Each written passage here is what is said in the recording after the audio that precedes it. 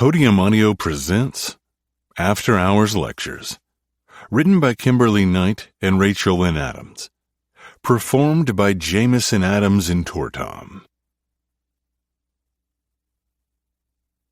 Chapter 1. Tyler. The rideshare pulled up to Sigma Epsilon House, where I lived on Greek Row near Hawkins University, and a sense of dread washed over me as I spotted the all-too-familiar bright red BMW parked on the street. Ford, my ex, was home, and the memory of him dumping me over the phone an hour before I boarded my flight home to San Diego for the holidays replayed in my mind. I don't think things are going to work out between us. You're breaking up with me? I asked, trying to keep my voice low so I wouldn't draw the attention of the other travelers waiting at the gate. I guess I am. You guess? We want different things, Tyler. I told you I wasn't sure I was ready to announce to the world I was dating a guy. I'm not asking you to do that. I sighed. Hiding my relationship wasn't something I wanted to do. I'd come out when I was 14. Still, I wouldn't push someone to share their sexuality with others if they weren't ready. Things were just supposed to be a bit of fun, he replied, ignoring what I'd said. Then it became more serious than I wanted. Was he kidding me? He'd been the one to pull me into his room during one of our parties. He'd made the first move, shocking the hell out of me. I'd assumed it would be a one-time deal, but he did the same thing the following night. And before I knew it, we were sneaking into each other's rooms several times a week. Ford, look, I gotta go. The guys and I are going out before I leave tomorrow. Wait, I begged, but the call disconnected before I could say anything else. For the last 3 weeks, I'd made a conscious effort to push everything related to Ford out of my mind and focused on having a great time with my family and catching up with friends. It wasn't as if I spent my break nursing a broken heart. Sure, I liked him and enjoyed spending the last 3 months getting to know him better. But I didn't see our relationship as serious as he seemed to believe I had. However, returning to school meant I could no longer ignore the fact we were going to continue living together for the next 5 months. Thanks, man, I said to the driver, then grabbed my suitcase and duffel bag and headed up the walkway. Silence greeted me when I pushed open the door to the 3-story colonial-style party house. It was only Thursday, and the spring semester didn't start until Monday, so besides Ford and a couple of the guys whose families lived locally, I assumed the rest of my housemates wouldn't be home until Sunday night. They were most likely trying to squeeze in as much fun as they could before the stress of the new classes began. Trying to avoid Ford at all costs, I hurried up the stairs to my room on the 2nd floor and tossed my bags onto the full-size bed. Hey, welcome home, a friendly voice called from behind me. Turning my head, I saw Fallon, one of the local guys and our fraternity president, standing in my doorway. He and I met on our first day of class 3.5 years ago and had been best friends ever since. Thanks. How was your break? The usual, he sighed. Family get-togethers filled with heated political debates. Fallon was born into a family of politicians and lawyers, so while it was probably normal for him, it sounded awful to me. Don't they chill out during the holidays? He chuckled. Hell no, it's their favorite pastime. I don't know how you do it. When you grow up a certain way, you get used to it. Besides, I'm not missing out on home-cooked meals because my family is annoying. I'm going to have to hit the gym extra hard after all that food. He patted his stomach. When Fallon said home-cooked meals, he didn't mean food made by his mom or dad. No, his family had a personal chef, maid, driver, all of that shit, since they were what some would call old money. On top of that, his dad was a U.S. Senator representing Massachusetts, and there was talk he might run for president in the next election. You're ridiculous. I shook my head and laughed. He was a member of the rowing team, so overindulging in a few meals would likely have little impact on the 6-pack I'd seen him sporting when we'd hung out by the pool. He walked across the room and plopped down on my bed, as I picked up a stack of shirts and moved them to my dresser. Thankfully, I'd done my laundry before leaving San Diego, so I didn't need to worry about it before school started back up. "We're all hitting up Ernie's later. You and Ford want to come?" he asked. I took a deep breath. Ford broke up with me. Fallon winced. "Shit. You just got home. When did that happen?" "Right before I boarded my flight to San Diego." Fallon was the only person who knew Ford and I had been dating. In fact, he was the only one who knew Ford was bi because he walked in on us once. Ford freaked out, despite Fallon promising he wouldn't say anything. That should have been my first clue that things probably wouldn't work out between us, considering I wasn't in the closet like Ford. Was it because he was scared people would find out? Probably. But all he told me was we wanted different things. Sorry, man. I'm guessing things are going to be awkward for a bit. Did you two talk at all while you were in San Diego? I shook my head. Didn't see the point. I'm not going to beg someone to talk things over if they're already checked out. It seems I don't have much luck in the relationship department. I joked, even though it was mostly true. Besides Ford, I dated Quinn, my high school boyfriend, for 3 years, and Jordan a bit during my sophomore year of college. Everyone else had been a brief fling at most. Not sure I believe that, but maybe you're onto something. College isn't the time to get tied down. You're right, he smirked. I usually am. My phone dinged with a text notification, and Fallon pushed himself off my bed. I'll let you get settled in. Let me know if you decide to go out with us tonight. Yeah, I agreed, pulling my phone from my pocket. I smiled as I read the message sent to our family chat. Dad number 2. We just boarded our flight. Love you guys. Chase, my stepdad, although I didn't usually refer to him as my stepdad, and my father were headed to Turks and Caicos for their anniversary. Their travel plans were the reason I hadn't waited until Sunday to come back to school. Me. Love you guys too. Have fun. I shoved my phone back into my pocket and continued to unpack. Despite the 5.5-hour flight from San Diego to Boston and the 30-minute long car ride home, I lay in my bed wide awake and bored out of my mind. Fallon had texted me on his way out an hour ago to say Ford was joining them. Even with that knowledge, I regretted not going. It was stupid for me to let any potential issues with an ex keep me from hanging out with my fraternity brothers. Fallon's words from before filtered through my mind. College isn't the time to get tied down. I only had a semester left before graduation. No reason to get attached to someone when I didn't plan to stick around. And what better way to move past a breakup than to hook up with someone else? With my decision made, I looked up the address for Chrome, a gay nightclub I'd heard about but hadn't visited since it was 30 minutes away in the city.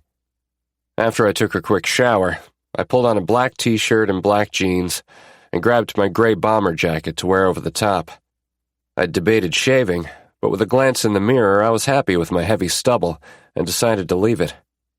Pleased with my look for the night, I ordered a car and headed out. Once the bouncer checked my ID, I entered the nightclub. The thumping music and bright lights filled the room with a vibrant energy. I weaved through the throng of people on my way to the bar and thought to myself it was too bad Fallon wasn't with me, because this place was totally his scene. Since leaving for college over 4 years ago, I'd gone through quite the transformation from a quiet, moody teenager to an outgoing and carefree adult who enjoyed searching for the occasional hookup. However, I didn't usually go out somewhere by myself to do it. During my first year at Hawkins U, I'd been surprised by how easy it was to find guys at parties looking to have a good time or to experiment. So being alone caused an equal mix of excitement and nervousness to course through me as I scanned the crowd, looking for someone who caught my eye. It was more packed than I expected for a Thursday night, which, lucky for me, meant more options. One of the bartenders approached, and he took a moment to check me out before giving me a coy smile and asking, "What can I get you tonight?" Whiskey sour? I usually drank beer, since that was what we had at the frat house, but considering I was in a swanky nightclub, I felt the need to order something a little more sophisticated. You got it, he said with a wink. It took less than a minute for him to place my drink in front of me. If you need anything, my name's Perry, he stated, before moving to take another order. He was cute, with his blonde hair and tall, lean build, and appeared to have a relaxed vibe. If he'd been my type, I would have tried to flirt with him and maybe ask when he got off. Since he wasn't, I turned my attention back to the crowd. As I took a sip of my drink, my gaze stopped on a guy walking toward the bar. This guy? Definitely hot. He wore a cream-colored cable-knit sweater with blue jeans, and both fit him perfectly, highlighting his muscular form. He appeared to have a couple of inches on my 6-foot frame, which was always a plus in my mind. He found an open spot to slip into a few seats down from me, and Perry appeared in front of him a couple of seconds later. I couldn't blame him. If I were working at the bar, I would have fought off my coworkers to be the one to take his order. I looked away and took another swallow of my drink while plotting how I should make my approach. When I glanced at him again, he looked my way at the same time. Our eyes met, and he gave me a small smile, but Perry interrupted the moment when he delivered the stranger's drink. After a bit, the two men sitting beside me got up and headed toward the dance floor. From the corner of my eye, I watched the mystery guy throw back the rest of his drink and make his way toward me with confident strides. "Mind if I sit here?" he asked, his smile from earlier returning to his face. Up close, he looked a few years older than me, maybe 27 or 28. That worked, since my track record with guys my age wasn't great. Not at all. I finished my drink and placed it on the wood top. "Can I buy you another one?" he asked, eyeing my empty glass. "Sure." "What are you having?" "Whiskey sour." He signaled to Perry and ordered us each another. Our bartender flashed me a wink again and got to pouring. "Seems you're popular tonight." I shrugged. Pretty sure he's aiming for a good tip. Maybe not the best course of action when he's flirting with the guy I'm buying drinks for. Tall, dark, and handsome smirked. Damn, that smirk was sexy. While I was busy taking in the gorgeous man sitting next to me, I noticed he had the most stunning eyes I've ever seen. Even in the dim nightclub, his light green irises sparkled, and I was so distracted by them I didn't realize Perry had delivered our drinks until Mr. Bright Eyes lifted his glass. "Thanks." I held up my own drink and tapped his with mine. "You're welcome." He leaned a little closer to me and lowered his voice. It's the least I could do for the guy who caught my attention the moment I walked in. I grinned. "Flattery. That must mean you want something." "Oh, I definitely want something." "You seem pretty sure of yourself, but I need to warn you, winning me over will take more than one little compliment." "I bought you a drink, too," he teased.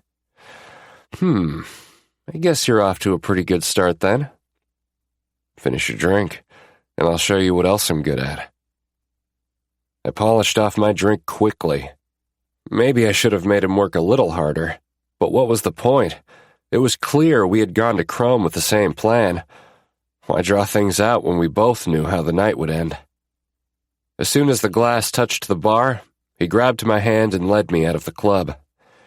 It had started to snow while I'd been inside, and I felt myself shiver, missing the mild California winter I had enjoyed over the last 3 weeks. Mr. Bright Eyes wrapped an arm around me, and I nuzzled into his side. Damn, he smelled good. Like sandalwood with a hint of citrus. "I'll order us a car. I don't live too far from here. Unless you'd rather go back to your place?" I shook my head. "Your place is good." Minutes later, we were sitting in the back seat of a Chevy Tahoe. When the vehicle pulled away from the curb, my mystery man leaned over and pressed his lips to mine.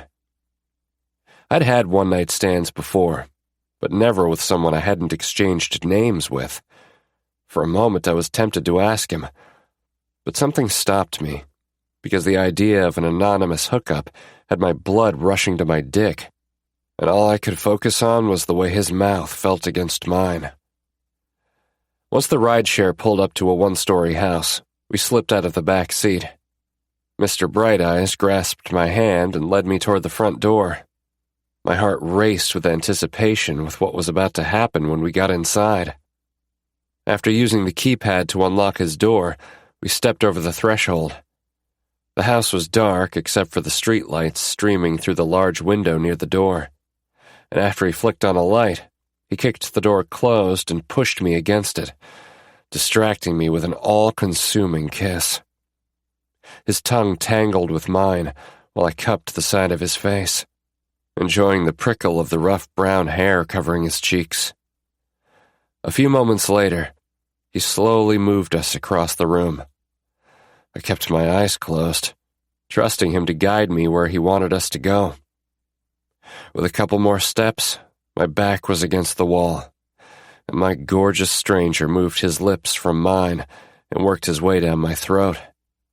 My hands gripped the sides of his head as his teeth bit my neck gently, sending a shiver down my spine, and I moaned softly. His mouth moved back to mine, and I trailed my hands down to his waist, pulling him closer to me until I could feel his stiff dick pressing into my hip. "Let's move this to my bedroom," he suggested. I nodded enthusiastically and followed him to a room down the hall. We walked through his doorway, and Mr. Bright Eyes pushed me further into the room until we stood beside his king-sized bed. He leaned over to turn on the small bedside lamp, casting a soft glow over the room. "You have too many clothes on," he protested.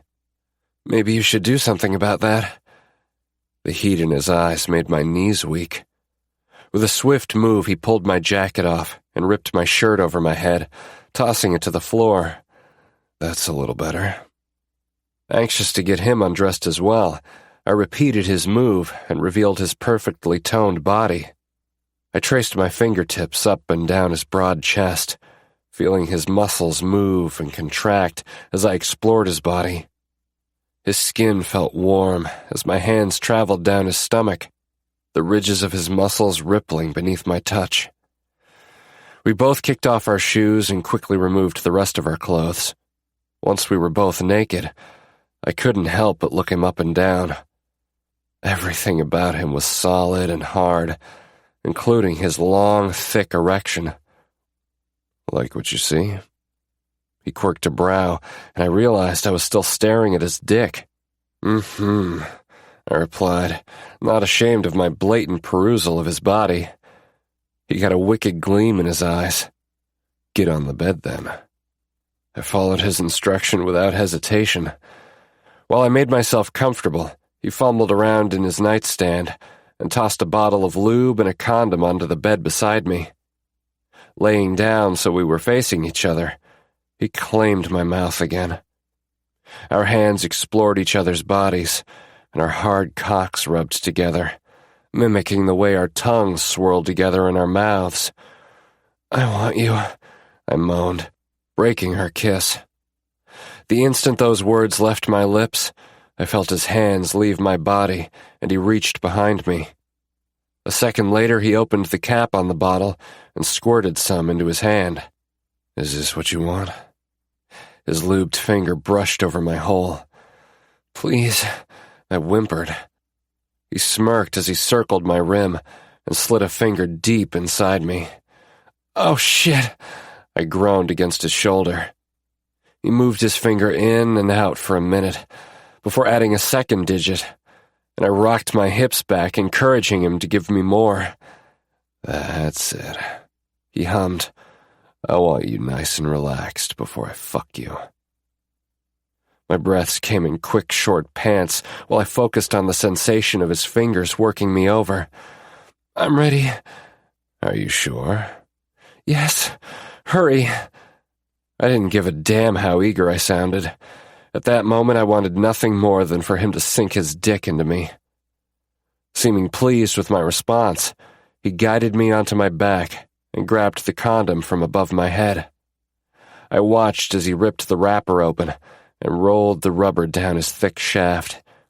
He snagged the lube and knelt between my spread legs, lifting me until my ass rested against his thighs and my feet were firmly planted on the mattress. He poured more lube onto his hand and stroked his latex-covered cock several times, coating it until it was good and slick. Leaning forward, he kissed me deeply, lining up his hard length with my puckered rim. He slowly pushed inside, giving my tight asshole time to accommodate his generous girth. Once my body relaxed, I was able to take him all the way. "Oh my God," I gasped as he began to move. He was gentle at first, but when I began to grind against him, he slammed into me harder and deeper. The sound of our heavy breathing echoed throughout his room. He looked down between us when we were connected. "It's so fucking hot watching my dick stretch you."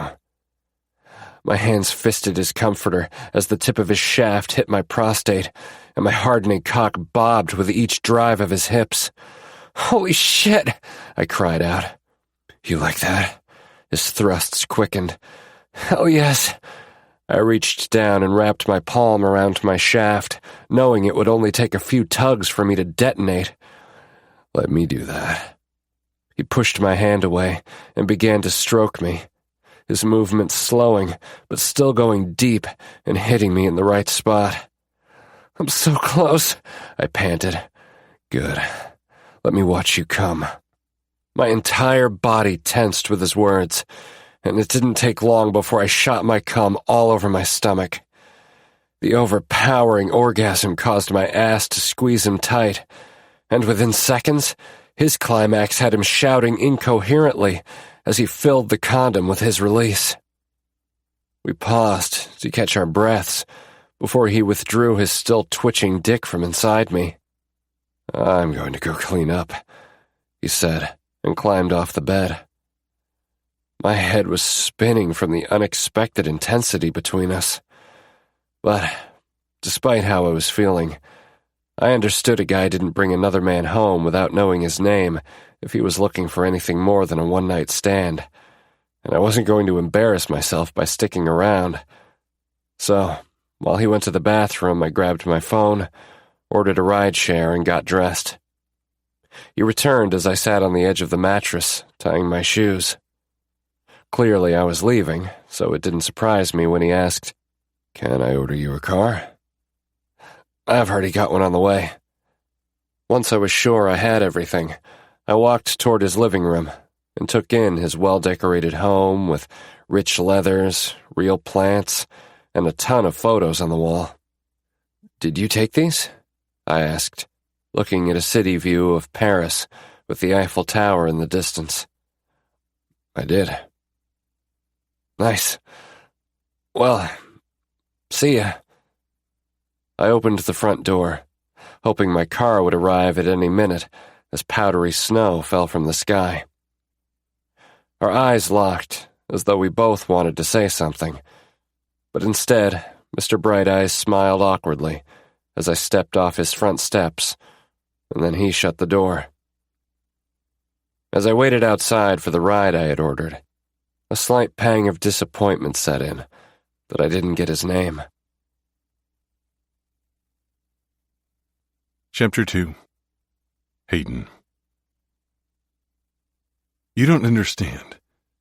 Help me understand," I pleaded. "I can't. Please, just love me," I begged. "I do love you, but not enough. I need to go. No." I reached for him, our fingers brushing as he stepped off the steps, and in an instant he was gone. Back inside, I grabbed the remote and turned on the TV. Breaking news outside of Boston. Bruins captain Jonah Walsh involved in a fatal car accident. "I'm sorry." My head snapped quickly to the doorway, where a bloody Jonah stood in the entry. I whispered, "What?" "I'm sorry," he said again, a drop of blood dripping off his head. I shot upright, my breaths coming in long gasps as I struggled to wake up. Sweat coated my entire body, and my heart raced as I realized I was having a nightmare. The same one I'd had for the last 3 years since my boyfriend Jonah died in a car accident after he stormed out of my house because we'd gotten in a fight. Peering across the room to the window, I saw through the slits on the sides of the curtains that it was still dark outside. A glance at my alarm clock on the nightstand confirmed it was 4:34 a.m., and I had about 30 minutes to either try to get more sleep or start my morning. Since it was the first day of the spring semester, I chose to get up. I had a busy class ahead of me. As I made my way to my own suite, a piece of string on the floor caught my eye on my bedroom floor. Picking it up, I realized it wasn't just a string, but a friendship bracelet made of embroidery thread. I hadn't seen such a thing since I was in middle school 20-plus years ago. So how the hell did it get into my house? And then it hit me. The guy from Thursday night. The one I had brought back to my place and failed to exchange names or any other info with. The one with the perfect mouth and tight hole that made my dick hard just thinking about him. The one who left with none of the awkward bullshit that could come with one-night stands. The one I wouldn't mind seeing again. And maybe that was why I didn't throw the chevron pattern bracelet into the garbage. Instead, I walked back over to my bed and put it into the top drawer of my nightstand. I didn't know why. Because what grown-ass man wore a friendship bracelet? Then again, I knew nothing about him other than he hadn't been much shorter than my 6'2" stature. Had silky, finger-length dark brown hair that I had tugged on more than once, piercing blue eyes, and a 5 o'clock shadow. It wasn't like me to think about my one-night stands after they left my house. But this guy, something drew me to him. If I saw him again at Chrome, I wouldn't mind bringing him back to my place again. The thought made me pause. I hadn't wanted more than one night with someone since Jonah. I tried to tell myself it was because I kept so busy with teaching and working as a photojournalist that I only had time for casual hookups. The truth was, I wasn't ready to know any new guy's name, to go on first dates and learn how they took their coffee. I'd had all of that with Jonah, and it had ended in an instant, leaving my heart broken and never feeling whole again. Taking a deep breath, I shuffled to the bathroom and got ready for work.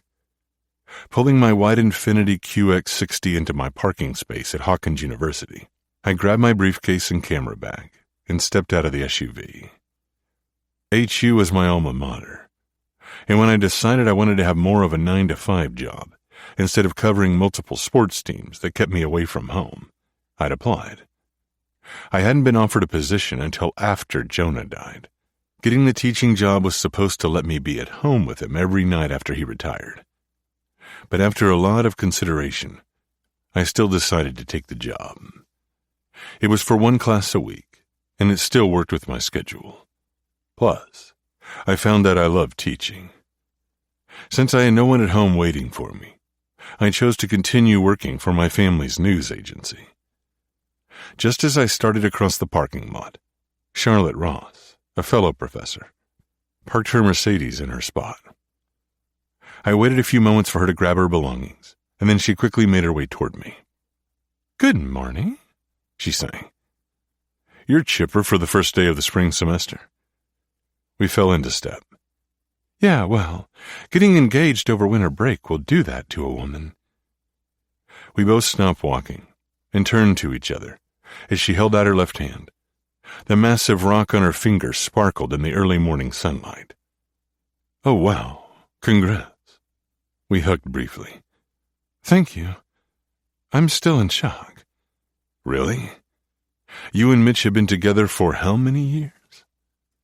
I had only been teaching for 2.5 years, and they had been together before I met Charlotte. "It's been 4, but I just had no idea he would do it over break." We fell into step again. "How did he do it? Tell me everything." "Well," she beamed as she looked over at me. "Last week we drove up to Maine for a few nights and rented a cozy cottage on Lake Arrowhead. We both wanted to relax and prepare ourselves for the upcoming semester. I nodded, knowing exactly what she meant. While I didn't go on a getaway, I spent most of my free time during my break taking day trips to photo shoots. Photography was a way for me to show how I viewed the world, to capture a moment and relive it over and over, to bask in the beauty of a sunset or the way the sun made the snow glisten at just the right angle. Taking pictures was truly my passion, and I loved that I could teach it, as well as make a living working as a photojournalist. We took an hour drive to Fort Williams Park to see the lighthouse. He somehow got us an exclusive tour, and at the top, he dropped to one knee and asked me to be his wife. Wow, that's amazing.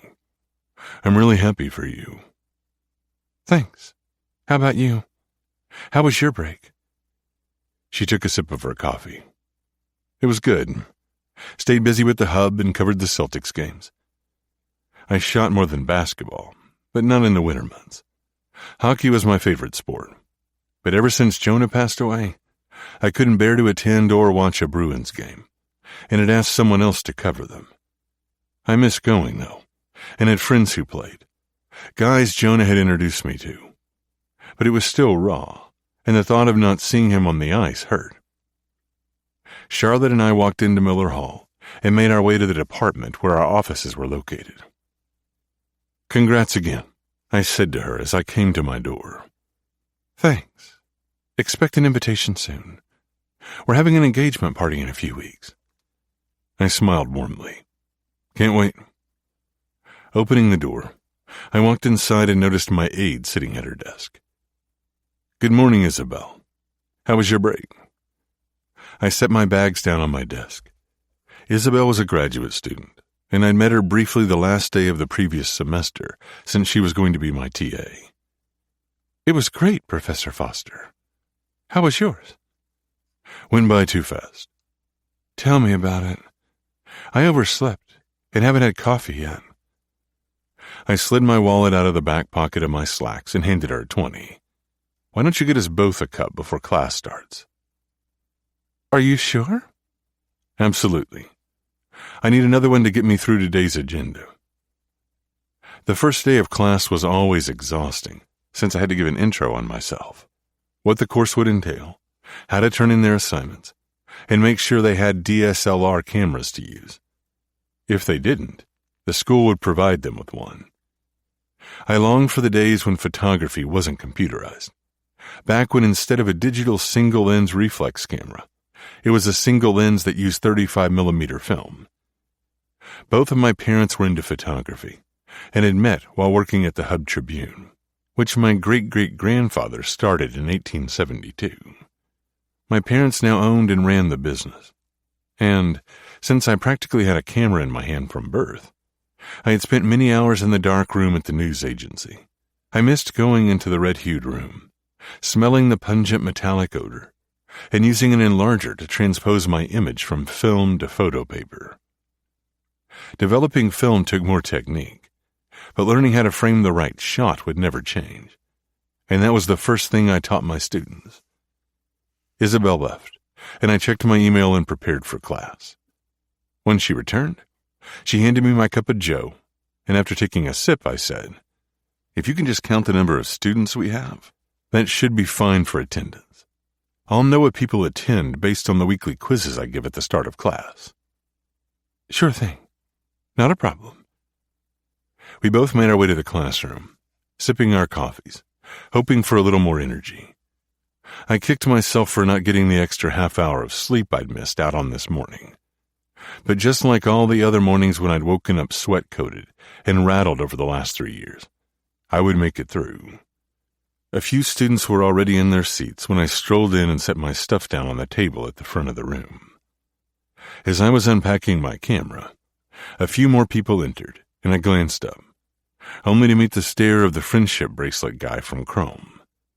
The room seemed to sway slightly as our eyes locked, and his smile fell from his face. His steps faltered, and the person he had walked in with nudged his shoulder. Our gaze broke, and his attention turned back to the other student. His friend pointed to where he wanted to sit, and the pair made their way to an open table with 2 seats. My pulse raced as I tried to comprehend what was happening. The man from Thursday night was my student? Was it the facial hair he sported that made him seem older, because I would have never pegged him as being in college? Or was it because we'd met in a club a good distance away from campus, that I never assumed I would run into someone who went to Hawkins University? Whatever the reason, I knew I'd be fucked if anyone from HU found out.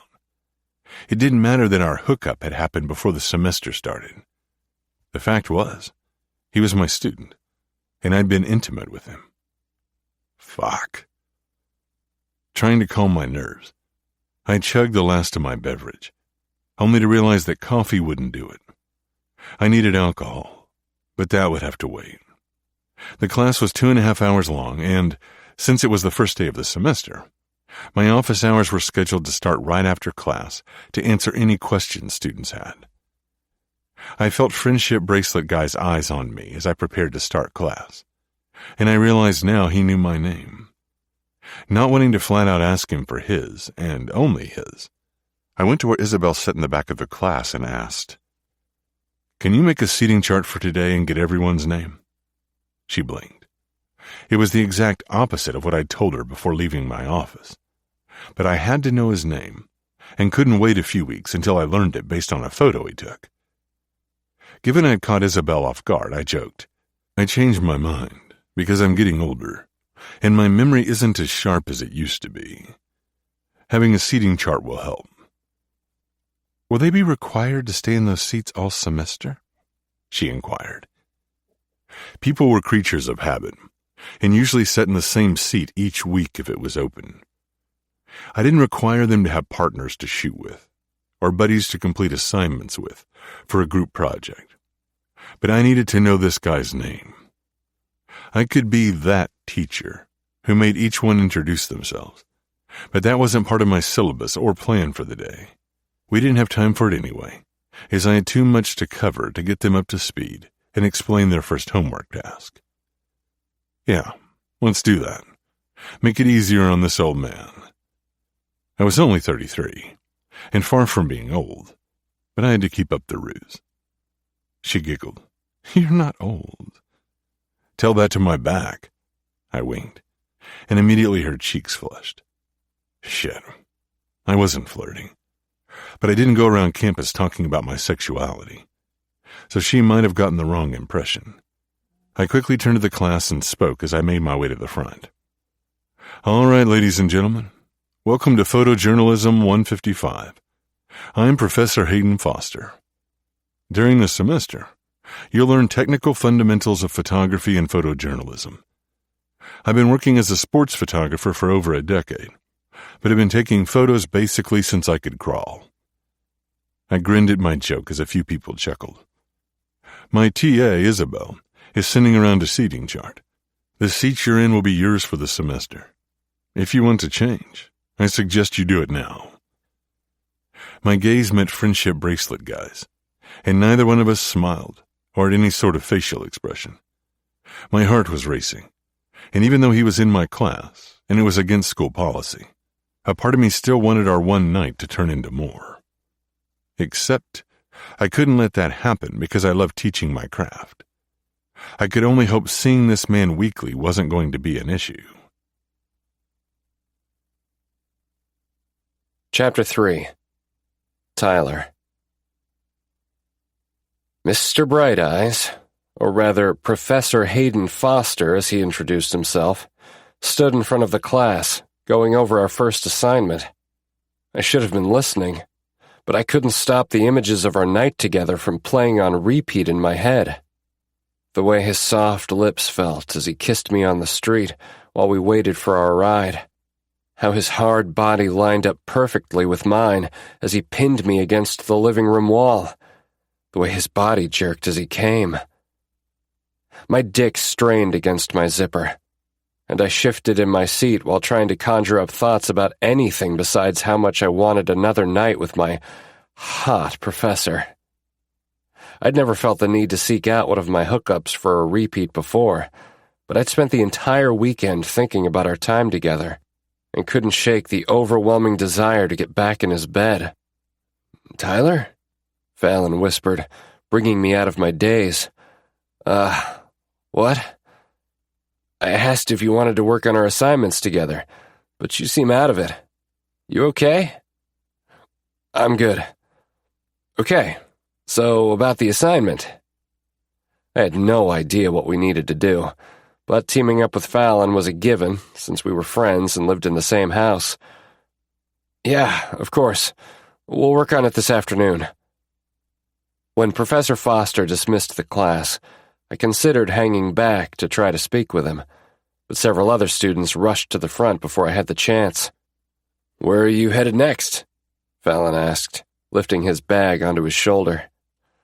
I've got a music class in an hour and a half, so I'm going to grab some coffee first. How about you? I glanced up and noticed a line had formed to talk to Professor Foster. I've got a poli-sci class. Should have known better than to pick back-to-back classes on Monday mornings. He looked at his phone. In fact, I'm going to be late if I don't get a move on it. As Fallon and I headed toward the door, I peeked over my shoulder, and my gaze connected with Professor Foster's before he turned away. Just that split second of attention had me remembering how good it had felt when I had been his sole focus in bed. As I walked across campus, I couldn't help but wonder if either of us would be brave enough to address the night we'd spent together. If we'd been in any other situation, I wouldn't think twice about asking him out. But him being my professor completely changed the game. That didn't mean I didn't still want him. If anything, it sort of made it hotter. Forbidden. And despite him being off limits, I knew I wouldn't deny him if he invited me back to his bed. After my music industry analysis class, I headed back to the chapter house.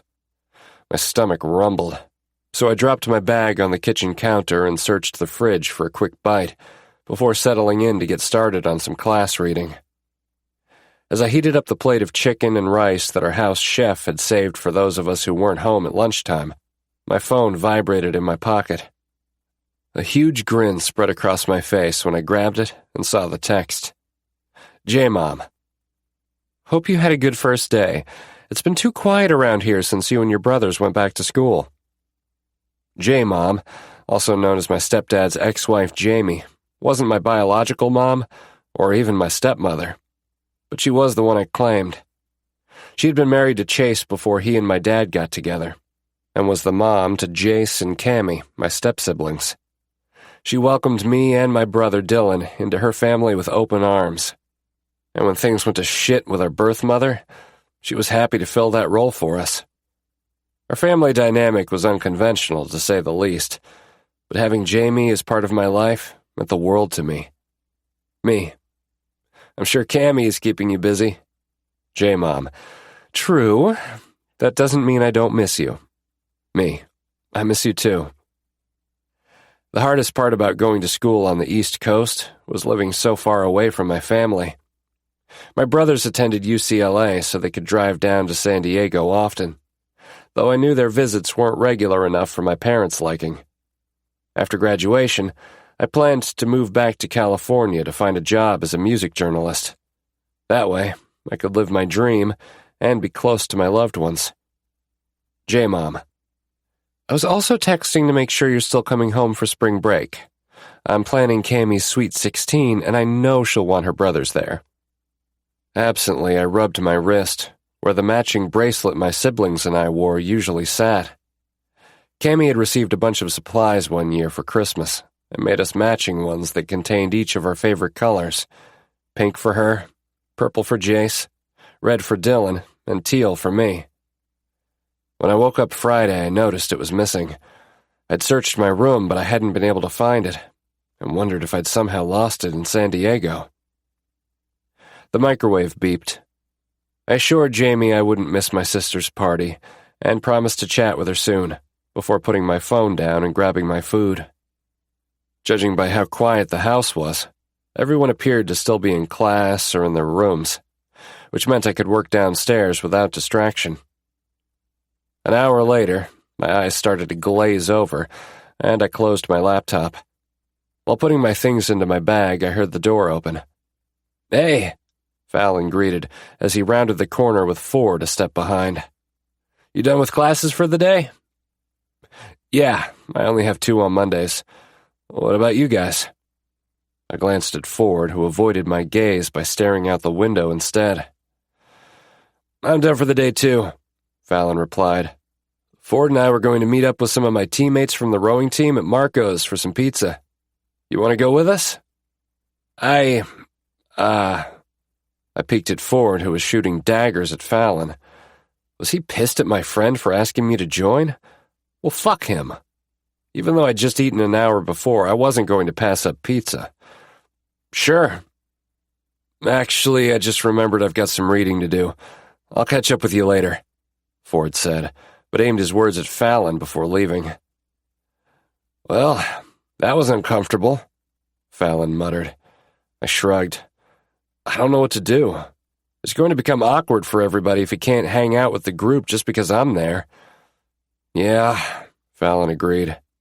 On the way here, he asked if he could change his committee assignment for the charity softball game. Every spring, Sigma Epsilon hosted a charity event.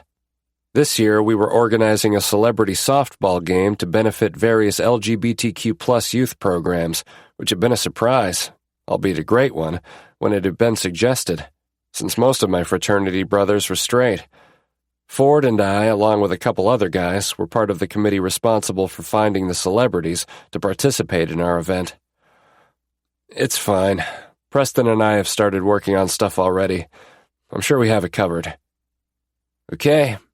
Let me know if you need anything. I can always assign someone else," our frat president said. "Thanks." "No problem. It's part of the job." He smiled. "Now, do you want to chat about our photojournalism assignment?" "Sure."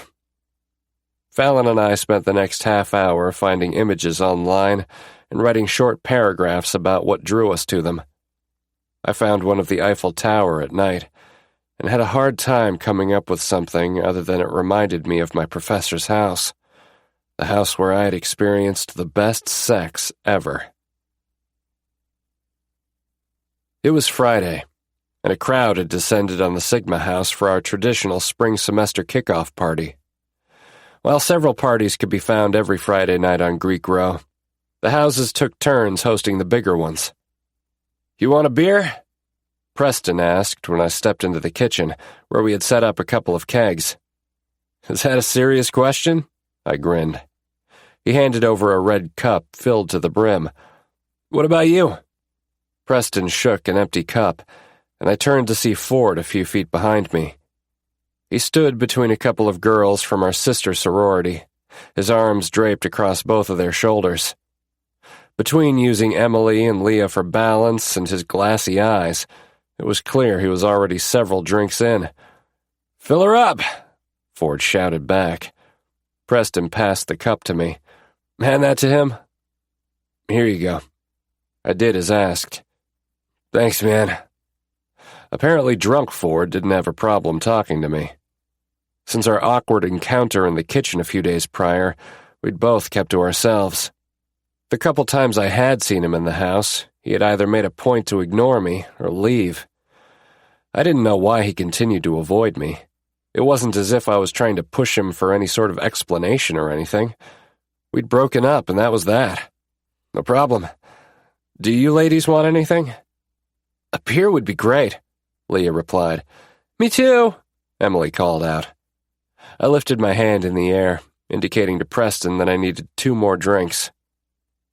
Once everyone had a beer, Ford leaned into Emily and said, "Let's go dance." "Want to join them?"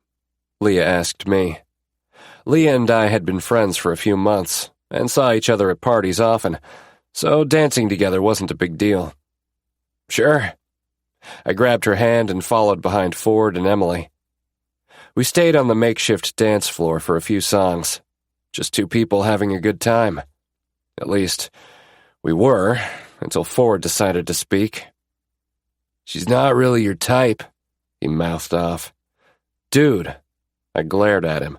"What?" He shrugged. "She's not."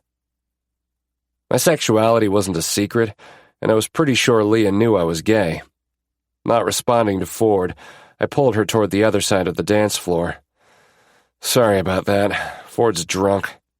Clearly, but it's not really a good enough excuse for him to be a jerk, though. You're not wrong. She looked at her friend, who was still dancing with him. Emily likes him for some reason. I don't get it. Unfortunately, I got it. When I first met Ford during Rush Week our freshman year, I had found him quite attractive, with his perfectly styled chestnut hair and emerald eyes. I had no clue he was bi, since I only saw him with women over the next 3 years. During that time, we'd become close friends, and he was always a blast to hang out with. So, needless to say, I'd been caught off guard when he made the first move last fall. As we spent more time together, it felt as though whatever was happening between us was more than just physical. We'd stay up late at night talking about our goals and what we each planned to do after we graduated. And while I never saw us as something super serious, I had enjoyed our few months together and could understand why Emily did too. "Leah!" A couple of girls shouted from the kitchen as soon as the song ended. "Come do shots with us!" She stepped back out of my arms. "Looks like I'm being summoned." I chuckled. "Have fun." Looking around, I spotted Fallon across the room chatting with a few Delta members. I headed in their direction, handing out some high fives and bro hugs along the way. "You look annoyed," Fallon said quietly as I stepped next to him. "Ford is being a dick," I grumbled, ensuring only he could hear me. "Said some shit about Leah that he shouldn't have. Do I need to step in?" I shook my head. "Nah, I'll handle it." Fallon got pulled back into the conversation with the other guys while I scanned the room once again. When my eyes passed over the crowd still dancing, I noticed Ford staring in my direction. Seriously, what was his deal? The second he realized I saw him, he bent down and crashed his lips against Emily's. I rolled my eyes. If he thought his actions would make me jealous, he had another thing coming. All he managed to do was make me think about another set of lips I wish I had on mine. Despite not seeing Professor Foster all week, I wondered if he was at Chrome looking to hook up with someone again. A pang of jealousy hit me, and before I realized it, I stood and grabbed my phone. "I'm going to get some air," I told Fallon. He nodded, and I made my way to the front door. When I got outside, I pulled up the rideshare app and put in the address for the nightclub. It was a little before midnight when my ride dropped me off. It took me 20 minutes to get through the line, and, not surprisingly, Chrome was even more packed than the last time I was here. While walking through the club, I searched for the man I wanted to see, but didn't spot him anywhere. I made my way back to the bar and found an open seat and rushed to it. "Nice to see you back." The bartender from last time stood in front of me. "What can I get you?" Since I had started the night with beer, I decided to stick with that. "I'll take a Sam Adams." He grabbed a glass and pulled the handle to pour my drink. "You here alone? Or is that handsome man from the other night with you?" It seemed like I wasn't the only one whom my professor had made an impression on, and the thought bothered me more than it should have. Of course, I had no claim on him, but since I was at the club looking for him, I didn't want anyone getting in my way. "It's just me tonight." "Interesting." He winked, and then walked away to take another order. I thought about moving to the other side of the bar where another bartender worked, so he wouldn't get the idea that I reciprocated his interest. But I stayed put, because my seat provided an excellent view of the door. 2 beers and an hour later, there was still no sign of my teacher. Knowing he was unlikely to show up this close to last call, I downed the rest of my drink and headed out. Chapter 4. Hayden. When I had started teaching, I hadn't been this nervous or anxious, or scared. That first day at Hawkins U, my nerves had run high because I'd been worried about stumbling over my words, forgetting something basic like putting a memory card into the camera, or that class would be boring, and my students wouldn't learn anything. What I felt when I woke up this Monday morning was a different kind of fear.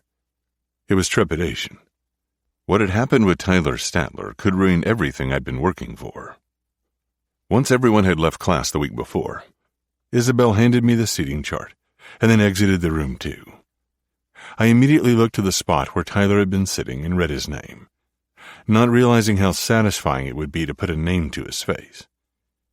Usually when I hooked up with someone, we shared our names at some point. But that night at Chrome, it had never come up between me and Tyler, and I had been okay with it until he walked into my classroom and changed everything. When I pulled into the staff parking lot, Charlotte's car was already there. It was early in the morning with an hour before my class started, and I needed some insight from my friend. She was the only one I could trust, and even though I was worried about the dean or the school finding out, I had to pick her brain. I knocked on her open door, and she glanced up from her computer and smiled. "Good morning, Char. How are you?" I walked inside. "I need more caffeine. Planning a wedding is time-consuming. I think I only get like 5 hours of sleep a night." "I wouldn't know," I teased. "But maybe you can mark a photographer off your to-do list." Her hazel eyes lit up. "No, I can't ask you to do that." "You aren't. I'd be more than happy to. All of your wedding needs, engagement party, engagement photos, the wedding. Heck, I'll document your bachelor and bachelorette parties if you want." "We might not want photographic evidence of those." We both chuckled. "But if you're sure..." "It would be my pleasure." "I owe you then." "Well..." I shut the door behind me. "There is one thing." She lifted a brow. "What's going on?" I took a seat in a chair in front of her desk. "Just need to ask you something." "Okay," she said skeptically. "What is it?" I took a deep breath and looked around the tiny room as I tried to figure out how to pose my question. Charlotte was the only colleague I'd formed a friendship with while working at HU. We'd met up for drinks a few times a month if my busy schedule allowed, and talk about her relationship with Mitch or what had happened with Jonah, so I had to believe I could trust her. "Have you ever been with someone who was off limits?" I finally asked, and met her stare. She blinked. "No. Why?" I took another deep breath. "Let's just say, hypothetically, that I slept with a student before he was my student. Would that get me fired?" Her hazel eyes widened and she gasped. "Did you?" "Maybe," I grimaced. "Oh my God. Tell me. Who? When?" I shook my head. "I can't do that. It wouldn't be fair to him. I know nothing about him except he's in my class." "Oh. It was a one-night stand?" "Yeah." I swallowed. Didn't even catch his name that night, and then he walked into my class. "What are you going to do?" I lifted a shoulder. "I don't know. That's why I came to you." "Are you going to hook up with him again?" "Of course not. At least I didn't plan on it, despite my strong attraction to him." "What did he say about you being his professor?" I shrugged again. "Nothing. I haven't spoken with him." Charlotte leaned back in her chair. "Okay. Well, you can do one of two things. First, talk to him and let him know you two need to pretend it never happened. Or second, not talk to him at all."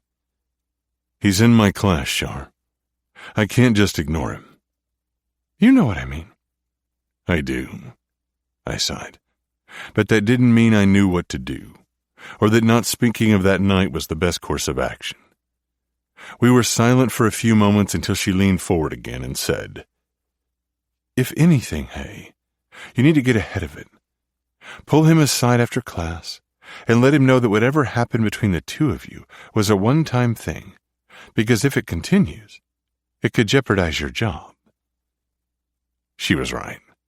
And when I walked into the classroom with Isabel 30 minutes later, I knew what I had to do. Except when I saw Tyler stroll into the room, my heart felt as though it had stopped beating in my chest. and I was at a loss for words as I watched him shrug out of his coat. He was wearing a tight, long-sleeved light blue Henley that showed off his broad chest and muscular arms. My mouth watered as I remembered what his skin tasted like, and I worried that I would be unable to form a sentence when I talked to him. The night at Crum, I had no problem approaching him because I had known what I wanted, or rather who. It was easier to talk as strangers without any sort of connection hanging over my head. I wasn't a professor at the club, his professor. I was just another guy looking for a good time. So why was it so difficult for me to think about having a conversation about acting as though the night hadn't happened? I cleared my throat. All right, ladies and gentlemen. Who wants to be the first to share an image they found for their assignment? As always, crickets. Anyone?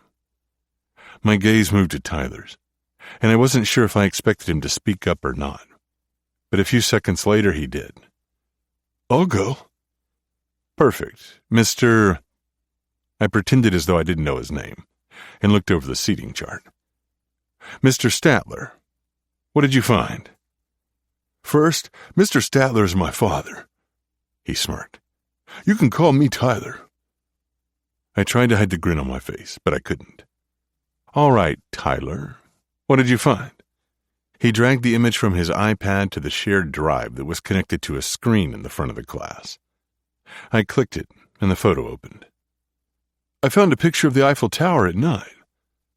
My breath hitched, and I turned everything in my power to not react and show how the image affected me. Okay, and why the Eiffel Tower at night? Tyler smiled slightly. For a few reasons, actually. Go on, I urged. Even though if he mentioned in front of the entire class about the picture in my house, I was screwed. One reason is because I've always wanted to go to Paris. Have you ever been, Professor Foster? Of course, he already knew the answer. I have, I said with a nod. My heart pounded in my chest as I tried to show no facial expressions about him putting me on the spot. But I was curious where he was going with his questions and why the photo spoke to him. After all, the one in my house was not at night, and the Eiffel Tower was in the distance. Then you know it's illegal to take a picture of the Eiffel Tower at night. I do. I crossed my arms over my chest and leaned against the table behind me. But only if you distribute the photograph for financial gain. Right. It's forbidden to sell the image, unless you get approval from the Eiffel Tower Society. I stared at him for a moment as I replayed the words he had spoken. My body temperature was starting to rise, and I began to sweat. He was fucking with me. He knew what he had done would be prohibited by the school. And why does that speak to you? He leaned back in his chair and played with the pen on his desk as he spoke.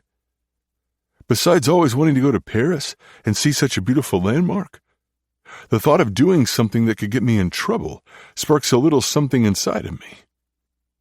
I swallowed. You like breaking the rules? I've always been a rule follower.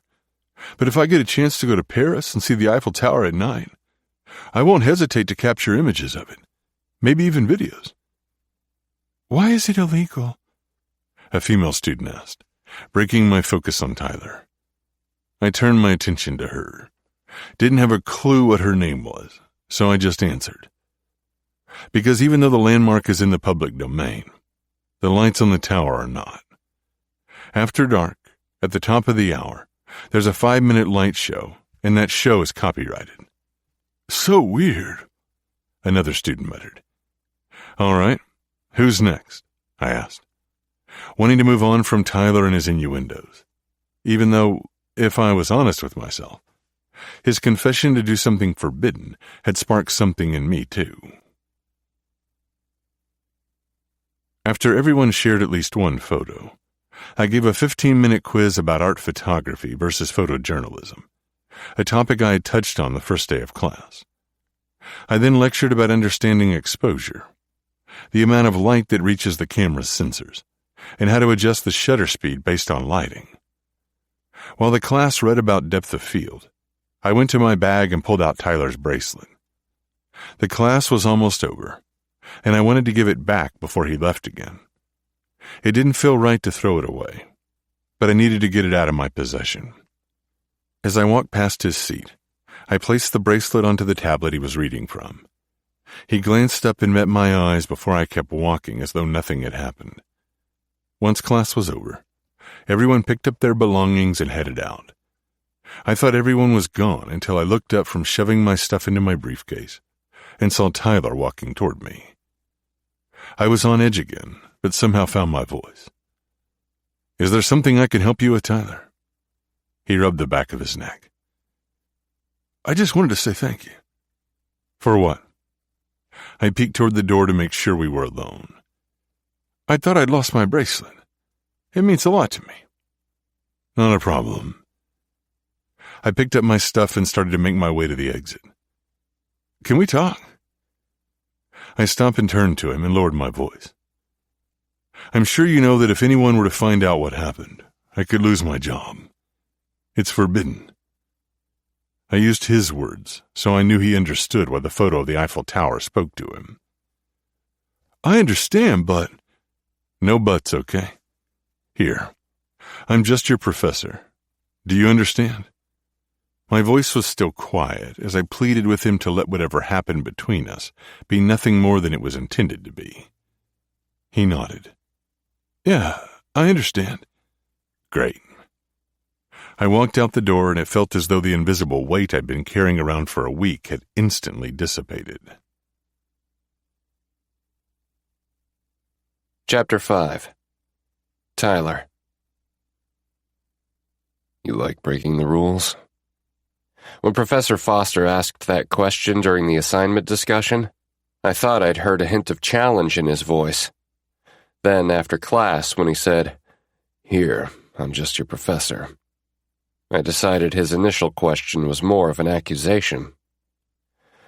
Regardless of the warning he issued before walking out, I could tell that the picture of the Eiffel Tower I had selected had affected him. It hadn't been my intention to fuck with his head. Initially, I planned to let the photo speak for itself, as a little private connection between us.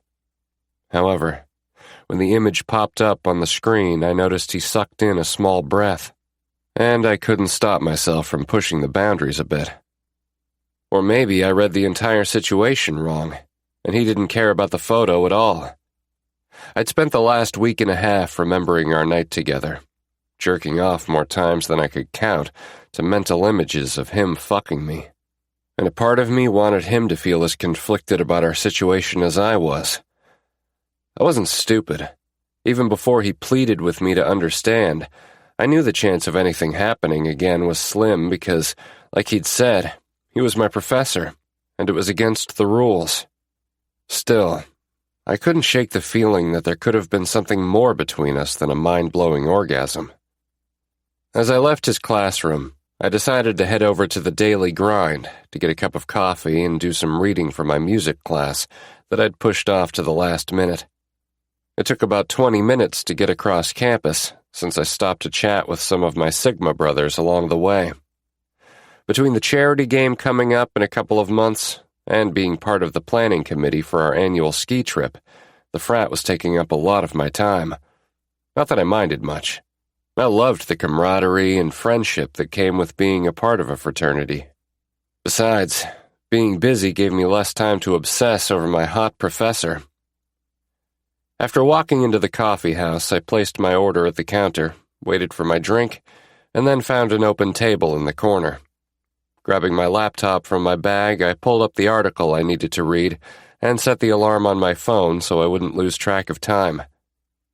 It didn't take long for the noise and constant stream of people coming and going to fade into the background as I focused on the schoolwork in front of me. Just as I finished reading a piece on digital music production, I heard the barista call out, "Americano for Hayden?" My head snapped up, and it surprised me to see Professor Foster walk up to the counter and receive his drink. I checked the time on my phone and realized his office hours had just ended, which meant I only had a few minutes before I needed to head over to the music building. I turned off my alarm and began to pack my stuff.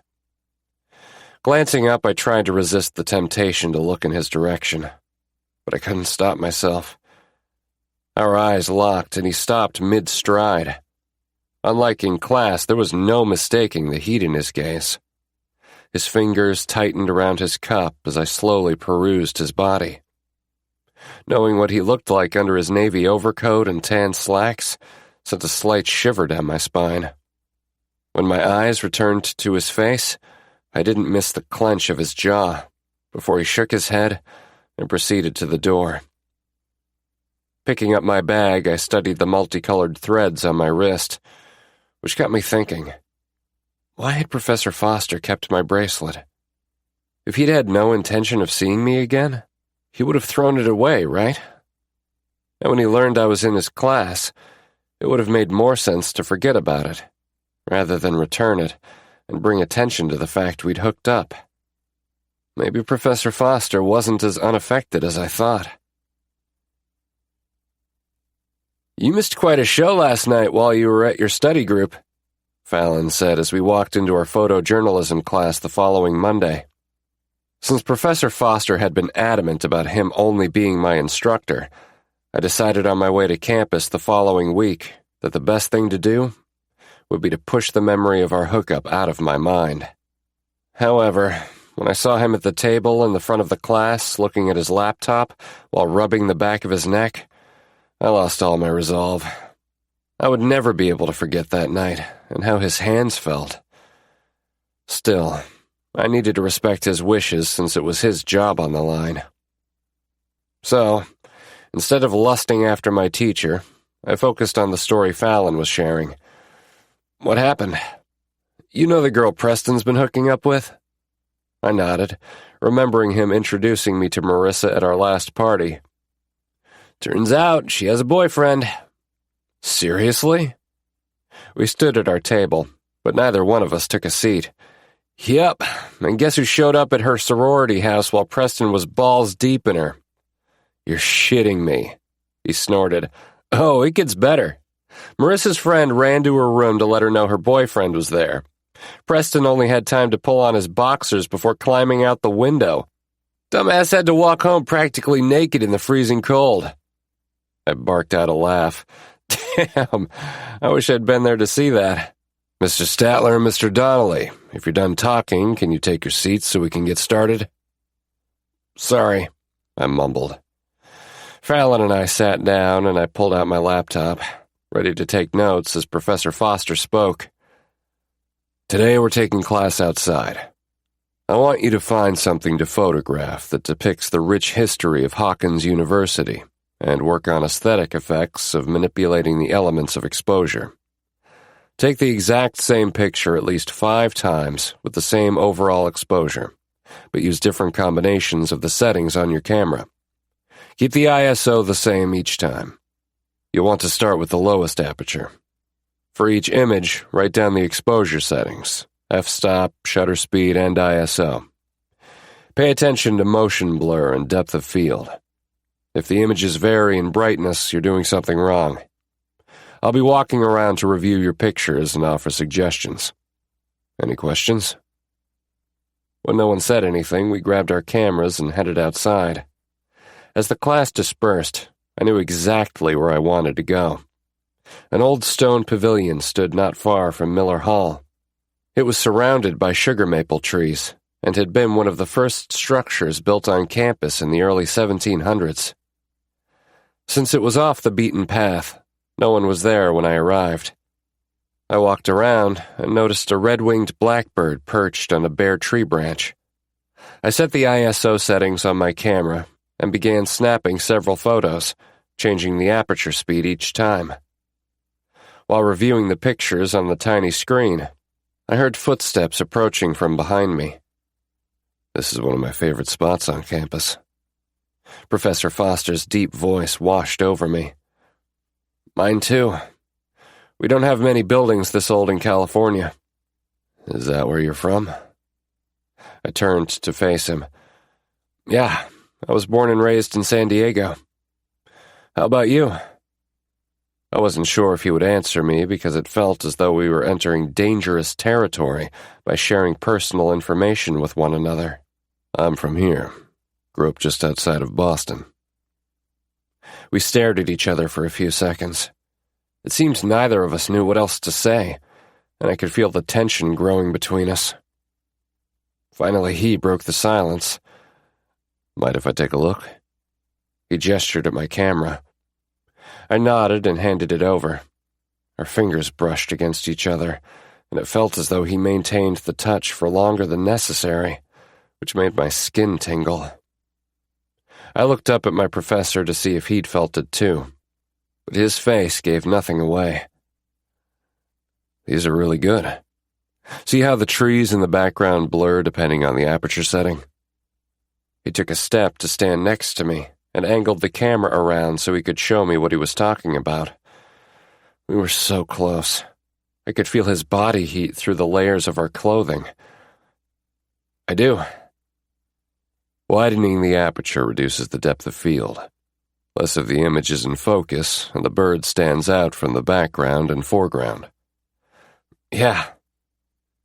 You definitely have an eye for photography." His warm breath floated across my cheek. "Thank you," I rasped. We turned toward each other, only a couple of inches between us, and I couldn't help but think about us standing on the street outside of Chrome when he wrapped his arms around me. It made me long for that connection again. "Tyler," he breathed, but the moment was broken by the sound of voices nearby. We quickly moved away from each other, just as two guys from class came into view. Professor Foster walked over to them without another word, and I heard him ask to look at the images they'd shot. Since I was done, I made my way back to our building and found Fallon just outside the entrance. "Find anything good?" he asked as I approached. "I think so." As we walked into the classroom, Fallon said, "Before I forget, my father gave me his tickets to the Bruins game on Friday. You want to go with me?" "Sure," I replied. Sports weren't really my thing. Still, it beat sitting in my room, pining for someone I couldn't have. Chapter 6. Hayden. My eyes fluttered open and I groaned. My dick was hard as a rock, and I hadn't even woken from a sexy dream. Pushing the sheet down my naked body, I lay on my back, my cock aching for attention. As soon as I skimmed a finger down my length, my eyes closed again, and my thoughts immediately went to Tyler. Memories of the V-cut rising from the waist of his pants came to mind, as I ran several fingers slowly from the head of my cock, down and across my balls before going back up. I ached more and knew teasing myself wasn't going to be enough. The air in the room was cool, because the heater hadn't kicked on yet. When I wrapped my hand around my warm shaft, the temperature contrast added to the pleasure. And I was so into it, there was no need for lotion or lube as I stroked myself faster. My mouth watered, and my tempo increased as I remembered what I'd found beneath Tyler's pants that night. Varying my rhythm and adding a slight twist of the wrist, I wanted to come so badly. But I also craved to prolong the forbidden pleasure racing through me, because I knew the privacy of my bedroom was the only place I could indulge in the lust I had for my student. In my mind's eye, Tyler's erection bobbed free as I dragged his jeans down his legs, and that was all I could take. My body convulsed, a moan escaped my throat, and I shot my hot load all over my chiseled abs. Lying back for a moment, I waited for my breathing and heart rate to return to normal before I cleaned myself up and got dressed in a long-sleeved green t-shirt and gray sweatpants.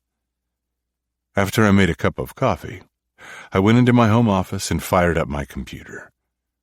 When I wasn't racing off to teach on Mondays, I worked from home unless I was out in the field photographing an event. I oversaw the sports department at the hub and mainly covered sporting events unless I was put on assignment to do something else, like shoot a breaking news story when other photographers weren't available. I was the head of my department, so it was rare I had to do something other than what game was on my calendar. I had told my parents that I was in a relationship with a Bruins player, But since Jonah was in the closet, I hadn't mentioned his name. I was sure they connected the dots when he died, and I immediately stopped shooting the sport I had loved for years. Of course, they couldn't have known that Jonah and I had gotten into an argument the day he was killed, or that the fight was because I was tired of hiding. I knew there was a stigma about gay athletes, and maybe it was greedy of me to ask him to be out, but I hated not being able to be in public with him.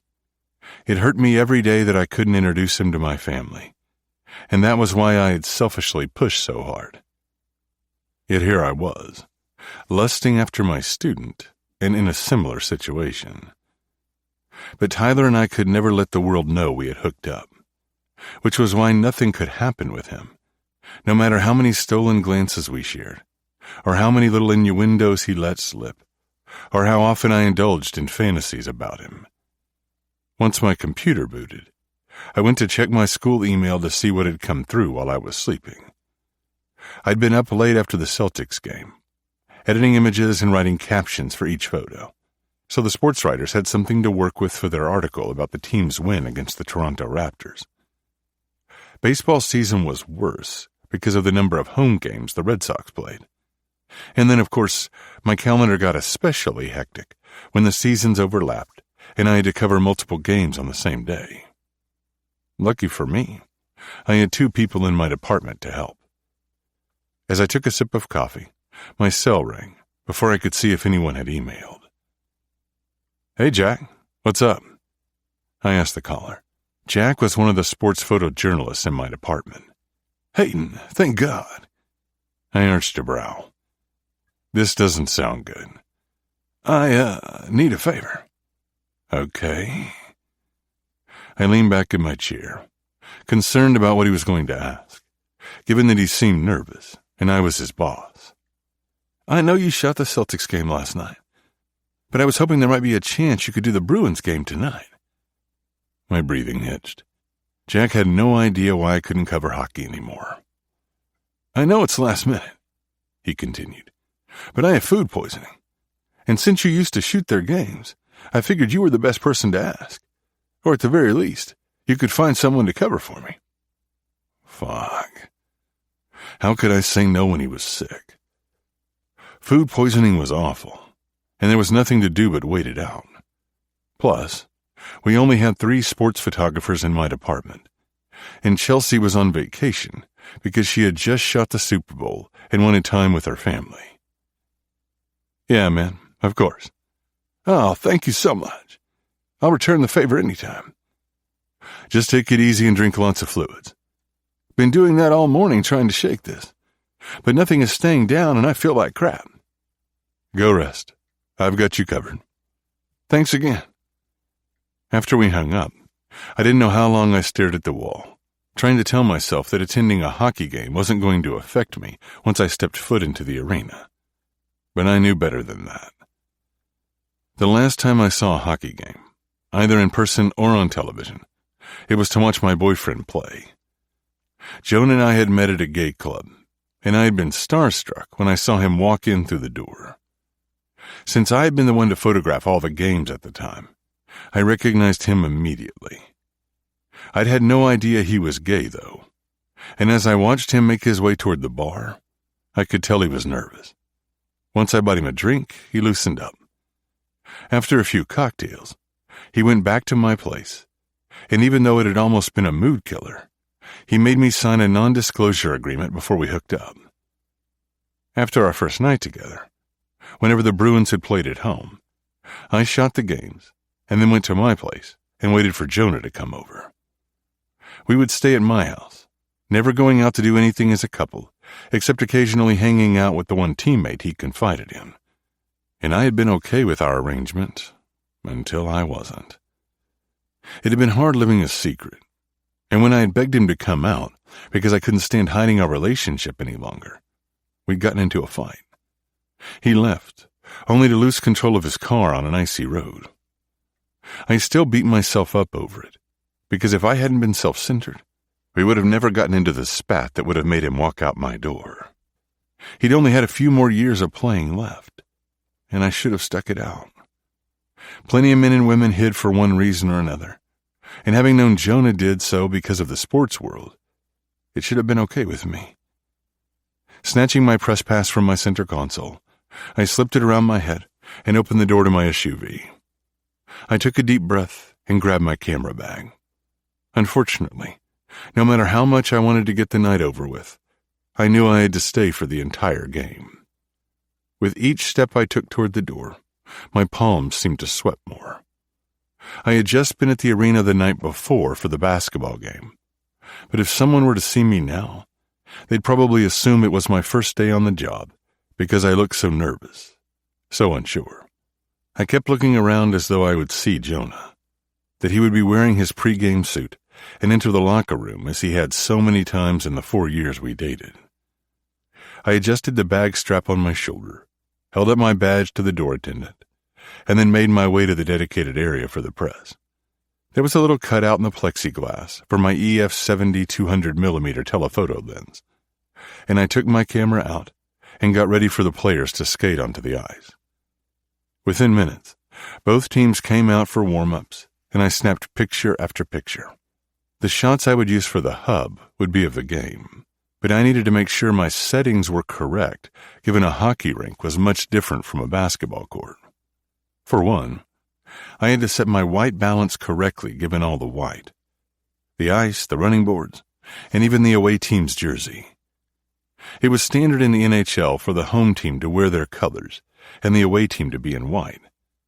Even though I knew hockey, I was going to be at a disadvantage for the game because I had no clue who to focus on in the fast-paced game. I wasn't familiar with the players anymore because I hadn't allowed the game in 3 years. Well, except one, and he was skating my way. I pulled my lens from the opening so we could speak to each other. "I thought that was you," Emmett Cooper said as he skidded to a stop.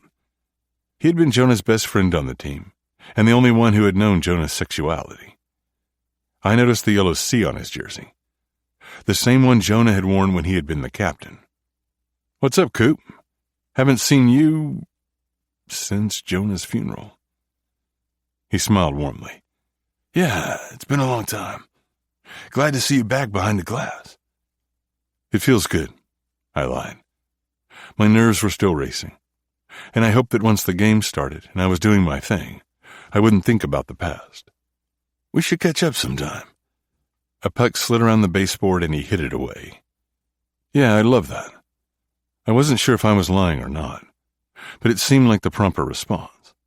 "Cool. Hit me up sometime soon." "Will do," I smiled, and it was a genuine one because I liked Coop, especially since I knew Jonah had trusted him and valued their friendship.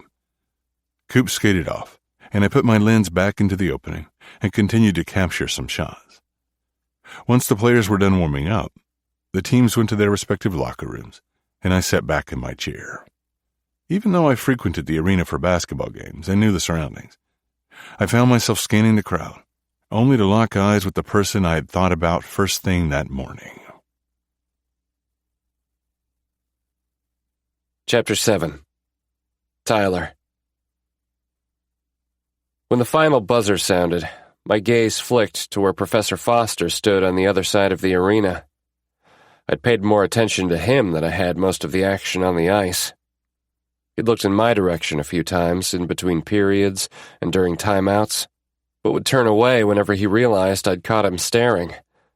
To my surprise, Fallon hadn't noticed our teacher the entire time. With the game over, we decided to leave, and I watched as my professor packed up his equipment and rushed out of the press area. The first day of class, he mentioned he worked as a sports photographer for a local news outlet, but I had no idea he covered hockey. I was disappointed when he didn't offer me another glance before he bailed, because with every stolen look we had shared, there had been a split second when he appeared as tortured about our situation as I felt. "So what did you think? Have I turned you into a hockey fan yet?" Fallon clapped me on the shoulder as we waited for the others to exit our row. "It was pretty cool, I guess." From what I'd seen of the game when I wasn't focused on my professor, I could understand why Fallon liked hockey so much. Even though the Bruins lost, The constant action on the ice kept it entertaining. Plus, the players throwing punches added a bit of excitement that took my attention away from the man I had no business staring at. You guess? Come on, it's at least better than baseball. I shook my head and laughed. Don't let my dads or brothers ever hear you say that. Not only was my stepfather a former MLB player, but my father had played in college, and both of my brothers were on the UCLA baseball team. When we finally got to Fallon's car, he turned to me and asked, "Do you still want to head to Chrome?" We had talked about grabbing a drink after the game, and I'd suggested going to Chrome since Fallon hadn't been there before, and we'd be in the city. "Of course," I replied, grabbing my button-up shirt from the back seat. We couldn't roll up to the club wearing a hoodie or, in Fallon's case, his Bruins jersey. Since we knew we were going out afterward, we'd brought a change of clothes. Once we changed, Fallon entered the address into his GPS, and we joined the rest of the cars trying to leave the parking lot. When we arrived at Chrome, the line wound around the building. "Looks like it's packed," Fallon said as he pulled into a parking garage. "It'll be worth it." While I'd been wanting to bring Fallon to the club since my first visit a few weeks ago, after seeing Hayden earlier, I couldn't help but wonder if he'd show up. After we managed to find a parking spot, we joined the others waiting to get inside. 30 minutes later, we showed the bouncers our IDs, and they waved us into the club. Hot in It by Charlie XCX pumped through the speakers, and we skirted the packed dance floor to get to the bar. "What do you want to drink?" I asked Fallon as we waited for one of the busy bartenders. "I'll just have a beer since I have to drive later." It was something we were all careful about since driving under the influence was stupid as fuck. Once a bartender came over, I asked for 2 bottles of Sam Adams and then paid before we found a high-top table to sit at. "This place is awesome," Fallon said as he looked around. "Why haven't we been coming here instead of Ernie's?" I chuckled. "I'm not sure this is really any of the other guys' scene." "True." Scanning the room, I searched for a familiar pair of light green eyes. Deep down, I knew I needed to let go of my obsession with my professor. It was a waste of time longing for someone when we couldn't be together. Yet, I felt drawn to him whenever we were near each other, like during our last class. I was about to give up my search when I saw the man I couldn't stop thinking about, sitting alone at a table in the corner. I could tell the moment he noticed me because his drink paused halfway to his lips, and he closed his eyes and shook his head. We stared at each other until Fallon's words distracted me. "That guy is hot." At first I thought he was talking about our teacher, but just as quickly I realized that wouldn't have been what he would say if he'd seen him. "Which guy?" I asked. He pointed his bottle toward the bar. "The one in blue?" I looked to where he indicated and saw a tall blonde smiling in our direction. "You should go talk to him." Fallon took a sip of his beer. "I think I will." I had no doubt it would be a while before I saw him again. With his neatly styled chestnut hair and vibrant greenish-blue eyes, it wasn't often a guy could ignore my best friend's advances. While he headed toward the bar, my attention turned to where Professor Foster sat. I watched as he finished his drink, placed it back on the table, then got up and walked down the hallway where the bathrooms were located. Without another thought, I swallowed the last of my beer and walked in the same direction. The man I wanted to see was nowhere to be found, so I leaned against the wall across from the bathroom and waited for him to come out. A couple of minutes later, he opened the door, but stopped when he saw me standing there. He closed his eyes and took a deep breath before looking at me again. "What are you doing, Tyler?" "I was waiting for you." "Shouldn't you be out there with Fallon?" Was that a hint of jealousy I heard in his voice?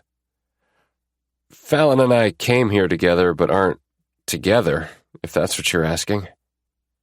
He shook his head. "It's not my business." I took a step closer to him. "It kind of sounds like you want it to be your business." He grabbed my arm and directed me to the far end of the hallway. It was dark, and unlikely that anyone would notice us, even if they went to the bathroom. "We've talked about this. I'm your professor. Nothing more can happen between us." I took a step forward and whispered into his ear, "You're not my professor here, Hayden." Pulling back, we stared at each other for a beat before he grumbled, "Fuck it," and crashed his mouth to mine while pushing me against the wall. I'd waited weeks to feel his lips again, and this kiss felt even more electric than the ones we'd shared the night we met. When he slid his tongue into my mouth, I couldn't hold back the moan that escaped. I moved my hand down his body and cupped his very noticeable bulge, and his dick hardened even more under my touch. "God, I want you so much," I growled as his lips trailed down my neck. Abruptly, he broke our kiss and said, "I gotta go." He rushed out of the hallway, and it took a second for me to process what had happened.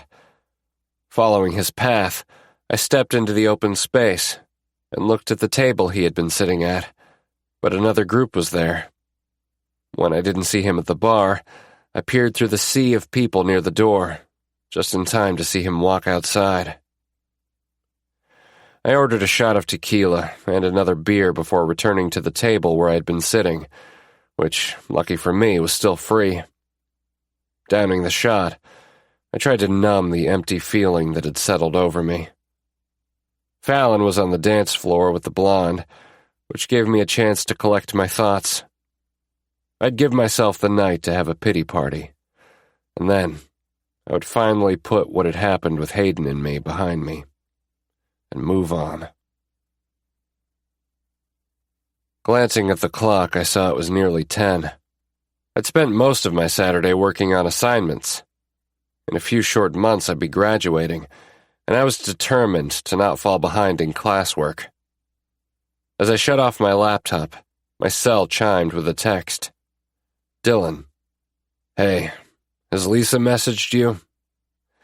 Usually I was happy to get a message from my brother, but him mentioning our biological mother concerned me. Me.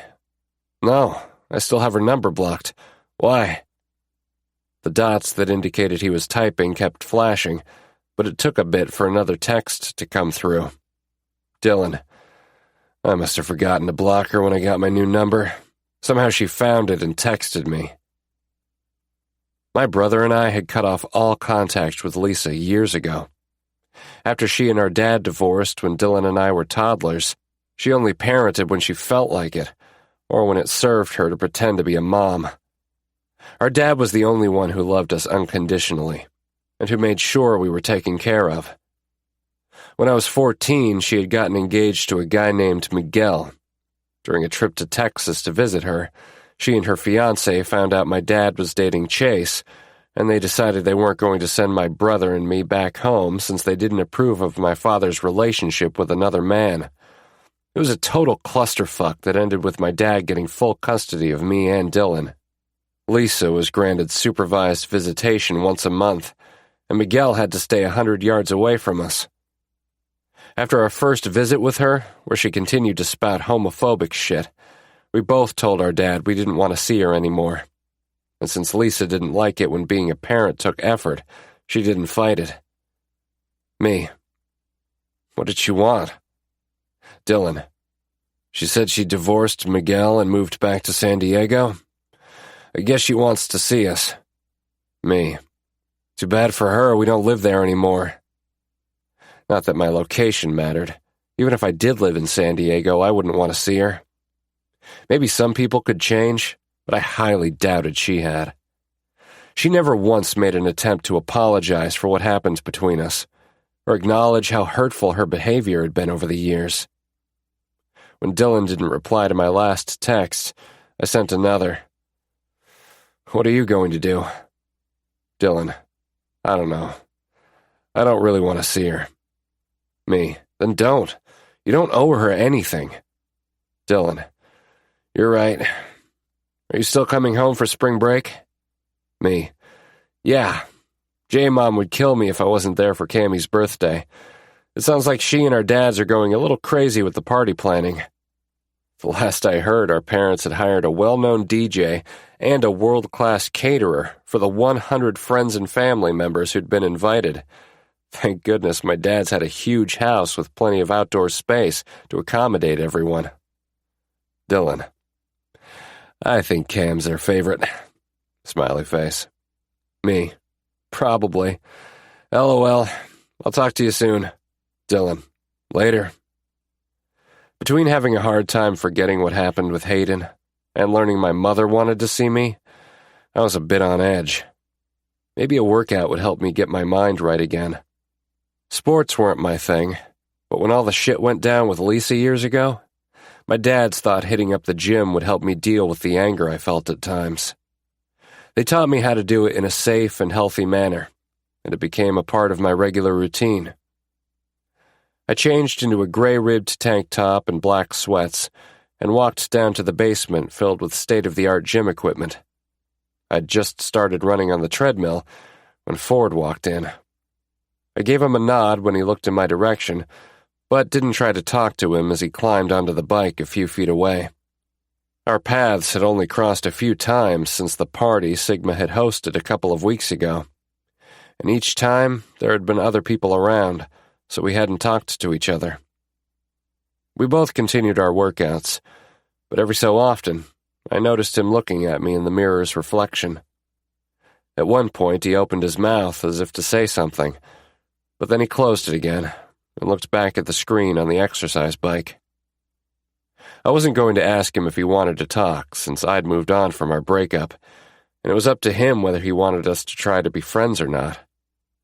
After running a few miles, I climbed off the treadmill and grabbed my water bottle. Hey, do you think we could...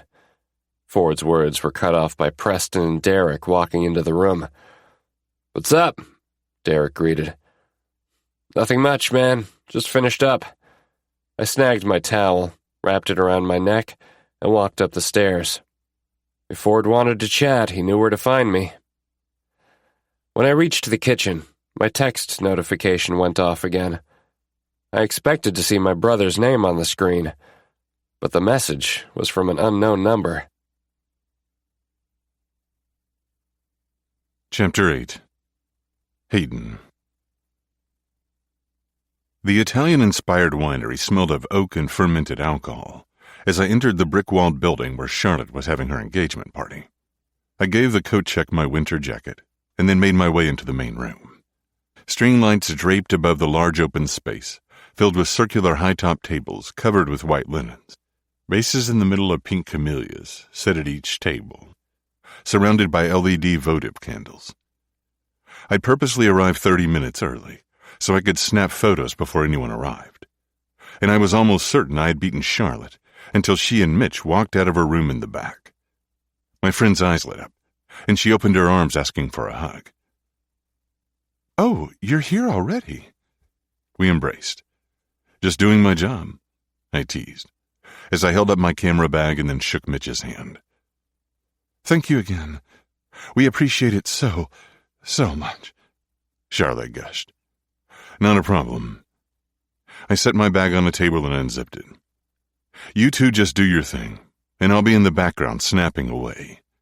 I wore a black button-up with a black silk tie and black pants, so I wouldn't appear in anything that had a reflection while I took the photos. "I want a picture with you too," Charlotte frowned. "Even if it's with my phone." "Of course. Just let me know when." "How about now?" Mitch suggested. "Sure." I set my camera down and stood next to Charlotte, who wore a silver cocktail dress that came to just above her knees. We smiled as her fiancé took a few photos with her cell, and then I went back to putting my lens on my camera. "Even though you call this your job, you know you're still a guest, right?" Charlotte inquired. "I do." "Great. Please take time to get dinner and drink as much wine as you'd like. Have a good time, okay?" "Don't worry. I took a ride share so I can drink." I winked. Charlotte and Mitch let me be, and I went around the room, taking pictures of some oak barrels that stuck out of the wall for decor, and the food the staff was setting out. I even snapped a few candid shots of the couple and their guests who started to arrive. I wanted to document everything for my friend, because the moment couldn't be replicated. My phone vibrated in my slacks pocket, and I let the camera hang around my neck as I quickly pulled out my cell to see who had texted. Coop. It was good seeing you at the game. Are you busy tonight? I replied, Hey there. I'm at a friend's engagement party. What's up? I took a few more pictures while I waited for him to text back. Coop. Guys and I are going out for drinks tonight since we don't have a game. You should come.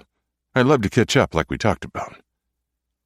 It sucked that over the 3 years since Jonah had passed, Coop and I had grown apart.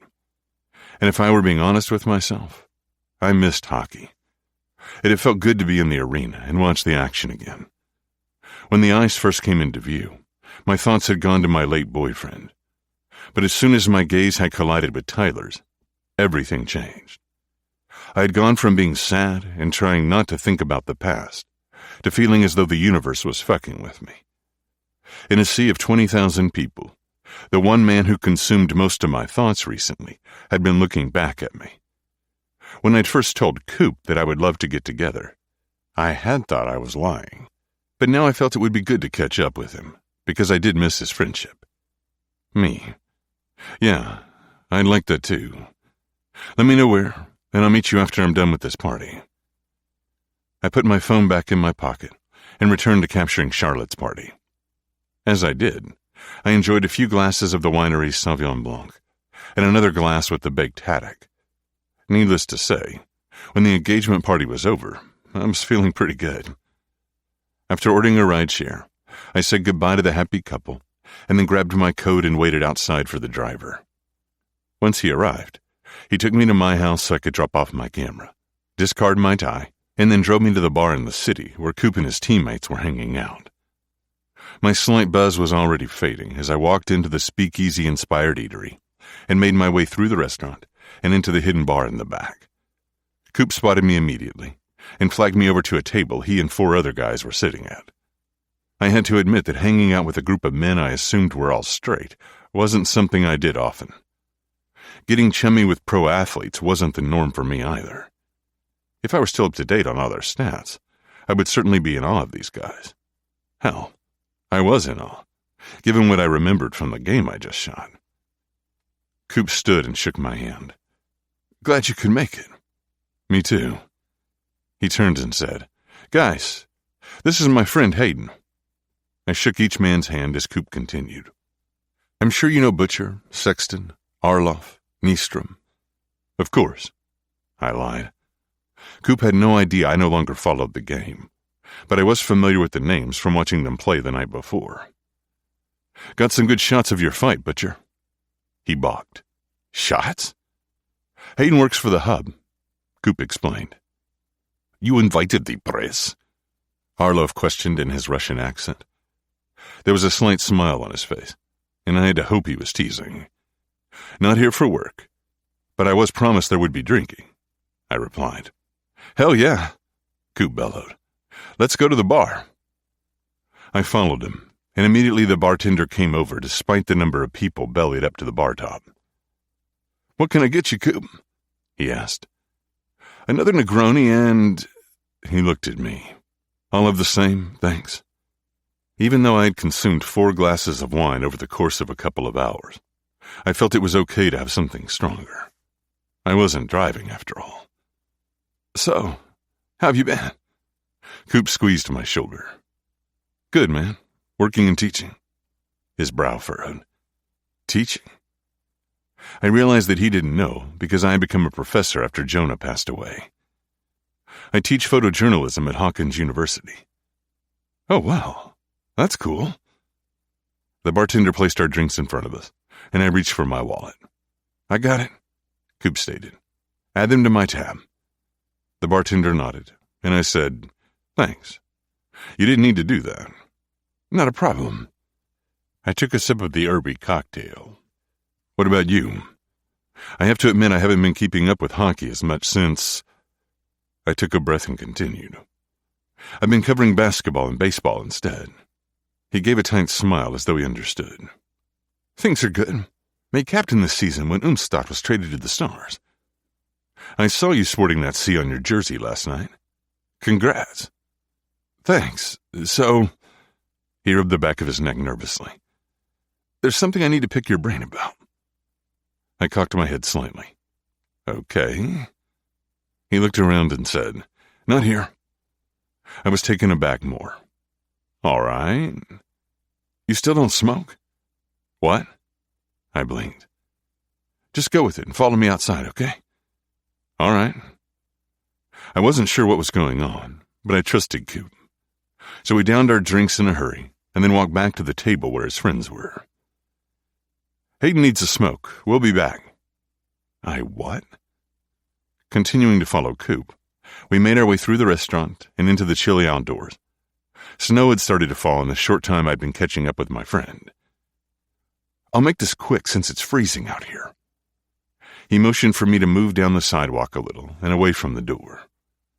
I didn't think I'd do this tonight, but it's been eating at me for a long time and I waited a few minutes for him to keep going, but he didn't. Everything okay? He looked up at the inky sky. I've never told anyone this. Whatever it is, I'm here for you, man. Coop took a deep breath and then met my stare. I'm gay. Oh. My eyes widened in surprise, not having any clue he was going to drop a bomb like that. For as long as I'd known Emmett Cooper, I never suspected he was anything except straight. I wasn't exactly sure why, other than my own assumptions, and the fact he never mentioned it to Jonah and me when we were together. Thinking back on all the times I'd hung out with him, he had never once indicated any sort of attachment to anyone. He was always by himself, and I thought it was because he was focused on his career. I'm sorry to just blurt it out like... Without another word, I engulfed him in a powerful hug. It's okay. We pulled apart, and he blew out a breath, as though some sort of weight had been lifted. I think I just needed to tell someone. I'm here for you anytime you need to talk, or if there's anything you need from me. Thank you, he said again. As I get closer to the end of my career, I've been thinking a lot about my future, and how I'd like to settle down someday. It's been consuming my thoughts and affecting my game. I figured you were a good person to come to since you witnessed how Jonah struggled with everything. As far as I knew, Coop hadn't been aware of the fight I'd had with Jonah before he died. However, he did know our relationship had been a secret, and Coop and I both understood how much it took a toll on Jonah every day to be in the closet. I wouldn't make the same mistake with Coop as I had with Jonah by pushing him. If he wanted to come out, I would support him in any way I could. If he wanted to just tell me to get it off his chest, then that was okay too. I understand. And you call me anytime you need to talk. I will. Let's get out of the freezing cold. He started for the door. Once inside, we walked straight back to the bar and got another round of Negronis before going back to his friends. Coop cracked jokes with the guys, and I couldn't help but notice he was smiling bigger and brighter than he had been when I'd first arrived. While the group talked about how the Bruins were probably not going to make the playoffs, I thought about my own secret, the one I had kissed in a dim hallway. The mere thought of Tyler's tongue in my mouth and how his body had pressed against mine was enough to stir my dick. With the gin flowing in my veins, I took out my phone, logged into the cloud where I stored my files, and got his number from the info Isabel had collected on the first day of class, and sent Tyler a text. Me. Come over. I saved his number under a nickname, and took a sip of my drink as I waited to see if he would reply. Finally, he did. Bracelet guy. Who is this? Me. Who do you want it to be? Another swallow. Bracelet guy. I don't know who you are, but you can stop fucking with me. Me. I'm not fucking with you. Well, I did fuck you once. And another gulp of my drink. Bracelet guy. Oh yeah? When? Me. Do you have that many guys fucking you? I finished my cocktail as I waited for his reply. Bracelet guy. That's none of your business. And if we did fuck, then tell me when. Me. You left your bracelet at my place. There were no dancing bubbles on the screen for what seemed like forever, until finally he responded. Yeah, I'll come over. Me. I'll be home in an hour.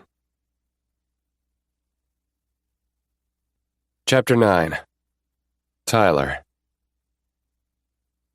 For a split second, I hesitated to accept Hayden's invitation, but I quickly caved and told him I would come over. He'd been quick to run off after our encounter at Chrome the night before, and while I was excited about seeing him away from campus, I was also curious what had happened in the last 24 hours that made him go from freaked out about kissing me to sending me what could only be described as a late-night booty call text. I raced upstairs to the second floor and hopped in the shower. No way was I going to show up at his house sweaty from my workout. After quickly drying off and getting dressed, I took a step toward my bedroom door to leave, but then turned and went to my bedside table. Despite Hayden having condoms the last time I ended up at his house, one could never be too prepared. I rummaged around in the drawer before grabbing the foil packet I sought.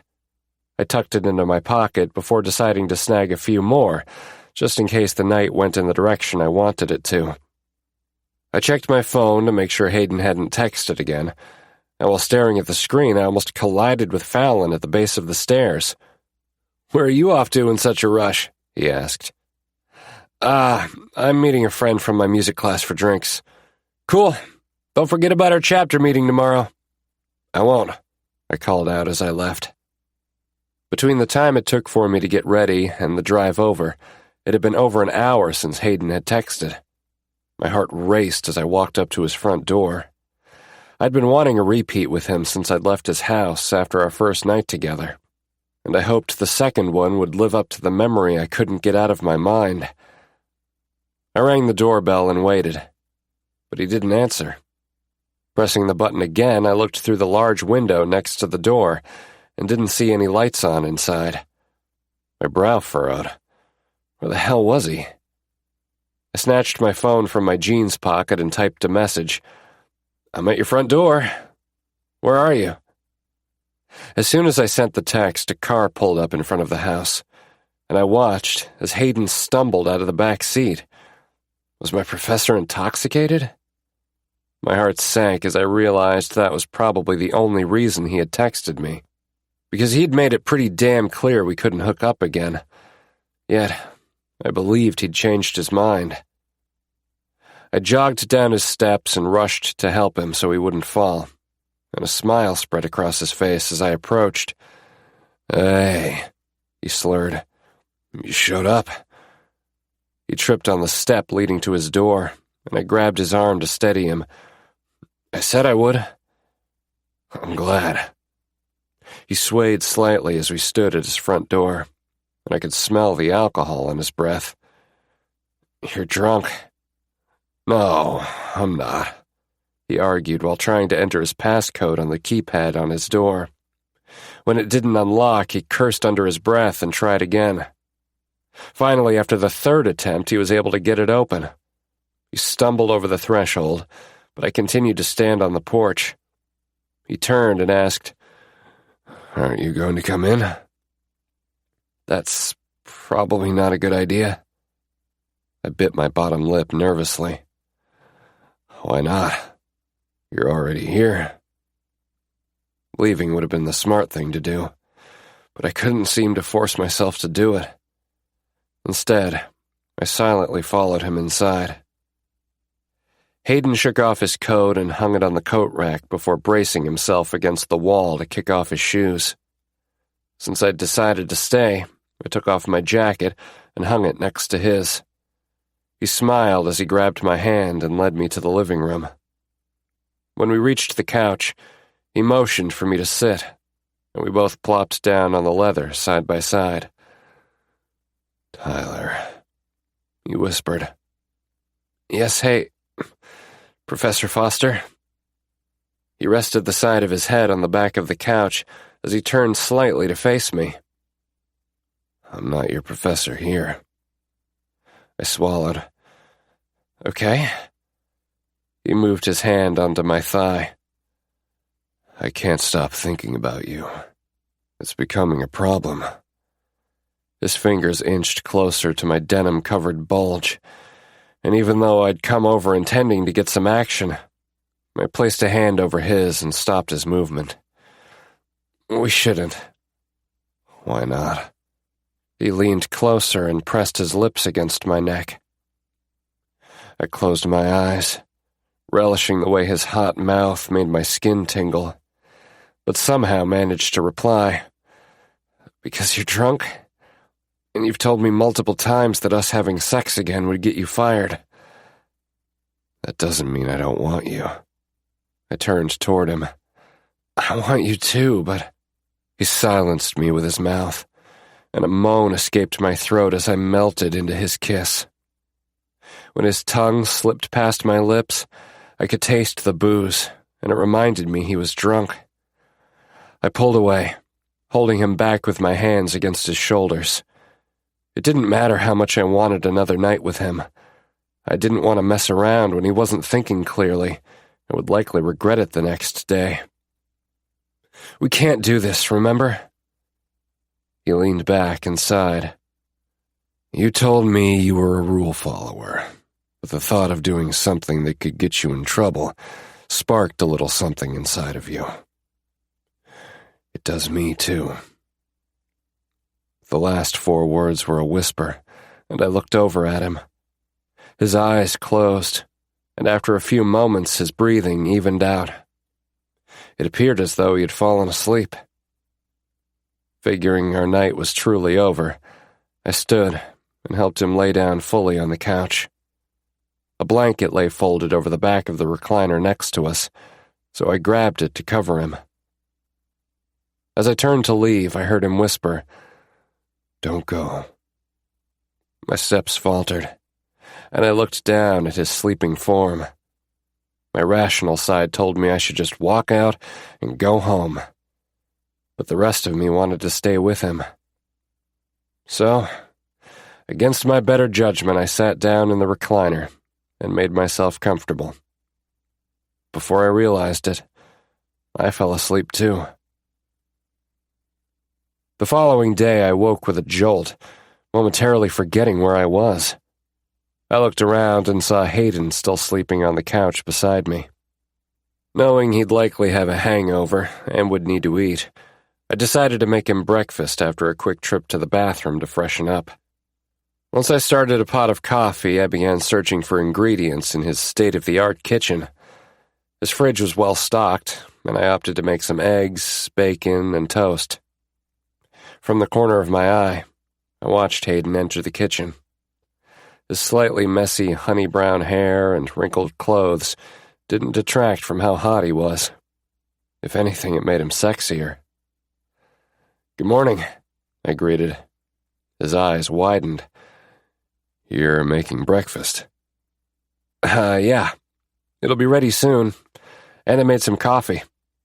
I pointed to the coffee maker on the counter. "Thanks," he grumbled before pouring himself a cup and taking a sip. I think I owe you an apology for my behavior last night." I waved him off. Despite knowing we probably needed to have a conversation about what happened, I didn't want him to feel bad. "Don't worry about it. I live in a frat house. Dealing with drunk guys comes with the territory. But I'm not one of your frat brothers. I'm your professor." I rolled my eyes. "I'm well aware of who you are. You've reminded me of that fact several times. You're the one who invited me over." "I shouldn't have. Why don't we eat first and then we can talk?" He stared at me for a second before nodding. "Okay." While frying a couple of eggs for both of us, I couldn't stop thinking about how our conversation would go. Would we finally admit we couldn't stay away from each other? Or would we call an end to things once and for all? Chapter 10. Hayden. While sipping my coffee and willing my headache to go away, I watched Tyler move around my kitchen, as if he were familiar with it. He stood at my stove and cracked an egg into a skillet. His jeans hugged his lower half in all the right places. My gaze moved to his ass, and I couldn't stop staring even if I tried. No matter how much I told myself I had to stay away, I found I was drawn to him. Like he was some sort of light in the darkness that had consumed my life for so long. I didn't know why it had to be Tyler, because all the red flags there were telling me to stop. But each of those warnings weren't about the man himself, but rather the consequences of being involved with him. Not once since I'd been single again had I wanted more than one night with someone, and I didn't understand why after all these years he came along now. And of course, he had to be my student. Sunny side up or over easy? My eyes flicked up to his, and I cracked a smile. Over medium. Tyler grinned back and said, "Okay, I can do that." "Where'd you learn to cook? Doesn't your frat house have a chef?"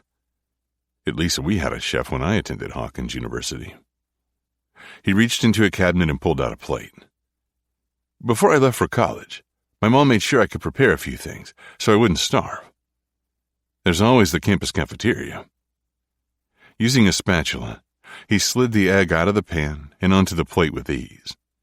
"Yeah, I ate there when I lived in the dorms, but she insisted I learn what she considered the basics just in case." I grabbed the plate he had added 2 strips of bacon and a slice of toast with butter to. "What are the basics?" He piled food onto his plate. "Eggs, bacon, obviously, and biscuits and gravy. Also spaghetti, tacos, beef Wellington." I choked on the bite of bacon I was chewing. "Beef Wellington is basic?" Tyler chuckled. "No, I'm just kidding." I cut a piece of egg and stuck it into my mouth. It had a slight nutty, buttery flavor and was delicious. "This is really good. If this is any indication of her cooking, I bet you enjoyed some great meals growing up." A slight frown became visible on his face as he sat at the island next to me, and it gave me pause. "Did I say something wrong?" I asked. He shook his head as he dunked his toast into his yolk. "Not really." I arched a brow. "Okay. You just said, I know. Jamie, who I call Mom, is actually my stepdad's ex-wife." My mind was swirling, and I wasn't sure if it was from being slightly hungover or what, because I wasn't putting the pieces together. He called his stepfather's ex-wife Mom. I didn't have to wonder long before he cleared it up. "My father married my stepdad, Chase, when I was 14. Jamie and Chase have 2 kids together, who I'm super close to. And it didn't take Jamie long to slip into the mom role for me and my brother. My biological mother sucks, and I'm not close to her at all." I nodded, and he continued. "Our family dynamic is a bit unusual, but..." He played with his bracelet I'd returned to him. "That's why it meant a lot when you gave this back. It was a gift from my stepsister." "That's awesome you all are so close." I took a sip of coffee. I wasn't going to touch the comment about his biological mother because it wasn't my place. But he was opening up to me, and I didn't want to stop him. Tyler Statler intrigued me, and this was another layer of who he was. "What about you?" he asked. "Didn't your mom teach you to cook?" I shook my head. "We were more of a takeout family because my parents worked all the time. I don't think their oven has ever been used." "What did they do?" "They own the Hub Tribune." "Oh, is that where you work?" On the first day of class, I'd mentioned my work as a photojournalist, but had left out the details about the media company that had been owned by my family for generations. "Yeah, and my parents were both dedicated to their careers. And once they took over from my grandfather, they ran everything. It's their baby." "Is that why you got into photojournalism?" Tyler drank some of his coffee. I finished a piece of bacon and nodded. I've always had a passion for photography. It helped that I had cameras and a darkroom at my disposal whenever I needed. "That's awesome. What made you become a professor?" My cell rang in the other room, and I got up and headed toward the sound. I couldn't remember where it was exactly, and the ring was muffled. Following the tone, I found it in my coat pocket. It was my mom. "Were your ears burning?" I asked when I answered the call. What do you mean? I was just talking about you. With who? I turned and looked at Tyler as he still sat at the island eating. Who was he? A friend? A lover? A hookup? A friend with benefits, maybe? Of course he held one title that I couldn't tell anyone. Student. I decided on a blanket term. A friend. A friend or a friend? She emphasized the last word to give it an entirely different meaning. So anyway, why are you calling? I chuckled and changed the subject. Can't a mother call her son? She teased. I leaned against the wall and mouthed, I'm sorry, to Tyler, before responding to my mom. Yes, but we usually catch up on Monday afternoons when I'm in my office at the hub, so I'm just curious. I was calling because I just got a phone call from a young man from your school. My heart dropped into my stomach, and I bounced off the wall. What? Tyler furrowed his brow, and I held up a finger. He's a member of Sigma Epsilon and wanted to know if he could cover a celebrity softball game they're hosting. Oh, I breathed, instantly at ease again. I figured since it's your school, you'd want to cover it. Of course, it falls under my department, too. It was a sporting event, after all. Yes, of course. Just wanted you to get it on your calendar before something else came up. Hopefully you can work it out with your team. Won't be a problem. Great. See you tomorrow? Of course. We hung up, and I said to Tyler, Sorry, that was my mom. No need to be sorry. He stood and grabbed his plate. What fraternity do you belong to? I took the plate from him, our fingers brushing and sending a tingle through my body. I swallowed and snatched mine from the island to put them both into the dishwasher. Sigma Epsilon. Why? Is your frat hosting a celebrity softball game? We are? He replied hesitantly. I guess someone called the hub and asked us to cover the game. Tyler blinked. Oh, wow. I knew we wanted some sort of media coverage, but I had no idea anyone had made the call yet. Well, it looks like I'll probably be there. Really? I stuck the plates into the dishwasher. Yep. I'll move some things around if I need to. Are you sure? Unless you don't want me there. No, of course I do. Let me shower and then we can talk, okay? Okay. Unless you have somewhere to be. I realized immediately I was assuming he could stay and wait while I cleaned up, which was an overstep. But he had cooked me breakfast and agreed to talk after we ate. I have a house meeting at 1, but I can stay for a bit. Thanks, I'll be fast. I took my last sip of coffee, left the empty cup on the island, and started for my bedroom. Feel free to take a shower in the hall bathroom. There's extra toiletries, too. All right, cool, thanks. I hurried to my room, stripped out of the button-up and slacks I was still wearing from the night before, and turned on the shower to let the water warm up. After brushing my teeth, I stepped into the fully tiled walk-in shower. I hurriedly soaped my body from my hair to my toes. Just as I was rinsing off, I heard the bathroom door open. Anticipation coursed through me as I waited to see what Tyler had up his sleeve. When he opened the foggy glass door, I turned and saw he was as naked as I was. Tyler, I said with a hint of warning in my voice. You said last night you weren't my professor here. My dick twitched at his words and the sight of him, and I swallowed hard before agreeing. I did say that. The door creaked as it shut behind him, and he stepped into the steam that surrounded us. So, as I see it, if you're not my professor here, then there's no issue. I groaned as he took a step toward me. I'm not sure it works that way. He dropped to his knees. It can be our rule. Tyler, I warned again. Hayden? He stared up at me with his fuck-me eyes. I loved the way my name rolled off his tongue. I closed mine, trying to make myself take a step back, but I couldn't. My dick was hardening, and a split second later, Tyler grasped it in his big hand, making me groan. Fuck, this was a bad idea. But I couldn't stop. I wanted him too much. And before I knew it, I grabbed a fistful of his hair and urged him to open his mouth. He slid his hand to the base of my shaft, and as I opened my eyes, he parted his lips and I guided my cock inside. Fuck, I hissed, as he took me to the back of his throat. My legs wobbled as he sucked, and I leaned against the shower wall needing support as he bobbed up and down my length, over and over and over. The water rained down, drenching us both, but he didn't stop as he worked me faster. My hips began to rock in sync with his movements. Shit, he was good at sucking cock, and I knew if he kept it up I wasn't going to last long. Tyler pulled back, his lips creating a popping sound as my shaft slipped free. He looked up at me again with those irresistible blue eyes. I want you to come down my throat.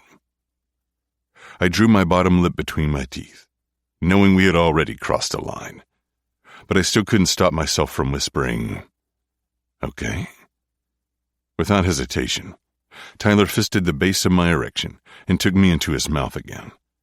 He bobbed and licked and sucked, and I was on the verge of coming apart at the seams. In my 33 years, I'd had my fair share of blowjobs, but I couldn't remember any of them ever feeling as good as the way he was sucking me off. Fuck, I was so screwed. How were we ever going to go back to him just being my student? We weren't. Arching my back, I thrust into his mouth, my stomach clenching as I tried to ride out the pleasure for a little while longer. But I couldn't hold back. Grasping his hair again, I drove into his mouth, hitting the back of his esophagus, and before long, I was shooting my cum down his throat like he'd wanted. He took all of it, swallowing my load as he cupped my ass and held me against his face. Once I was spent, I pulled out slowly. He licked his lips and then stood, a satisfied grin on his face. My stomach fluttered, and I pushed him against the opposite wall and devoured his mouth. I could taste my jizz as it mixed with a hint of mint and our saliva, which caused me to start getting hard again. Go get on the bed, I demanded. Another smirk graced his pretty mouth, and without a word he opened the shower door and left. I turned off the water and stepped out before grabbing my towel and following the trail of water that led to my bed. The comforter was wet from Tyler's naked body, but I didn't care. Turn over, I ordered, and opened the nightstand drawer. He didn't hesitate as he flipped onto his stomach and propped onto an elbow as he watched me. I used my towel to dry my shaft and then rolled a condom on. Grabbing the lube, I coated myself with long strokes while I stared at him. Like what you see? He taunted, throwing my own words from our first night together back at me.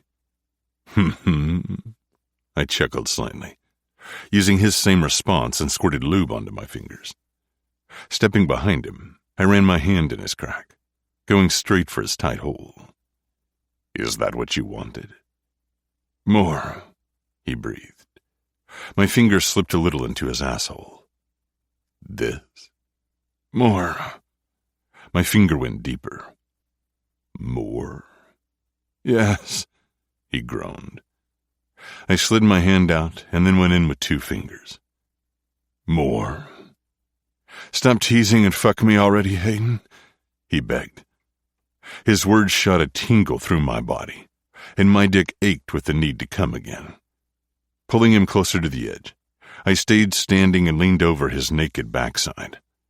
My erection rested against his crack, and I kissed his naughty mouth as he turned his face to look back at me. With our tongues doodling, I grabbed the base of my cock and nudged it between his cheeks. The tip pushed against his hole, and I slid slowly into him. He gasped into my mouth and arched his back, slightly so I could go deeper. Once I was all the way in, I stood upright, and Tyler twisted his body so he could grab his cock.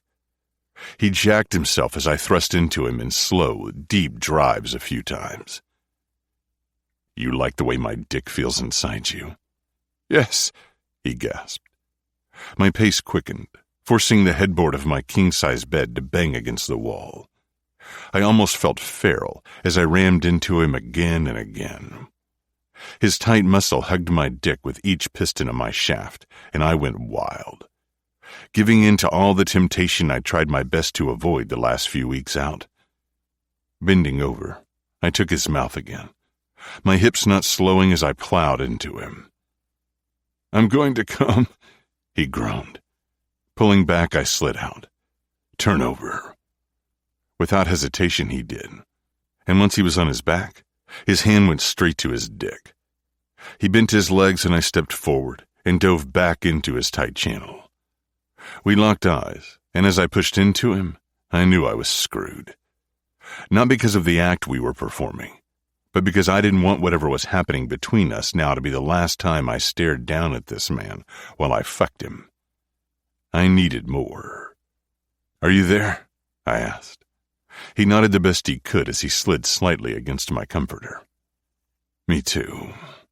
I thrust a few more times, and as he shot his load, and I watched the white ropes paint against his smooth stomach, I lost myself. My ass cheeks clenched, and I spilled my seed with a loud groan. Tyler's legs fell apart, and I leaned forward, claiming his mouth with mine, and not caring as his spunk stuck to my sweaty skin. "Tyler," I whispered against his lips. "Yes?" he asked between kisses. "On campus, you're my student. Everywhere else, we need to keep our relationship a secret. You got that?" "Absolutely." "Good. Now, let's shower again." We lay on my bed, both of us catching our breaths as we stared up at my ceiling after another round once we got out of the shower. We couldn't keep our hands off of each other, and there was no way I could stop now. "Tyler," I called. He turned his head and looked at me. "Yeah?" Turning onto my side, I faced him and said, "No one can find out." He moved to face me, too. "I know. I mean it. I know," he repeated. "It's not just about your job, but also my future, too. I could get kicked out of school, and then it's 4 years for nothing." He was right. While I'd been stressing that we couldn't be anything more because he was my student, I hadn't stopped to consider he had a lot to lose, too. "Then are you sure about this?" I questioned. "There's about 4 months left of school. I think we can manage to keep this a secret until after I graduate." "And then what?" I wondered. "Were we dating? Were we just hooking up?" "I don't know, but I'm excited to find out." He smiled and it put me more at ease. I leaned forward and pressed my lips to his. "Me too." Chapter 11. Tyler. Loud voices filled the entryway as I pushed the front door open. The chapter room was directly to the right of where I stood, and several of my frat brothers were seated around the large oak table. It wasn't very often all of us were home at the same time, but no one missed a meeting unless they had an emergency. Since I still had a few minutes before we were supposed to get started, I headed for the stairs to change out of last night's clothes. "You just getting in?" Fallon smirked, eyeing the outfit he had seen me leave the house in the night before. "Looks like somebody got lucky last night," Preston teased as he stood next to Fallon. Movement from inside the room caught my attention, and I noticed Ford watching us. He grimaced, and a flicker of pain seemed to pass over his face before he looked down at the iPad on the table in front of him. "Nah, man," I slapped Preston on the shoulder. "I just had too much to drink and crashed at a friend's house." Technically, that wasn't a lie, since I hadn't gotten lucky the night before, but rather that morning. "Yeah, sure, and pigs can fly." Preston laughed and walked toward where some others were seated. Fallon raised an eyebrow, and I knew he didn't buy my excuse either. "What?" I asked, not wanting to confirm his suspicions. Since we were such close friends, it was likely he'd figure out I was seeing someone. But my priority was making sure he didn't find out it was our professor. "Nothing." He smiled, and I was grateful he didn't push the issue. Let's get this meeting started. I'm going to change, but I'll be back down in a minute. He nodded, and I ran to my room, stripping off my clothes before slipping on a white Hawkins U hoodie and a pair of black sweatpants. When I got back downstairs, the only spot left at the table was directly across from Ford. As I pulled out the chair, his gaze traveled down my body, and a hint of red colored his cheeks.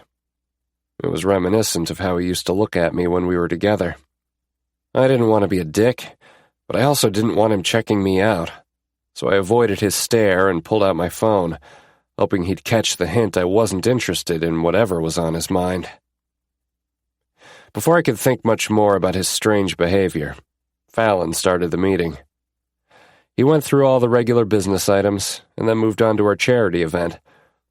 We are a little more than 2 months away from our celebrity softball game, so I want an update from each committee, starting with Preston and Tyler. Do we have a confirmed roster?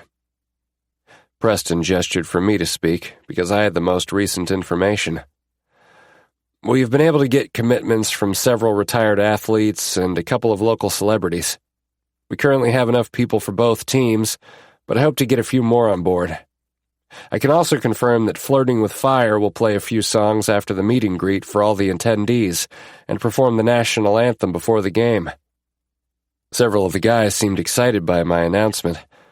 When I asked my stepdad Chase if he wanted to play in a charity softball game, he immediately agreed and offered to ask a few of his former teammates if they were interested.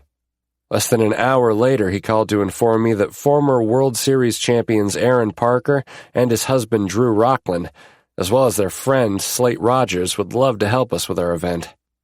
As I went over the details with each of them, Slate mentioned his husband, Vaughn Evans, and his band Flirting with Fire would be willing to help with anything we needed, since it was for a good cause. It sounds like we're set with the talent, Fallon noted, before moving on to another committee. After everyone had given their report, Fallon reminded us that the final payments were due for our annual ski trip we were going on next weekend, and then adjourned the meeting. I followed behind as everyone made their way out of the room. I was starving and wanted to grab something to eat since I'd missed lunch before the meeting started. Just as I was about to head to the kitchen, Ford stopped me in the hallway and asked, "Got a minute to talk?" Figuring it would be easier to let him say whatever he needed to than to keep brushing him off, I shrugged my shoulders and replied, "Sure." He looked around. "Can we go to my room?" "I guess." I followed him up the stairs and had to hide the roll of my eyes when he looked around again before opening his bedroom door so we could walk inside. The door clicked shut behind us, and I leaned against the wall as he sat on his bed. I waited a few moments for him to speak, but he stared at his feet instead. "So, what's up?" I finally asked to break the silence. His face tilted up to look at me. "I think I made a mistake." My brow furrowed. "About what? About breaking up with you?" Fuck. "Look, I miss you," he rushed out. "Do you think you could give me another chance?" I shook my head. "I can't. If it's because you don't want to be in a secret relationship, that isn't the problem. A few weeks ago it had been. But now that I found myself in a similar position, I realized the two situations were different. With Hayden, there was a clear end date for when we no longer needed to keep our relationship hidden from everyone. It felt like there was a chance for a future with him.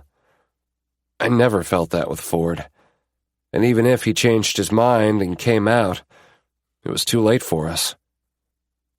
Then what is it? "I've moved on," I admitted. "So, you were with someone last night?" His voice cracked, and he dropped his head again. I didn't know how I should respond. It didn't feel right to lie to him and give him any false hope, so I said, "Yeah," and walked out of the room.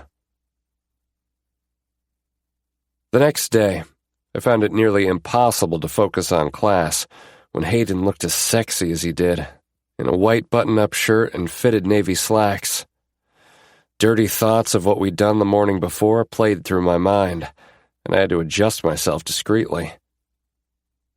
If you all can pull up the article on lens conversion factor, I'll give you a few minutes to read it. The link is on my website if you don't have your syllabus handy. I opened my web browser and clicked the link. While reading, I found myself daydreaming again. Just as I was picturing myself dropping to my knees in front of Hayden, my phone vibrated. I slid my cell under the table and clicked on the message that had just come through. Meet me in my office after class. I'd saved Hayden's number after he'd texted me 2 nights before, but only used his initials in case someone happened to catch a glimpse of my phone. I looked up, but his attention was on the laptop in front of him, although I was almost positive there was a slight smirk on his face. Me. Won't your TA be there? HF. She has a class right after this one. Now, focus on your assignment. Wink. What's got you smiling like that? Fallon asked. My brother texted me a stupid meme. I lied. Sure. Ignoring my friend, I placed my phone back in front of me and tried to concentrate on the article. But by the end of class, I still had no idea what we were supposed to have learned that day. Maybe my professor could give me a one-on-one lecture to get me caught up. I'll see you back at the house, Fallon said, as he stood to leave after Hayden dismissed everyone. See ya, I replied, taking my time packing up. I waited a couple of minutes before making my way to Hayden's office. A few students were chatting in the hallway, but none were from my class. To keep up pretenses, I knocked on the open door, peeked my head inside, and said, Professor Foster, do you have a minute? I do. Come in. When I closed and locked the door, he rose from his seat and came toward me. As soon as he was close, I grabbed the back of his neck and pulled him in so I could capture his mouth with mine. I think I need to transfer out of your class, I muttered against his lips. He pulled back immediately. What? I'm kidding. But could you try to look a little less sexy? It's really distracting. He laughed. It's just as hard for me. My hand slid down until I was cupping him through his slacks. Sure seems that way. Fuck. Seriously, though, we need to be careful. You don't need to lecture me about being careful. You're the one who told me to come to your office. He groaned. I know. I just needed to see you. But we shouldn't be doing anything here. Okay, well, when can I see you again? I asked. Do you have plans Friday night? I sighed. Yeah, I'm going on a ski trip with some guys in my frat. I'll be gone the entire weekend. Damn, I really wanted to spend some time with you. I frowned. I wanted to spend time with him, too, but I didn't want to bail on the trip either. Besides, it would only make Fallon more suspicious. You could always come and get your own room. I don't think so. Why not? He glared at me. Because we're supposed to be keeping things between us a secret, and spending a weekend with your frat bros is the exact opposite of that. I didn't mean you'd be hanging out with us, but if you came up there, I could sneak away without making it obvious, and we could spend some time together. He shook his head. That's not a good idea. Just think about it. I promise to make it worth your while. I winked. Chapter 12. Hayden. This was a bad idea. Was I seriously considering taking a trip up to the mountains where Tyler was skiing so we could have a secret rendezvous? Fuck, I was. I just needed to get my game covered, and then I could drive up for the night. If I went, I wouldn't stay at the same hotel as him and his frat guys, because I didn't want to risk having a run-in with anyone who might recognize me. Even staying somewhere else was a huge risk, but I was dying to see Tyler. It had been 4 days since he'd come to my office after class, and due to his work schedule and my schedule, we hadn't been able to meet up during the week. The more I thought about going up to where he was, the more I realized I wanted to. While searching for a place to stay, my phone dinged with a text. I'd recently changed Tyler's name from Bracelet Guy to TS, since he was more to me than just a bracelet guy now. But I still needed to keep his identity private. TS. Just got back from the slopes, jumping in the shower, and then we're grabbing a bite. Hope you have a good night. The thought of him in the shower was enough to make up my mind. Me. I'll pick you up after dinner. TS. Wait, what? You're here? Me. I will be by the time you're done with dinner. TS. Are you staying at the hotel? Me. No. I had no idea where I was staying, but the website I was looking at showed there were vacation houses available to rent the same day. I sent another text. Me. I'll book something and pick you up. Cool. TS. Hell yeah. Text me when to come down and I'll slip away. I hesitated to ask the question I had, but I needed to know what his plans were. Me. Are you staying the night with me? It took a moment for him to text back. Yeah, but I have to be back here by noon to get a ride home, unless you want to drive me to the frat house. Both scenarios were a risk, because no matter what, there was a chance someone would see us. But dropping him off at a hotel that wasn't anywhere near campus was the better option. Me. I'll drive you back to the hotel after breakfast. TS. Okay. I'll tell Fallon, and have him cover for me until I get back. I sucked in a breath. Me. Tell Fallon what? TS. Don't worry. I won't tell him who I'm with. I relaxed and replied. Okay. Let me know when you're back from dinner. I'm leaving as soon as I pack a bag. TS. Can't wait. Me. Me too. Winky face.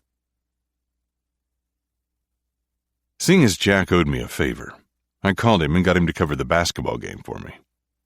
Then, I quickly packed a leather duffel bag, grabbed the leftover pizza I had in the fridge, and headed out for the hour drive to the mountains. Tyler had texted me the hotel's name where they were staying, and then I booked a 2-bedroom vacation rental for the night. It was on a lake a few miles from the ski resort, and about 15 miles from their hotel. I was hoping it was far enough away that no one would run into us. Granted, I didn't plan on leaving to go sightseeing or anything. When I pulled up to the hotel, I parked as far away from the main doors as I could, and sent a message to Tyler that I was there. He texted back. I'll be right down. I stuck a piece of gum into my mouth as I waited for him to walk outside. Once I saw him, I sent him a text to tell him where I had parked. He jogged over and slid into the passenger seat. I thought you were staying the night, I asked, as I noticed he didn't have a bag with him. I am. Doing the walk of shame or what? I teased and started the engine. Ain't no shame in my game, he smirked. Oh yeah? What about a change of clothes for tomorrow? Seeing as I don't plan on wearing these that long, I figured I can wear them tomorrow too. Is that so? I chuckled and pulled out of the parking spot, heading in the opposite direction of the hotel doors. At least I hope so. I smiled and followed the directions given by my car's GPS. I'm sure that can be arranged. Good, he beamed. Did you ski or snowboard today? I asked. Snowboarded. Nice. I haven't been snowboarding in a long time. I'll be sore tomorrow, that's for sure. Hopefully from other extracurricular activities too. I winked. Promise? I groaned and stepped on the gas, wanting to get up the mountain as fast as possible. Oh, yeah. A few minutes down the road, I spotted a grocery store. Since I promised you breakfast, how about I cook for you in the morning? I thought you said you didn't know how to cook. He grinned. I said my mom didn't teach me, not that I couldn't. So you were holding out on me the other morning? No, but you didn't appear to need my help. I chuckled and pulled into the parking lot and into a space. How do lemon ricotta pancakes sound? Fucking delicious. They are. I smiled. Bacon, too. I never pass up bacon. We got out of my vehicle and hurried into the market to escape the freezing cold. It felt oddly natural to walk around a grocery store with Tyler, as I carried a basket and filled it with everything I needed for breakfast. You need all that to make pancakes? Tyler asked, eyeing the vanilla extract, flour, granulated sugar, baking powder, and baking soda. From scratch, yeah. Damn, it looks like we're staying an entire week, he joked. I chuckled. At least I can take all this home with me so it won't go to waste. Cool. I'm going to go get some snacks. Meet you at the front. Sure. He walked off and I went to the back of the store where the milk, ricotta cheese, butter, eggs, and bacon were. I also grabbed a bottle of vanilla creamer for coffee in the morning, and then swung by the produce department for a few lemons and blueberries. Once I got to the front of the store, Tyler had already checked out. 2 bags full of what looked like chips, cheese crackers, and candy inside. Okay. Now it looks like we're staying a week, I teased. I'm a growing boy. I need snacks. As I was loading everything onto the conveyor belt, I thought of an item I had forgotten. I muttered, "Shit, 1 second," and ran off to grab a case of water. It was true it looked like we were staying more than one night, but I liked the idea of cooking breakfast for him like he had for me. And I was certain we would drink all of the water because I planned on working up a sweat multiple times and in many different ways. After getting back into the car, we drove about 10 minutes until we arrived at a picturesque 2-story house. The darkness concealed the lake I had previously admired in photographs, but as we approached, an automatic light illuminated our path down the driveway. Tyler couldn't help but chuckle. Did you find a big enough place? I parked my SUV. It was last minute. You had the entire week to book something, he teased. I know, but I'm here, right? His face lit up as he leaned against the center console to plant a quick kiss on my lips. And I'm happy you came. Me too, I replied, a smile playing on my face. Exiting the car, we stepped into the crisp winter night, where a meticulously shoveled pathway led to the front door. I grabbed my duffel and camera bag from the back seat, while Tyler grabbed the grocery bags, and we walked to the front door. A porch light shone warmly, casting a glow over us as I entered the door code I had been provided. It unlocked with a soft click, and a rush of warmth washed over my cheeks as we stepped inside. I hadn't had the chance to turn on a light when Tyler swiftly kicked the door shut and clasped my hand. In a hurry? I asked, slightly breathless as my bag slid to the floor and he set the groceries down. Apparently they could wait to be put in the fridge. Yes, he replied simply, his eyes gleaming with anticipation. I wasn't about to argue with him. With the exterior light pouring through the windows and the moon's gentle radiance above, we navigated our way to the primary bedroom. Our clothes went flying as we hurried to get naked. As soon as my knees hit the bed, I was on my back, Tyler's gorgeous head popping up between my thighs. With a wicked grin, he kept his eyes locked on mine before slowly sliding his tongue down the length of my dick. Fuck, I've missed your mouth, I moaned, leaning back on my elbows. Yeah? How much have you missed it? He asked, between peppering kisses along each ridge of my aching cock. So fucking much, I gritted out, thrusting my hips to meet his lips. Eager for me to taste you, Professor? I didn't have time to respond before my hard length hit the back of his throat. The man could suck like a fucking champ. With one hand caressing my balls, he bobbed his head up and down, bringing me close to oblivion. I didn't want to finish in his mouth. I needed to fill him and watch him come undone with me. I fisted his hair, pulling his mouth off my shaft with a loud pop.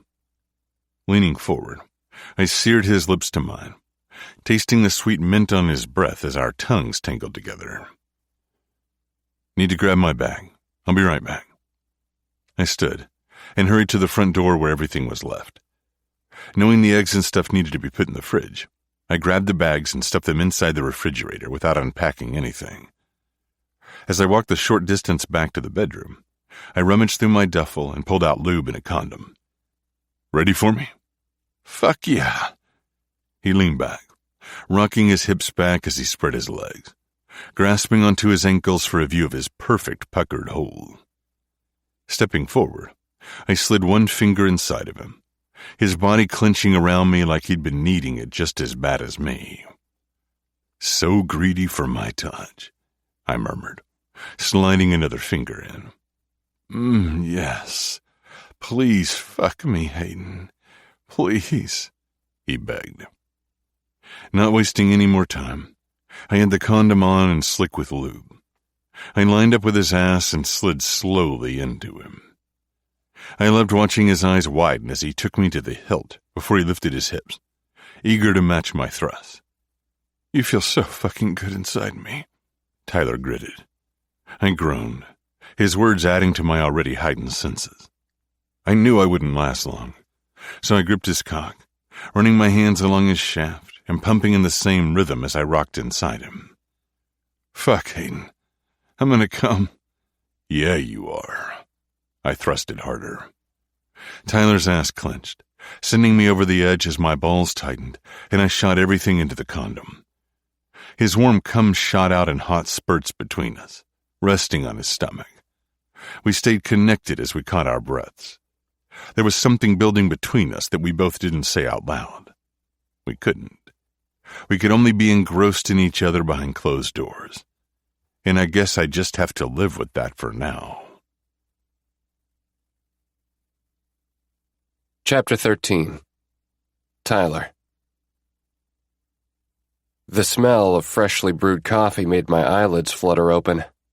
The side of the bed where Hayden had slept was empty, so I reached for my boxers on the floor and slipped them on before going to search for him.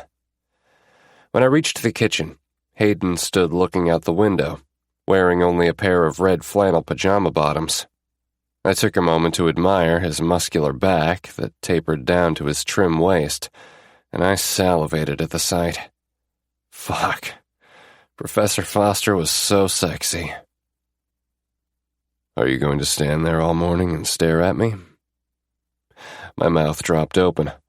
What? I can see your reflection in the window. I was just looking outside, I teased. Mm-hmm. He turned and smirked. So, it was the frozen lake making you bite your lip like that? Busted. Whatever, I grumbled playfully as I walked over to the counter to make myself a cup of coffee. Grabbing the creamer from the fridge, I poured an ungodly amount into the mug of liquid caffeine and took a sip. I definitely needed the jolt of energy after all the late-night sex. It snowed more last night than they had predicted it would, Hayden stated. I moved to stand next to him at the window. Oh, wow. That view is gorgeous. If we have some time after breakfast, I'd like to get some pictures of the lake before we leave. Well, let's start cooking then. I'll get the bacon going since I don't have a clue how to make those fancy pancakes you promised me. Hayden smiled. Deal. 30 minutes later, we sat at the small dining table, with 2 plates piled high with fluffy pancakes and bacon in front of us. Oh my God, these are fantastic. I practically moaned after the first lemony bite. You're definitely on breakfast duty from now on. You plan on us sharing more breakfasts? He teased with a wink. If you keep making food like this, you'll never get rid of me, I replied, before shoving a piece of bacon into my mouth. Good to know. He took a sip of his coffee, his eyes never leaving mine. So, how are you feeling this morning? Sore? I raised an eyebrow. Are you fishing for compliments on how well you fucked me last night?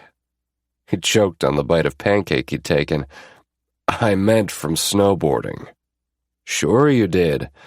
Smartass. You like my ass, I retorted. You really do have a one-tracked mind, don't you? Show me a 22-year-old who doesn't. Damn, he mumbled. What? Nothing, it's just... He took a breath. Sometimes I forget how young you are. I know it sounds stupid since you're my student. Shit. I knew my being a student had been a roadblock for us, but I hadn't considered my age might be an issue too. Is that going to be a problem for you? Clearly not, since I'm here. He took another bite of food. How old are you, anyway? It seemed odd that we'd already slept together a few times, and I still didn't know something as simple as his age. Now that we were dating, if that was what we were doing, we still had a lot to learn about each other. I'm 33. Damn, I didn't realize you were that old. I winked. Funny. How old did you think I was? I took the last sip of my coffee. When we met, I assumed you were maybe 27 or 28. He nodded. Yeah, I thought you were older. I think the facial hair threw me off. I rubbed the side of my face. Oh, really?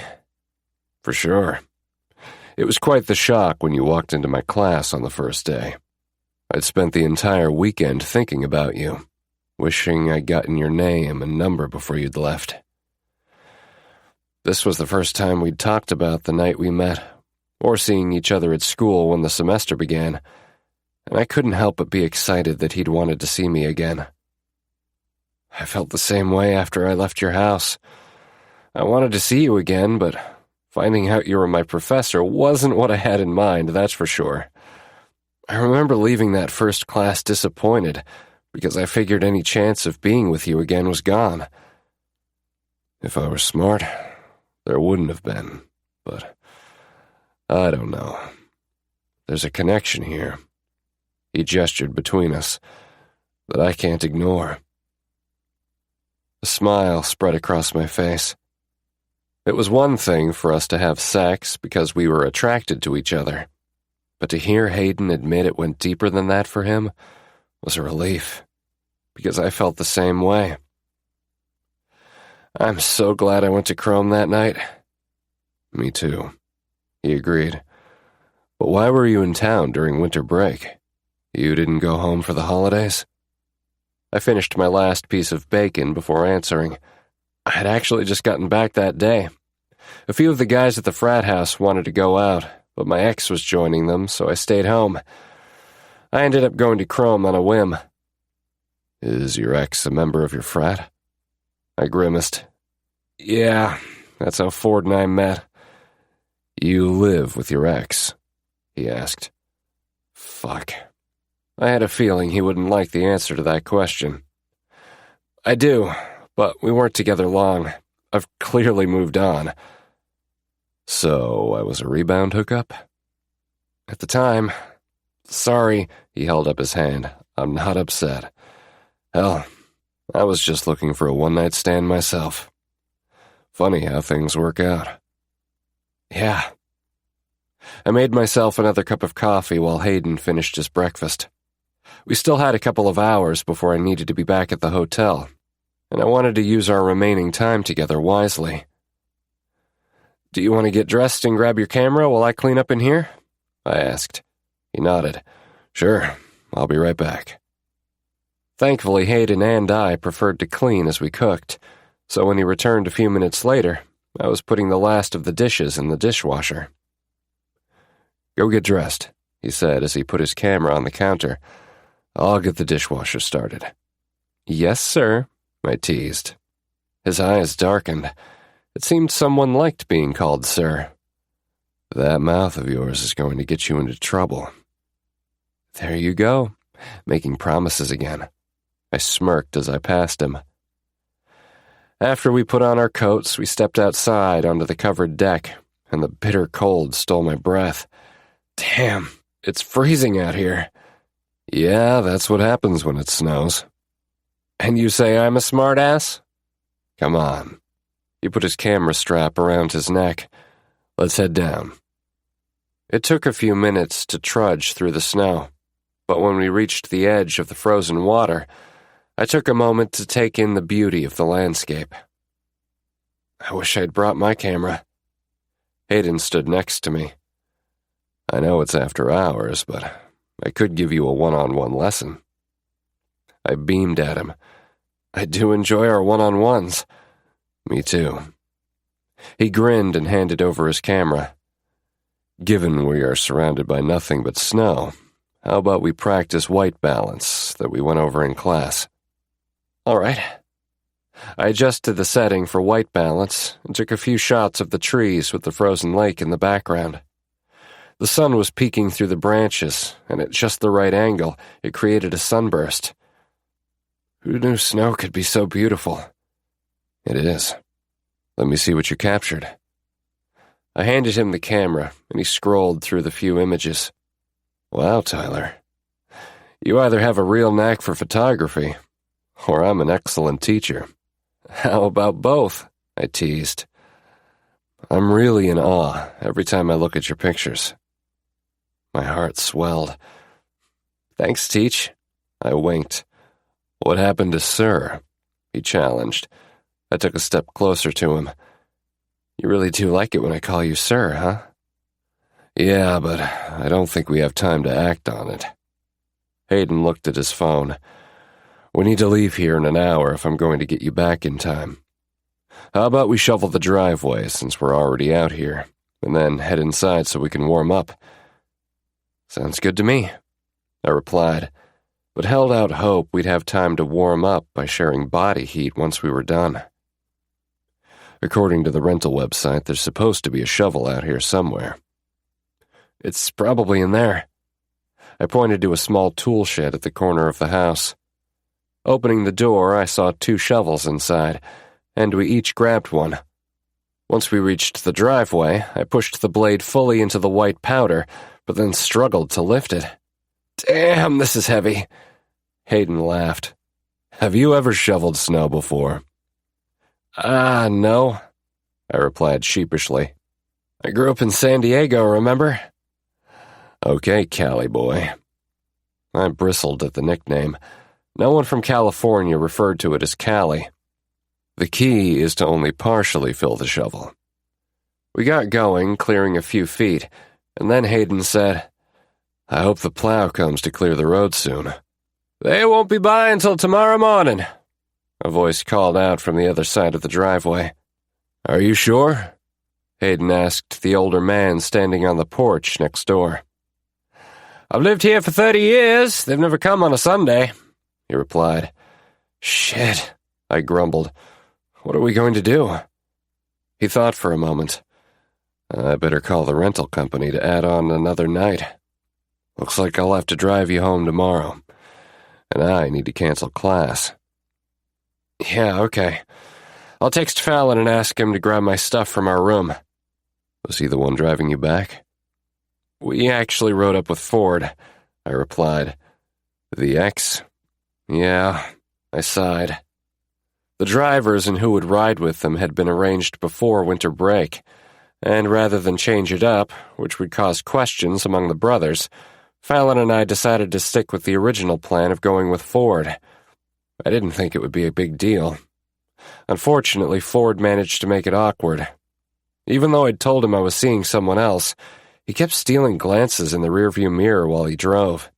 But Hayden didn't need to know that. Interesting, he muttered. Was that jealousy I heard in his voice? Is it? I asked with a hint of humor in my tone, so I didn't sound like a dick calling him out. He rolled his eyes. Let's go inside to warm up and take care of everything. When we walked in, I glanced at all the food we'd purchased the night before. Guess it was a good thing I bought all those snacks. At least we won't starve. You'll probably finish it all by this afternoon. I smirked. Probably. But I'm sure we can come up with some meals with the leftover eggs, flour, bacon, and all that. True. We can probably make some biscuits and gravy for dinner." "Sounds good to me," he replied. "I'll be right back. I'm going to grab my laptop and also make that call." While he went to the bedroom, I sat on the couch and pulled out my phone to text Fallon. Me, "Hey, we got snowed in. I'm getting a ride tomorrow. Could you take my suitcase home?" Hayden returned and sat down next to me and began typing on his computer. Fallon, "Are you good? Use our code word if you need me to send help." Wink. Me, "We don't have a code word, jackass." Fallon, "Maybe we should if you're going to sneak off into the mountains with strangers, LOL. I laughed and messaged back, "I'm fine. See you tomorrow." "What's so funny?" Hayden asked as I set my phone down on the coffee table. Fallon was just being ridiculous. "About what?" "Asking if I'm in danger." "Are you?" He smirked. "Not the bad kind." I winked. "Ah." He cleared his throat. "Well, we're all set with the house, and the email is scheduled to go out to the class a little later. I didn't think it would be good for Fallon to get your text and then my email right away." "Good call." "So, now that we're stuck here, whatever will we do?" He had a wicked gleam in his eyes. "Oh, I don't know." I paused, pretending to give it some thought. "I seem to remember you making a comment about my smart mouth.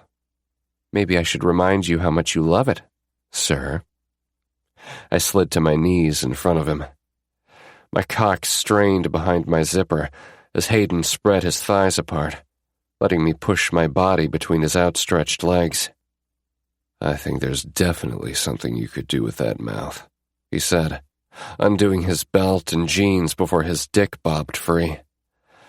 I kept my heated gaze on his as I slid my tongue just over the tip, lapping up the pre-cum already gathered there. He groaned, leaning his head back against the cushion.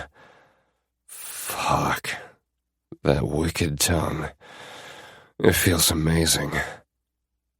Even though I was the one on my knees, I had the power to control his pleasure, and I loved every single second of it. I slid my lips down his shaft before running my thumb along his balls and back to his taint.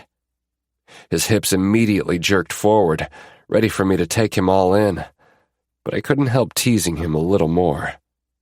My tongue followed the same trail as my thumb, going over his balls and flicking the sensitive spot just behind them. "Fuck," he groaned again. Finally, I took him deep in my mouth, my lips tingling around his hard cock. He lifted his pelvis, pushing me to my limits as my throat constricted around his tip. He was hungry for more, as hungry as I was for his release.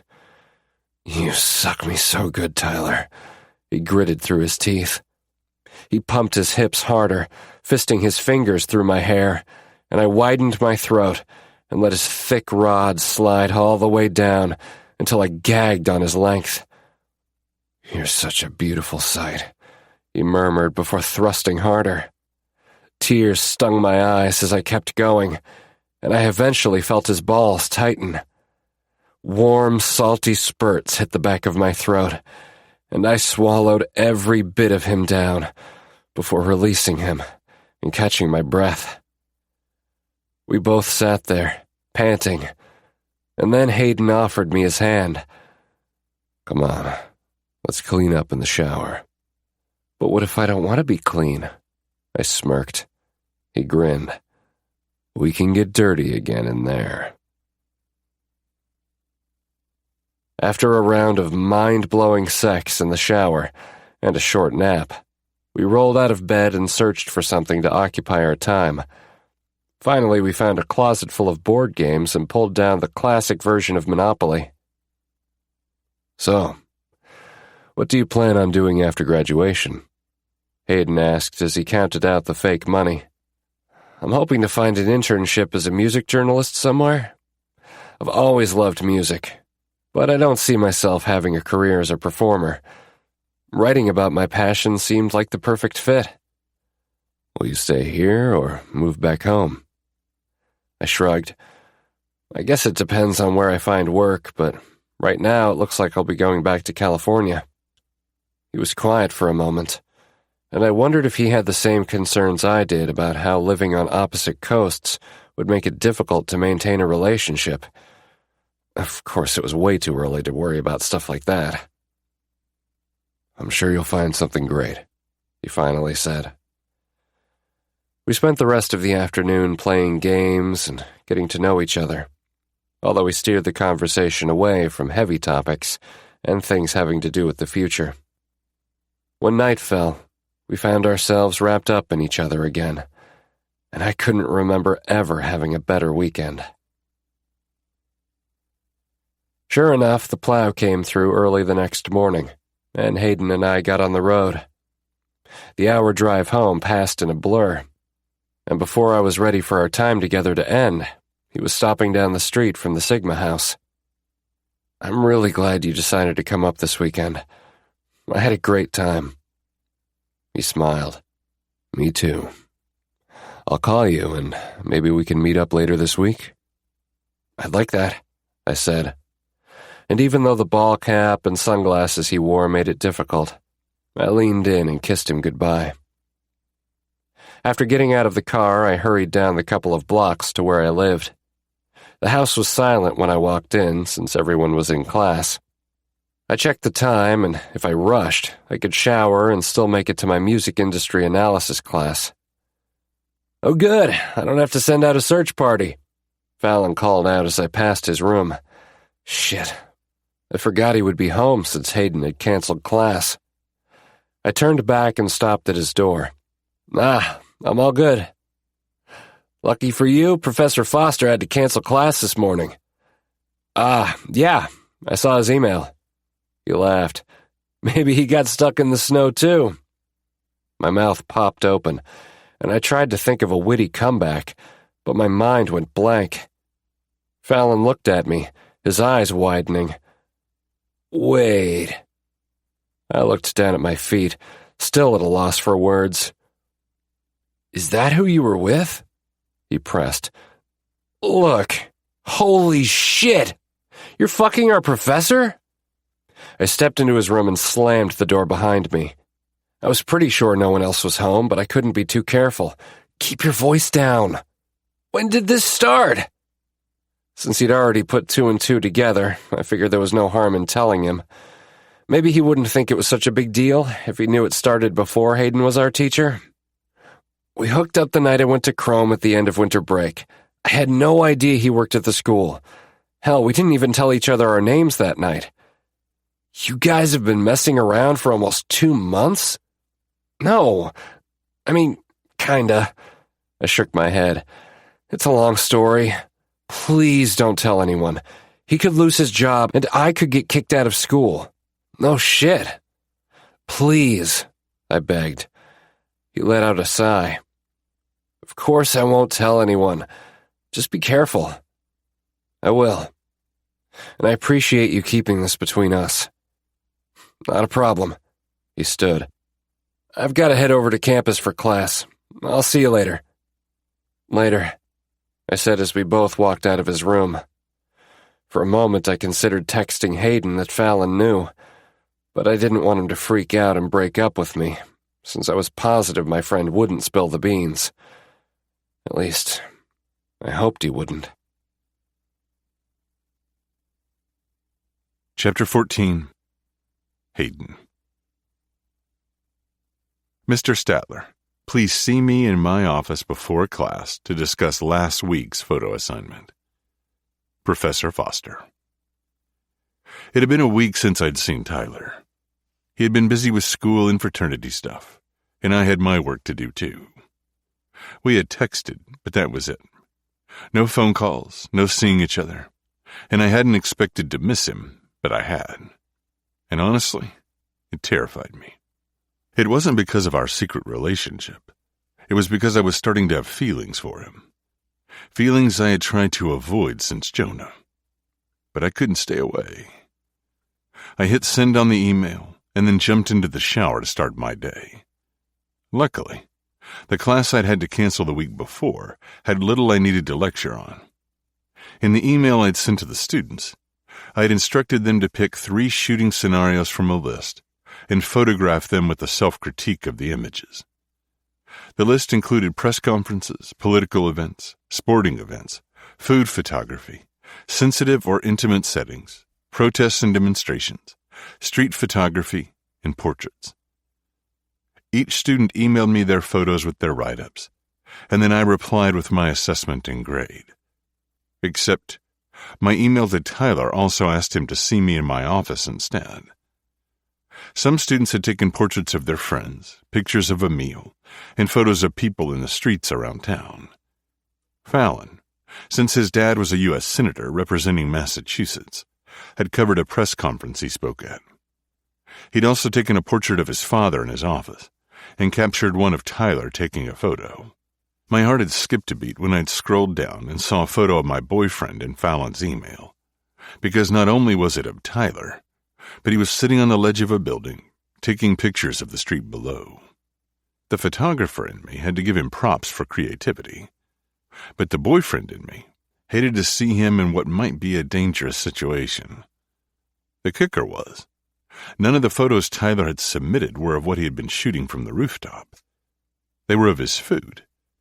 It seemed the entire class loved taking pictures of their food, a guy reading, and a street photograph of a painter leaning against a building, smoking a cigarette and surrounded by paint buckets and rollers. All 3 photos were almost captured perfectly, and I'd given him a 98% on the assignment.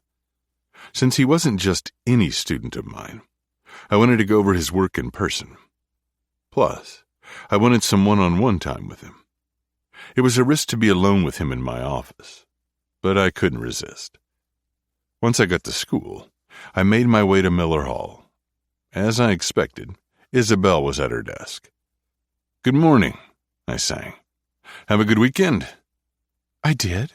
You?" Would have been better if I hadn't been alone at home. Covered a Celtics game, but yeah, it was good.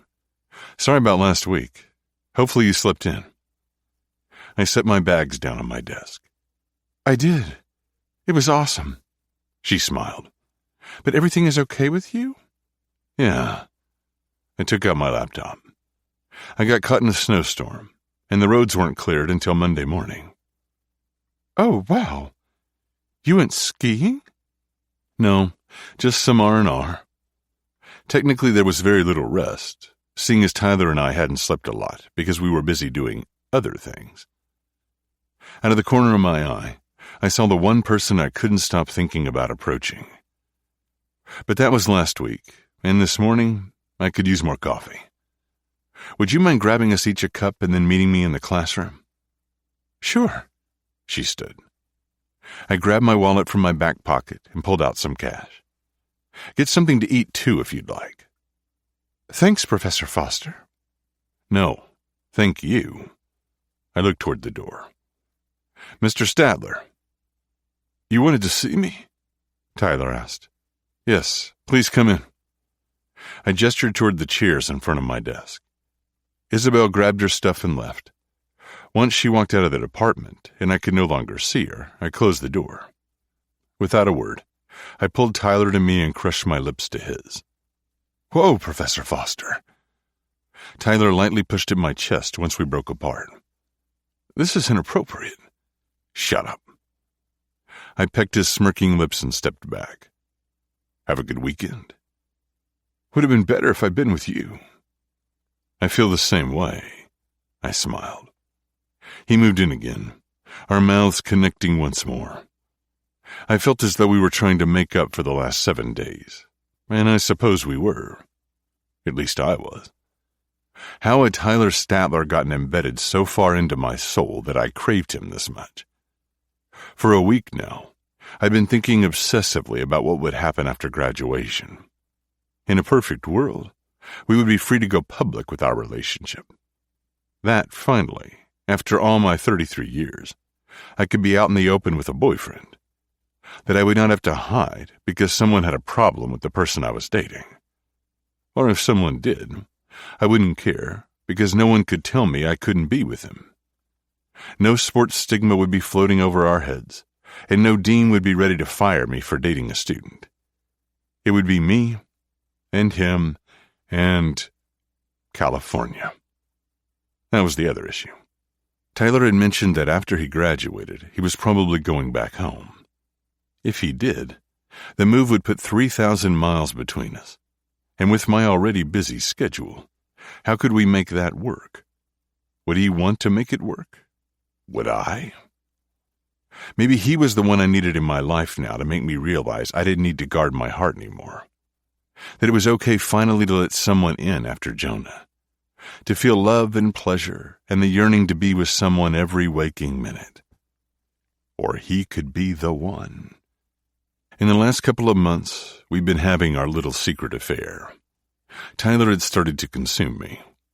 I had an idea of how to make us work, but it all hinged on him, and if he really wanted to move back to San Diego. But I wasn't going to ask just yet. We still had some time to see where our relationship went before we needed to make any decisions.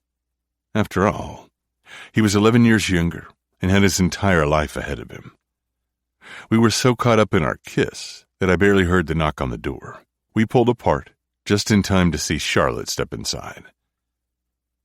"Hayden, are you—" "Oh, sorry, I didn't—" She paused, her head tilting slightly as she took in our appearance.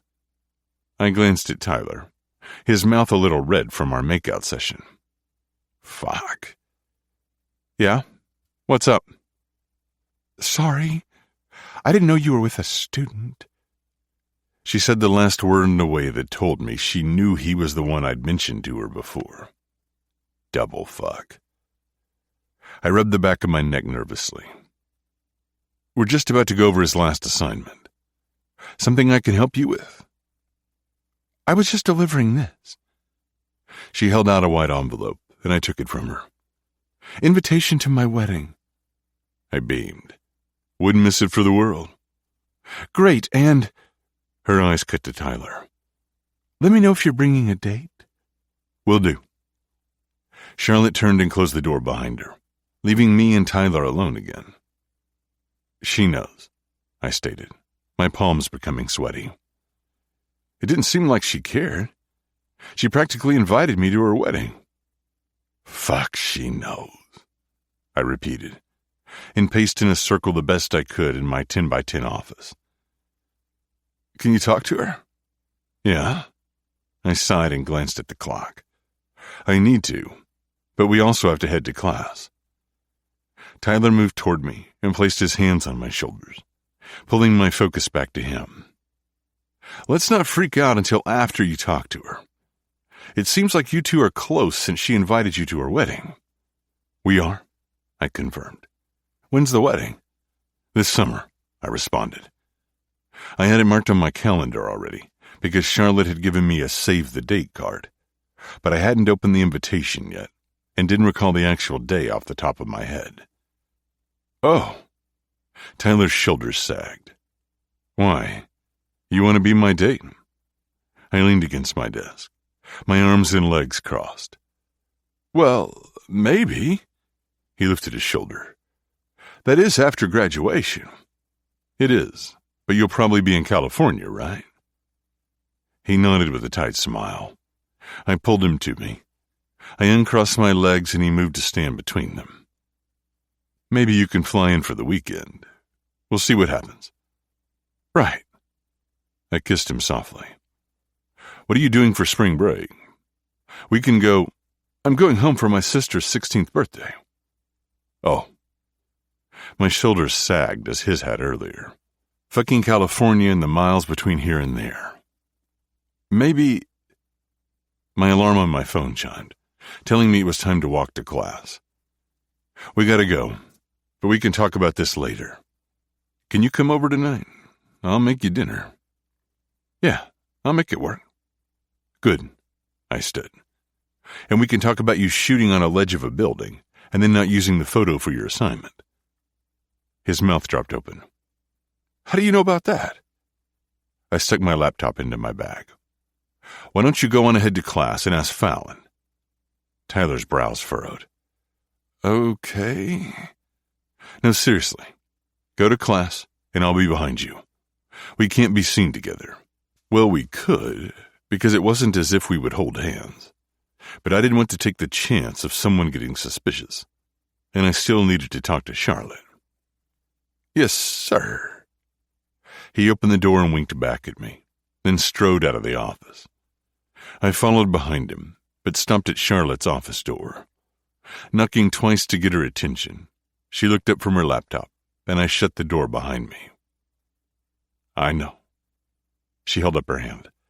It's none of my business. But from what you told me, it started before the semester began. I get it. And like I said, not my business. School will be over in a few months anyway. Just be careful, okay? Lock the door next time. Right. I smiled tightly, realizing I should have done that. But is he your +1? She grinned. I shrugged. Maybe. Then maybe I should hire a photographer after all. On the way to class, I texted Tyler that things were good with Charlotte. And throughout my lecture about the student's midterm portfolio, we shared stolen glances. He would either bite his lower lip, run his tongue over it too, or wink at me. He knew what he was doing. And for the rest of the day I couldn't stop thinking about his mouth around my dick. I had just put the lasagna in the oven and set a timer for 40 minutes when my doorbell rang. Striding to the door, my heart hammered excitedly in my chest. Tyler Statler was definitely getting to me. Without looking to make sure it was him, I unlocked and opened the door. On the other side was the man I wanted to lecture after hours. Hayden, he greeted. I grabbed a fistful of his jacket and pulled him inside. Get in here. With no more words, our clothes went flying, and for the next 40 minutes, Tyler used his wicked mouth on me, and then some. Chapter 15. Tyler. For the first 3 years of college, I'd gone on typical spring break trips. When I was a freshman, I went to Miami, and then a group of us went to Mexico my sophomore year, and last time we headed to Myrtle Beach. All of those trips have been a blast, filled with everything one would expect.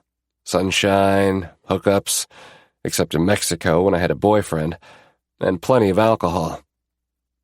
This year I was headed home, and had mixed emotions about it. I couldn't wait to hang out with my parents and siblings, but I also couldn't help but wish I could spend time with Hayden. Unfortunately, with our busy schedules, we struggled to find time to be together, and knowing we could only talk on the phone for the next week while I was in San Diego was a bummer. As the plane pulled up to the gate, I texted my dad to let him know I'd landed, and then sent another to Hayden to let him know I arrived safely. He'd covered a Celtics game earlier, so I assumed he was home. But it was after midnight in Massachusetts, so I didn't know if he'd reply or not. Once I had my bags from baggage claim, I headed outside to where my father had texted he'd be waiting. I spotted him right away as I exited the double doors, and he hopped out of his Cadillac Escalade to greet me. "Hey, bud." Dad wrapped his arms around me. "I'm glad you're home." I returned his embrace. Me too. After I threw my bags into the back, we climbed into his SUV and began the 30-minute drive home. "Are Dylan and Jace home yet?" I asked as my father pulled onto the freeway. "Yeah. Gotta say, I'm pretty excited to have all our kids under the same roof for a couple of days." He beamed. Dylan and Jace were going back to UCLA the day after Cammie's party because of baseball. "We were all here in December," I reminded him. "Yeah, that was way too long ago." I laughed.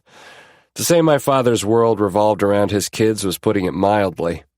And when he and Chase had gotten together, that fatherly affection had extended to Jace and Cammie too. I'd seen a couple of friends struggle when their parents remarried and blended their families, and I was grateful that hadn't been the case for us. "Is Cammie at the house?" "She's with Jamie tonight since they had some last-minute stuff to do for the party. But she's coming over in the morning." Our dads were hosting her Sweet 16 at their place on the beach. From what I'd heard, it was going to be a huge party. As we drove up the I-5, my phone vibrated. HF. Hope you have fun. I already miss you. I quickly responded. Me too, but I'm surprised you're still awake. HF. I was in the shower when you texted, but in bed now. Me. Great. Now I'm thinking of you naked. HF. Is that a bad thing? Me. Yeah, since I'm in the car with my dad. HF. LOL. Go spend time with your family. Call me tomorrow when you're alone. Me. Will you be naked in bed then, too? HF. Maybe. Wink. Dad chuckled, and I quickly flipped over my phone, hoping like hell he hadn't caught a glimpse of our messages. What's so funny? He glanced at me, and then focused back on the road. You've got that goofy, I'm in love look on your face. I shook my head. I'm not in love. It was too soon for that kind of declaration, although I had to admit that since our weekend at the lake house, it felt like things between us had changed from mainly sexual to something more. Every stolen moment we spent together, I felt myself fall for Hayden a little bit more, and I'd even started to think about how to make a long-distance relationship work after graduation, because the only thing I was sure of was that I couldn't give him up. But you're seeing someone? He asked. Yeah. That's it? What do you mean? That's all you're going to tell me. I shrugged. It's new.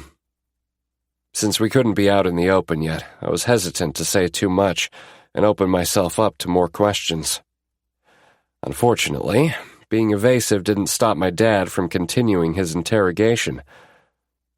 Did you meet at school? That was a loaded question. I didn't think my father, who was also a teacher, would be thrilled to learn I was dating my professor, but at least I could answer his question truthfully. No, we met at a club. Well, you look happy. I know things were a bit rough when you were here for winter break. I'm definitely happy. I could admit that much to him. That's all that matters. We pulled up to the house, and the second I walked through the door, Chase pulled me into a hug. We've missed you! I missed you too, I said, before stepping back and moving over to hug Dylan and Jace. What's up? I greeted them. Not much, Jace replied. Glad to have a couple days off from practice and games. This semester is kicking my ass. Midterms sucked, man, Dylan added. Tell me about it, I agreed.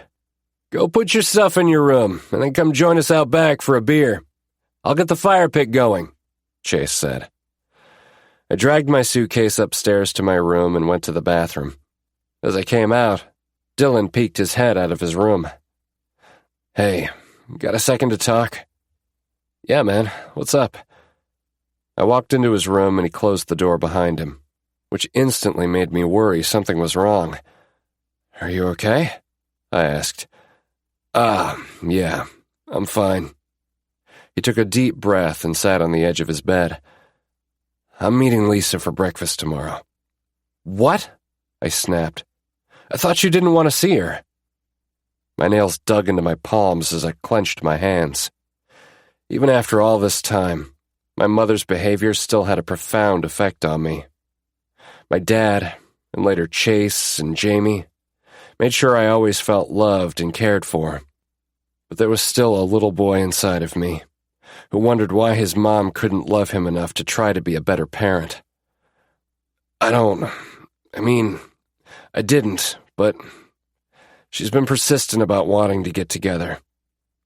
He hung his head and fiddled with the bracelet on his wrist that matched mine.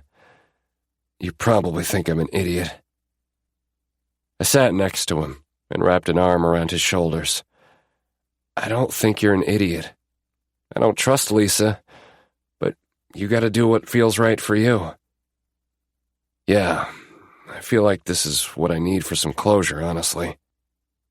That made sense. And if it helped him not to carry any regret for cutting her out of his life, then I fully supported him.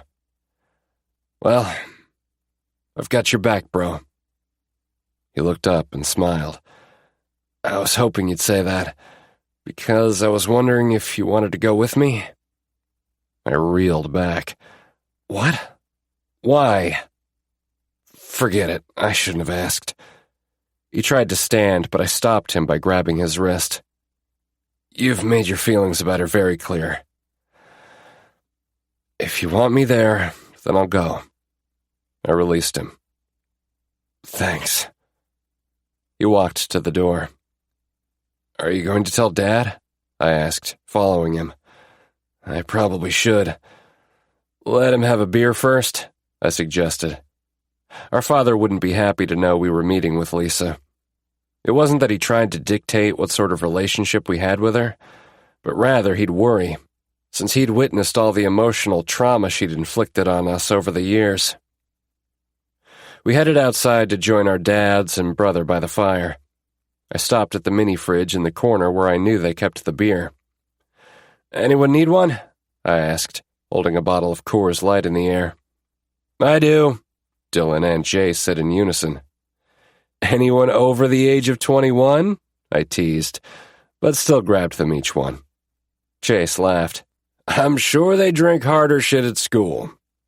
We sure as hell did, my dad added. And I'll take another. I handed out the bottles and took a seat. The five of us chilled for a bit, catching each other up on what we'd been doing the last few months. We just finished the second round of beer when Dylan said, So, He looked at me and I gave him an encouraging nod. I'm meeting Lisa for breakfast tomorrow. Dad raised an eyebrow.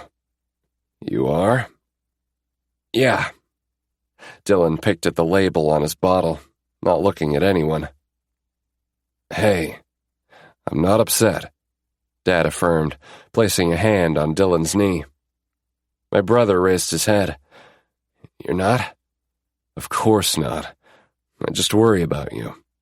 But I'll always support the decisions you make when it comes to your mother, he said, echoing my thoughts from earlier. I'm going with him, I added, hoping that would alleviate some of our father's concern. Really? Chase asked. Now I'm sort of worried for Lisa. Despite the seriousness of the conversation, we all chuckled. Chase had had a front-row seat to the drama that had gone down years ago, and knew exactly how I felt about that woman. We continued chatting for a while, but eventually called it a night, since we all had a lot going on the next day. After a quick shower, I climbed into bed. But sleep didn't come easy, as the worry about facing Lisa gnawed at me. The next morning, Dylan and I took off after promising to be back in time to help with the party prep. Both of us were quiet on the way to the diner where Lisa had wanted to meet. And when my brother pulled into the parking lot, we both hesitated to get out. My leg was bouncing, and my palms began to sweat. Maybe this wasn't a good idea, he said, staring at the restaurant in front of us. Despite my own discomfort at being there, I wanted to put my brother at ease. I squeezed his shoulder and said, We can leave any time, okay? Yeah. He sighed. I'm really glad you came with me. You know I'd do anything for you. He nodded. I know. Thank you. After a few more seconds, we both climbed out of the car and headed inside. My heart was pounding, so I took a couple of deep breaths in an effort to calm down. The place was busy since it was a Saturday morning, but it didn't take long to spot Lisa, sitting at a booth in the corner. Her eyes widened the moment she spotted us, and I wondered if it was because she hadn't expected me to be there. As we got closer to her table, it felt as though the walls were closing in on me, as I imagined every way this meeting could go wrong. Hey, Dylan mumbled as he slid into the seat opposite Lisa and made room for me to sit beside him. Even though she hadn't seen either of us in years, She made no effort to stand and hug us. Not that I would have reciprocated, but what kind of woman pushes to see her kids and then doesn't show any sort of excitement when they walk in? "This is a surprise," she said, glancing at me dismissively before returning her attention to my brother. "I didn't know I was going to see both of my boys today." My boys? We weren't her anything. Well, Tyler and I have some errands to run for our sister's birthday after we're done here, so I invited him along. "Your sister?" She looked confused. "Wait, do you mean Chase's kid?" Our dad and Chase's wedding had gotten some news coverage, since Chase was a former MLB player and current sports analyst. Since he'd played with her most recent ex-husband, Miguel, I assumed she had been aware of their marriage. "Yes, our little sister," I reiterated. Lisa rolled her eyes, but before I could call her out, our server came over and placed some silverware on the table. "Hi there. My name is Rochelle, and I'll be taking care of you this morning. What can I get you all to drink?" We each ordered coffee and then scanned our menus. The silence was becoming uncomfortable, and Dylan must have thought so too, because he finally asked, "So, why'd you want to get together?" "Can't a mother just want to see her son?" I huffed out a laugh at her use of son instead of sons, and she glared at me. "Why is that so hard to believe?" "Seriously?" I asked. "What's changed? You never made much of an effort to see us when we were kids." "Your father kept you from me," she whisper-yelled. With the worst possible timing, our server returned with our coffee. "Are you ready to order, or do you need a few more minutes?" "Yeah, we need more time," I replied, and couldn't help but think if the conversation continued down the path it was on, then Dylan and I probably wouldn't stay long enough to eat. When the waitress walked away, Dylan looked at Lisa and said, "You know that's not true. We made the choice not to visit you." "Which I still don't understand," she huffed, crossing her arms over her chest. "Maybe because you and your new husband didn't want to give us back after one visit in Texas. You talked shit about Dad and Chase the entire time we were with you," my brother retorted. She waved him off. "Your dad made a bigger deal out of that whole incident." "Bullshit!" I was seething. "Miguel was a homophobic asshole, and you went along with everything he said. He just didn't think Gage and Chase being together was the best environment for you boys. But after I came to visit you myself, you guys still didn't want to see me." My brother sat up straight. "Maybe because you tried to make excuses for your husband and continued spouting the same shit as Miguel had. Did you really think we wanted to spend time listening to you insult the people we love?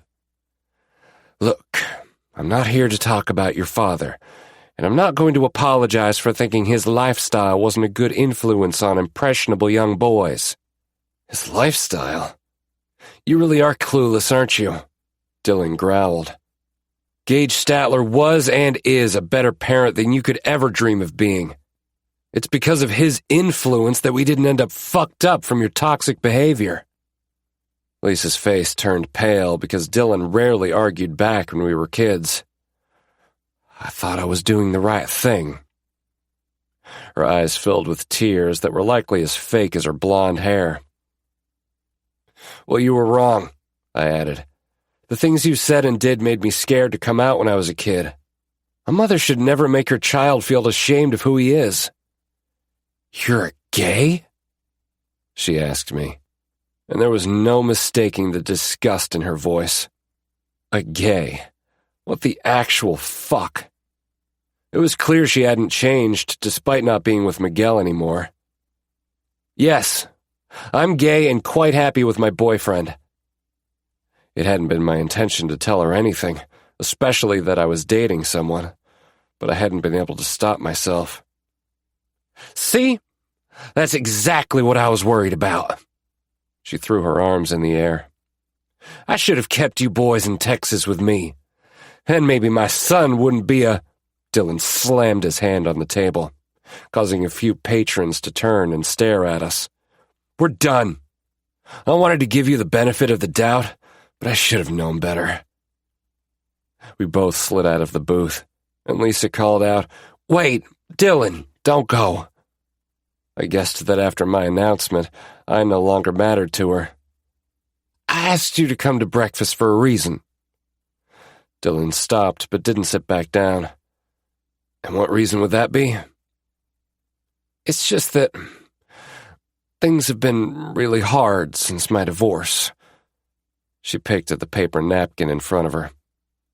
"And I was wondering if maybe I could borrow some money." I couldn't stop the humorless laugh that escaped. "You're unbelievable. Let's go take care of that stuff for the party Mom asked us to do, and then go home." Dylan nodded, but Lisa wasn't finished. "Mom?" she screeched. "Who are you talking about?" "Jamie, Chase's ex-wife," Dylan answered without further explanation. "So, you're willing to drop everything and help people who aren't even your real family, but you can't help the one who actually carried you around for 9 months? And don't you dare ever call her Mom again. Jamie is our mom, and the only one we need," I shot back. "She was there after you refused to be our mother. We'll do anything for her, because she would do the same for us. And when you're sitting at home alone, wallowing in your own selfishness, remember, it was your actions that caused your sons not to have a relationship with you. Don't bother reaching out again. I won't answer," Dylan added, and then we walked away. Once we were back in the car, I turned to my brother and asked, "Are you okay?" He turned to face me. "I'm fine, but what about you? The way she acted was unacceptable, and I shouldn't have subjected you to that. Hey, don't worry about it. You have no control over her actions, and I wouldn't have wanted you to deal with her on your own." He nodded. "Thanks. At least I can move forward without any regrets." I reached over and hugged him. It was a relief, knowing that chapter of our lives was truly over. Cammie's party went off without a hitch, and everyone seemed to have a great time. It was fun getting to spend time with my grandparents and other family and friends I hadn't seen since Christmas. Even our parents' friends, Aaron and Drew, who Chase used to play baseball with, made an appearance. After it was over, we all crashed, exhausted from the festivities. The next afternoon, Jace and Dylan headed back to UCLA with a promise to see me at my graduation. "Hey," my dad called as I raided the fridge for some leftovers from the party. "Jace and I are meeting Aaron and Drew for dinner before they fly back home. Do you want to go with us?" Cammie had gone to Disneyland with some friends, and Aaron and Drew's twins had stayed in San Francisco with their grandparents. If the girls had been there, I would have considered going. But as it was, I really didn't want to be the third wheel on what would essentially be a double date. Besides, I could think of something much more exciting to do with everyone gone. "I think I'm going to chill here, if that's okay." "Yeah, that's fine. You want us to bring you anything back?" I laughed, looking at the multiple containers of food in the fridge. "Nah, I think I can find something here." We may have gone overboard with the catering. "You think?" I teased. "Hey, it's not every day your little girl turns 16. Oh, man, he was getting emotional. Both he and Chase had shed a few tears while watching my sister the night before. "I know Cammie appreciated everything you did to make her party special." "Thanks." He smiled and then headed upstairs. Once my dad's left, I ran to my room and video called Hayden. It rang twice before he answered. "Hi there," he greeted with a smile on his face.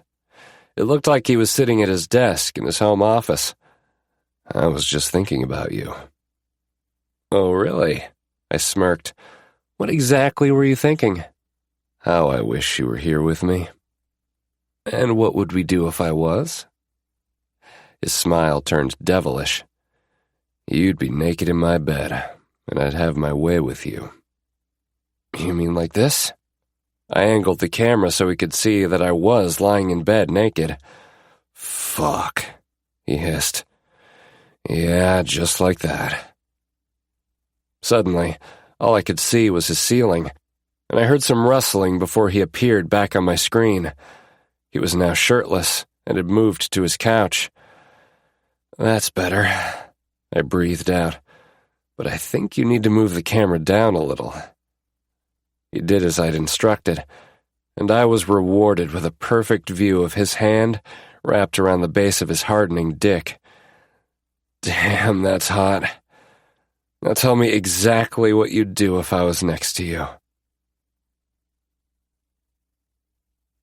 Chapter 16. Hayden. My life before I met Tyler was fine. I shot my sporting events, came home and edited the photos before sending them off to my sports writer, taught 1 day a week at Hawkins, and that was that. I was content with the life I'd made since Jonah's death. But since Tyler and I had been together, I wanted more. More kisses, more cuddles, more time. But Tyler was in California, and we had no time at all. The phone sex we'd had the night before, while enjoyable, was nothing compared to feeling his body pressed against mine, and it only made me want to be with him more. To go to California and soak up the sun while we lay on the beach. To walk hand in hand where no one knew us, and HU wouldn't find out. To wake up next to him like I had the 2 mornings we had spent up in the mountains alone. Spring break was becoming the longest week of my life. Lost in thought, it took me a moment to realize my phone was ringing. I picked it up and slid my finger across the answer button. Hey, Jack, what's up? Amanda's water just broke, and we're on our way to the hospital. Congrats, man. That's awesome. I could hear his wife howling in the background, so maybe it wasn't awesome for her just yet. Thanks, but, I'm supposed to be on a flight to L.A. in the morning to shoot the Bruins and Ducks game in Anaheim. I sat up straight. Emmett Cooper might score his 300th goal, and I wanted to be there to capture it. I'll go, I blurted without hesitation. Are you sure? Yeah, I'm sure. Not a problem. Don't worry about anything except your family. I was already opening my laptop to look for flights. Great, thank you. She's not due for 2 more weeks, so we weren't prepared for this. I can call the hotel and have the room switched to your name. Only if you have time. I'll have Amanda do it. Do what? She groaned in the background. I wasn't sure if he was joking or not. I'll text you the info, Jack said without answering his wife. All right, thanks. And congrats again. Thank you. My computer booted up, and I went straight to the site I used to book my flights. One left for Santa Ana, California, at 7 in the morning, with a short layover in Charlotte, North Carolina. Checking the Bruins' schedule, I saw that the game was at 7:30 p.m., and that would give me enough time to rent a car and find a hotel in case the one Jack had booked didn't pan out. I contemplated surprising Tyler, but after looking up how far away Anaheim was from San Diego, I thought better of it. I sent a text to him. I'm coming to California to cover the Ducks game tomorrow. Could you meet up with me? I left my office and went to my bedroom to pack. A few minutes later, my phone chimed with a reply. T.S. Maybe. I'd have to see if I can use my dad's car. Me. I'm renting a car and can pick you up. You could stay with me in my hotel, and I can drive you back before my flight home. I'll book a late one out. It was a lot of driving, but if that was the only way I could see him, I didn't care. After a few minutes, he replied, Yeah, I'll just tell my parents I'm going to hang with my friends. It stung a little seeing him say I was a friend, but I understood. It sucked, but I got it, and was counting down the days until we could tell everyone we were together. Me. Okay, I'll fly in and out of San Diego, and we can drive to Anaheim for the game. You can come as press and shoot the game too. It will be good practice, so bring your camera. T.S. Sweet. I'd love that. Me. A little after hours lecture. Winky face. T.S. The best kind of lecture. Tongue out. I chuckled and replied, I'll send you my flight details soon. T.S. Okay, cool. Can't wait. I miss you. His last 3 words put a smile on my face. Me.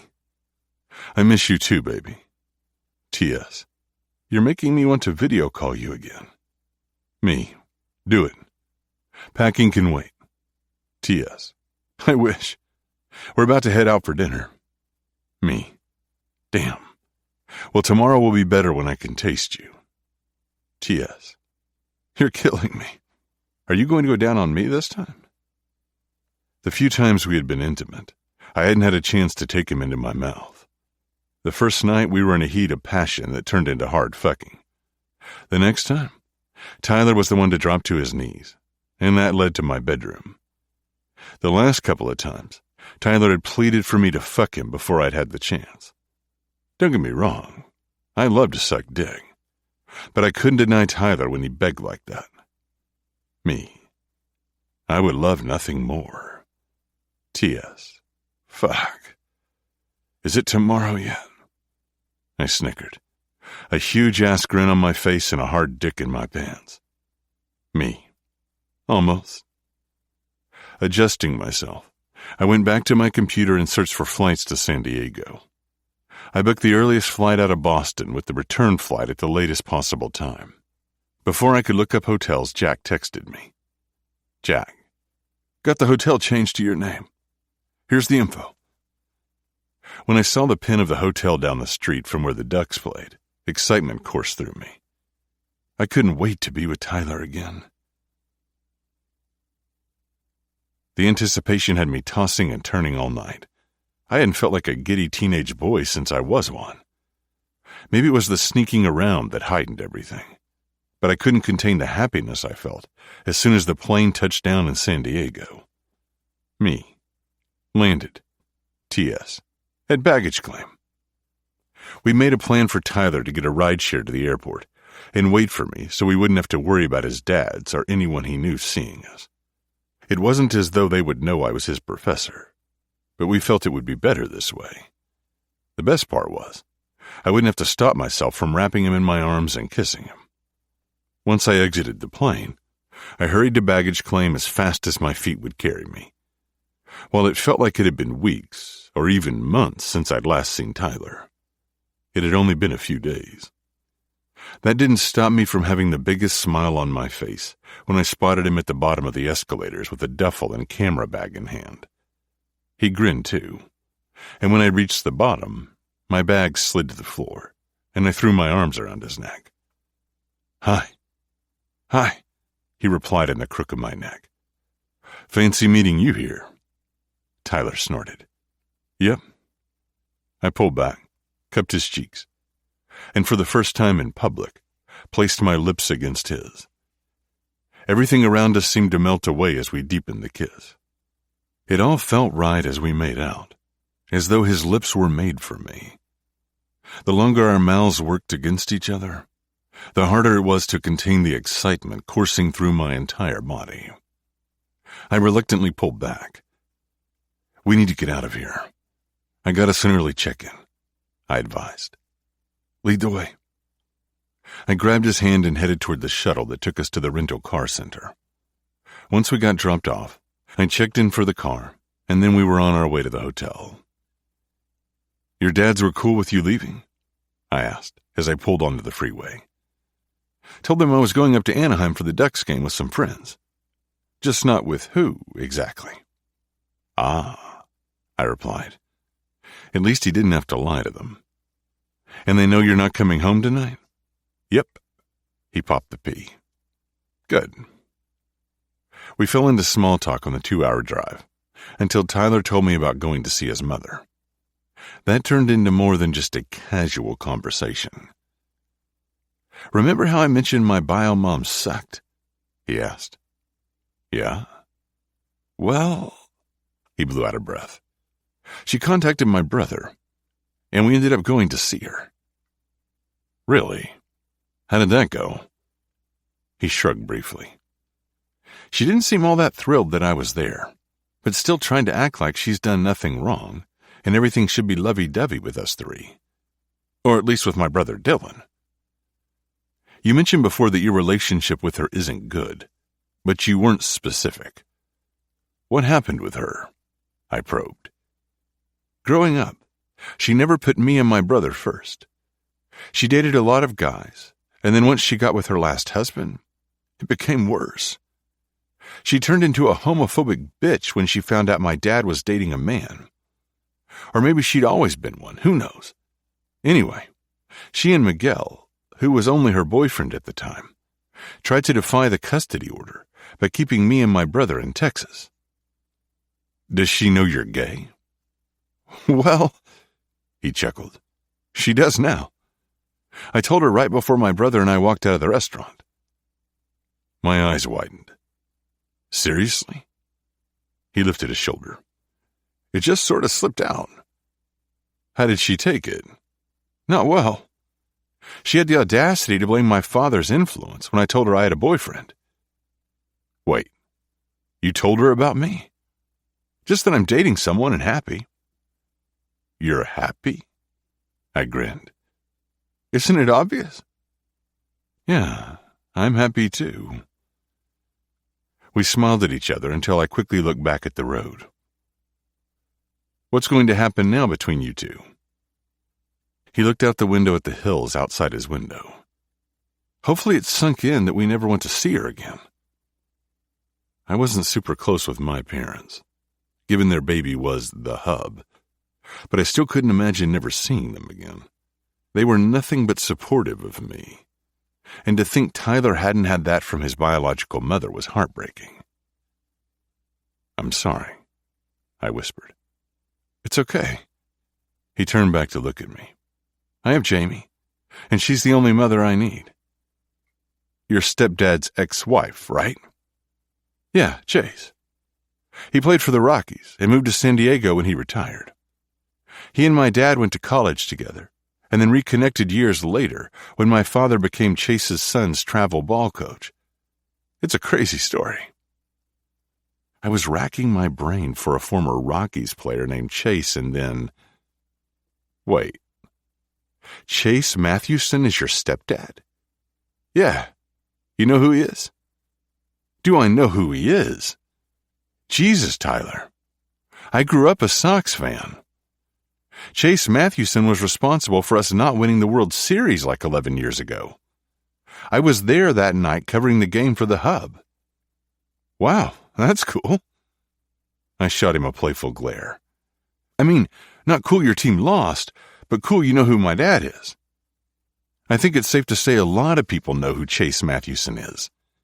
Yeah, you're right. From what I've been told, he holds a lot of awards or something. I don't doubt that. He was a wicked shortstop. I've heard that. Unfortunately, I wasn't into baseball back then and never watched him play. My dad was a fan, and then I found out why. Because he had a thing for him? Which started after they fooled around in college. Ah, good old college experimenting. I chuckled. Yeah, but look at them now. Right. Would that be me and Tyler? I knew I was falling head over heels for this guy, but would things progress further after he graduated college? So if you know Chase, then you probably know of his friends Aaron and Drew. Not only did I know of Aaron Parker and Drew Rockland for many reasons, like their fight that turned into the media calling their love story one of enemies to lovers, I also knew they'd gotten married and had twin daughters. Their story had given me hope that Jonah would come out, since both Aaron and Drew had continued to play after everyone knew they were dating. I do, I confirmed. Cool. They've agreed to play in the charity softball game. That's awesome. I'm not going to lie. I'm going to be starstruck when I see them. Is Chase playing too? He is. And then it hit me. Your dads will be at the softball game? Yeah. Tyler raised a brow. The same game I'll be at. Yeah, he said again. Don't worry.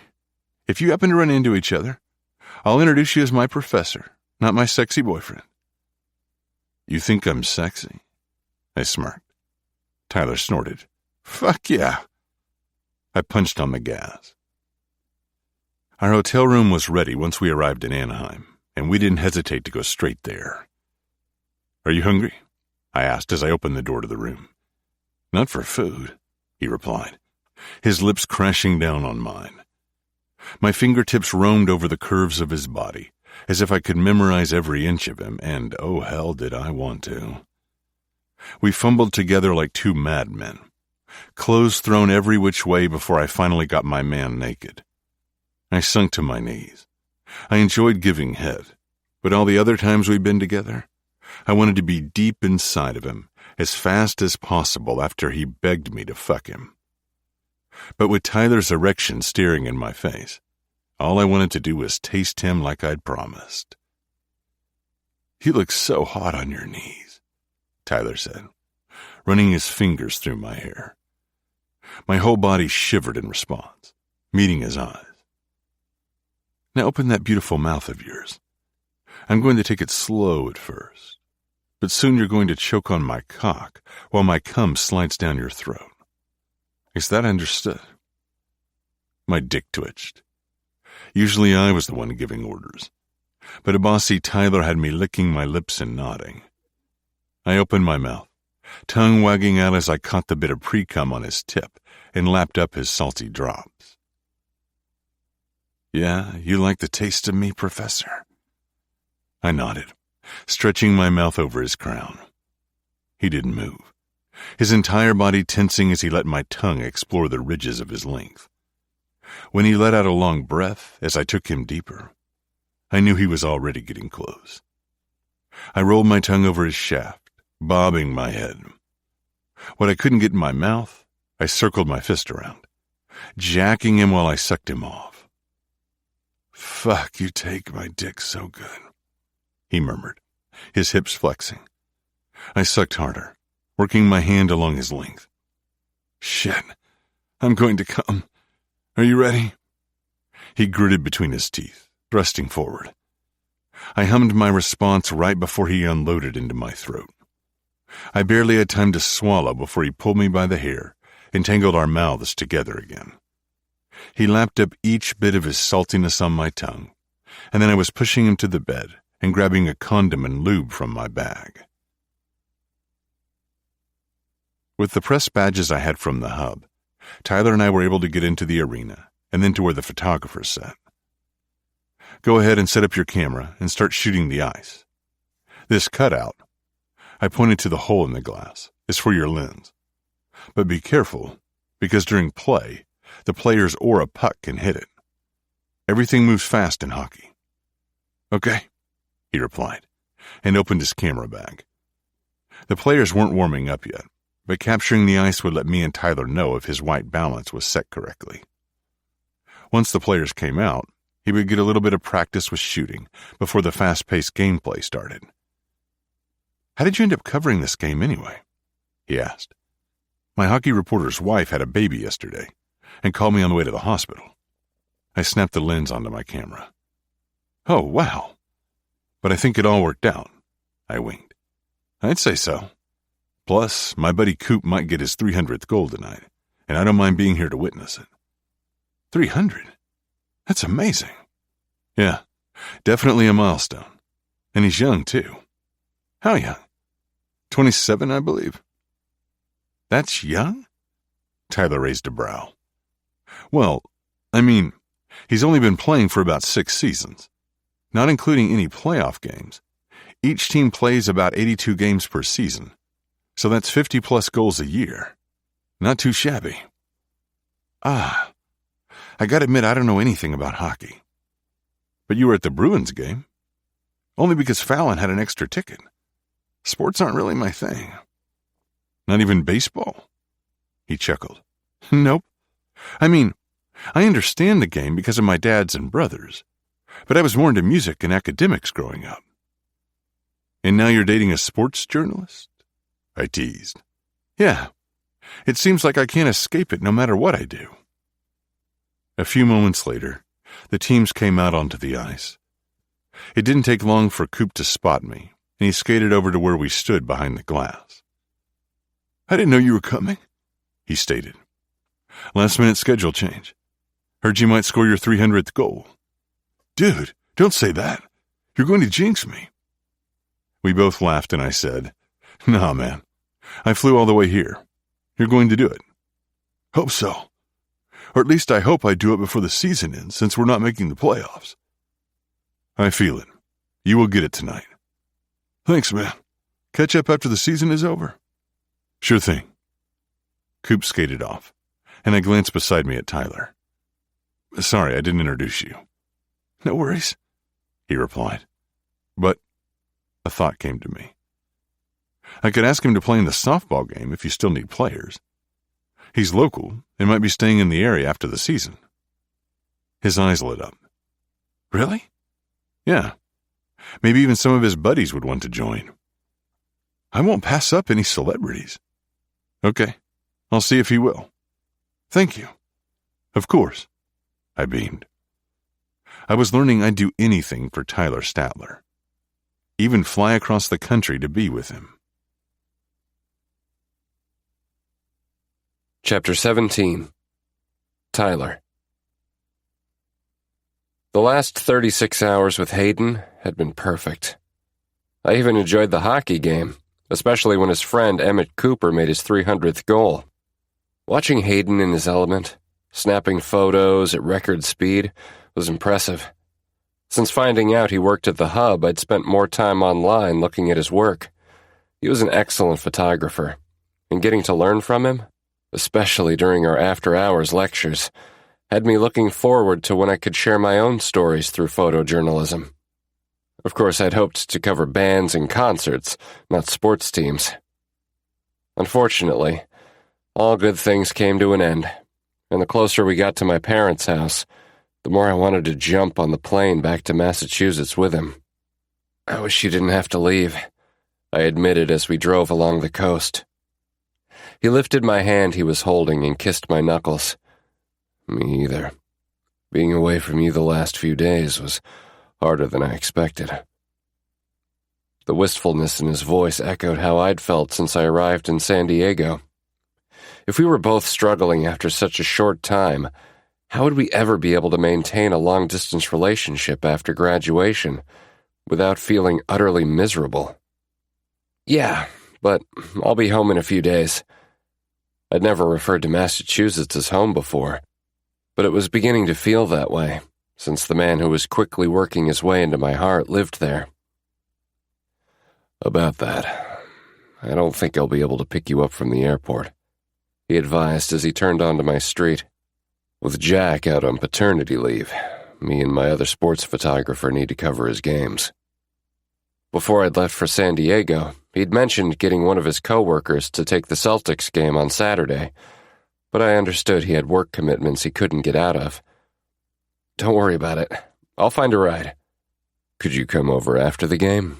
I know you'll be tired and all, but I'd really like to see you when you get back. A smile spread across my face. Call me when you're done and I'll come over. Before I was ready, I saw the house come into view and pointed to the sprawling beachfront property. The outdoor lights were on, making it stand out against the night sky. That's me. This is where you grew up? Hayden asked, driving slowly past my place so we could park out of view. We moved here when my dad and Chase decided to live together. It's beautiful. No wonder you want to move back home. Yeah, I sighed. I still haven't found an internship, so we'll see. The truth was, I hadn't applied for that many yet. At first I had chalked it up to being busy, but now I wondered if I was hesitating because I didn't want to leave Hayden behind. Maybe I needed to widen my search to places on the East Coast as well. We sat in silence for a few moments, and I wondered if he was having trouble saying goodbye like me.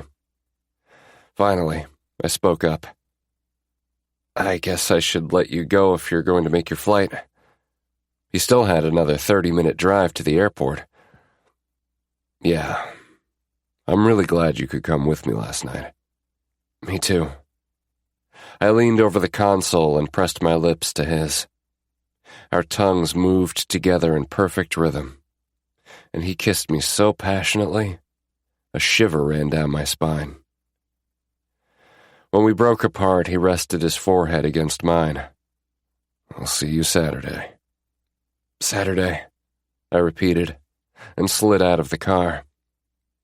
With one last goodbye, I shut the door behind me and made my way back to the house before walking inside. "Tyler, is that you?" Dad called from somewhere in the back of the house. I headed that way and found him sitting at the dining table with Chase and Jamie. "Hey, guys," I greeted. "Che, Mom, I didn't know you were going to be here tonight." Under any other circumstance, I would have hurried home to spend more time with her. "Cammy left her phone at my place, so I brought it to her. Come, sit down with us." "Let me go put my stuff away." I lifted my bags, and "I'll be right down." I ran upstairs and tossed my things into my room. When I joined them again, I gave Jamie a hug and took a seat next to her. "Did you guys move the table or something?" I asked when I noticed we were sitting closer to the window than usual. "Your dads are being ridiculous," Jamie chuckled. My dads each glared at her playfully before shifting their attention to the deck. I glanced outside and saw a small group of kids, who all looked to be Cammy's age, sitting around the fire pit. "What's going on?" "Cammy has a boyfriend," Dad growled. I took a closer look and noticed a lanky teen sitting beside my sister. "That kid?" "Yep." Chase crossed his arms over his chest. "And I don't like the way he keeps looking at her." "The way he's looking at her is probably the least of your worries since he's got his hand on her leg," I advised. "What?" Chase's eyes widened as he leaned closer to the window. "Oh, let them be. I think it's adorable," Jamie commented with a hint of amusement in her voice. It seemed she enjoyed goading them. "That's because you weren't a teenage boy once. We know exactly what he's thinking," my dad huffed. "When did you two get to be so old and grumpy?" I teased. "About 30 minutes ago, when Ryan showed up," Jamie laughed. "So what's the plan? Are the three of you going to sit here and watch them all night?" "If we have to," Chase muttered as he kept watch over the group. "I was going to leave, but these two?" Jamie gestured to my dads. "Got all protective and growly, so I thought I'd stay for Ryan's sake." Movement from outside caught our attention, and we watched as Cammy headed in our direction. When she opened the door, we tried to act as though we hadn't been watching her, but she didn't buy it. "I know what you guys are doing." "Yeah, you might want to remind Loverboy of that fact and tell him to keep his hands to himself," Chase grumbled. "God, you're so embarrassing." Cammy stormed into the kitchen and grabbed the ingredients for s'mores. "Why don't you guys interrogate Tyler about his boyfriend instead of watching me with mine?" "How'd you know I have a boyfriend?" "Dylan said something to Chase when you guys came back from the breakfast from hell. I'm guessing since I haven't heard you mention this mystery guy, that must mean you want to keep him a secret for some reason."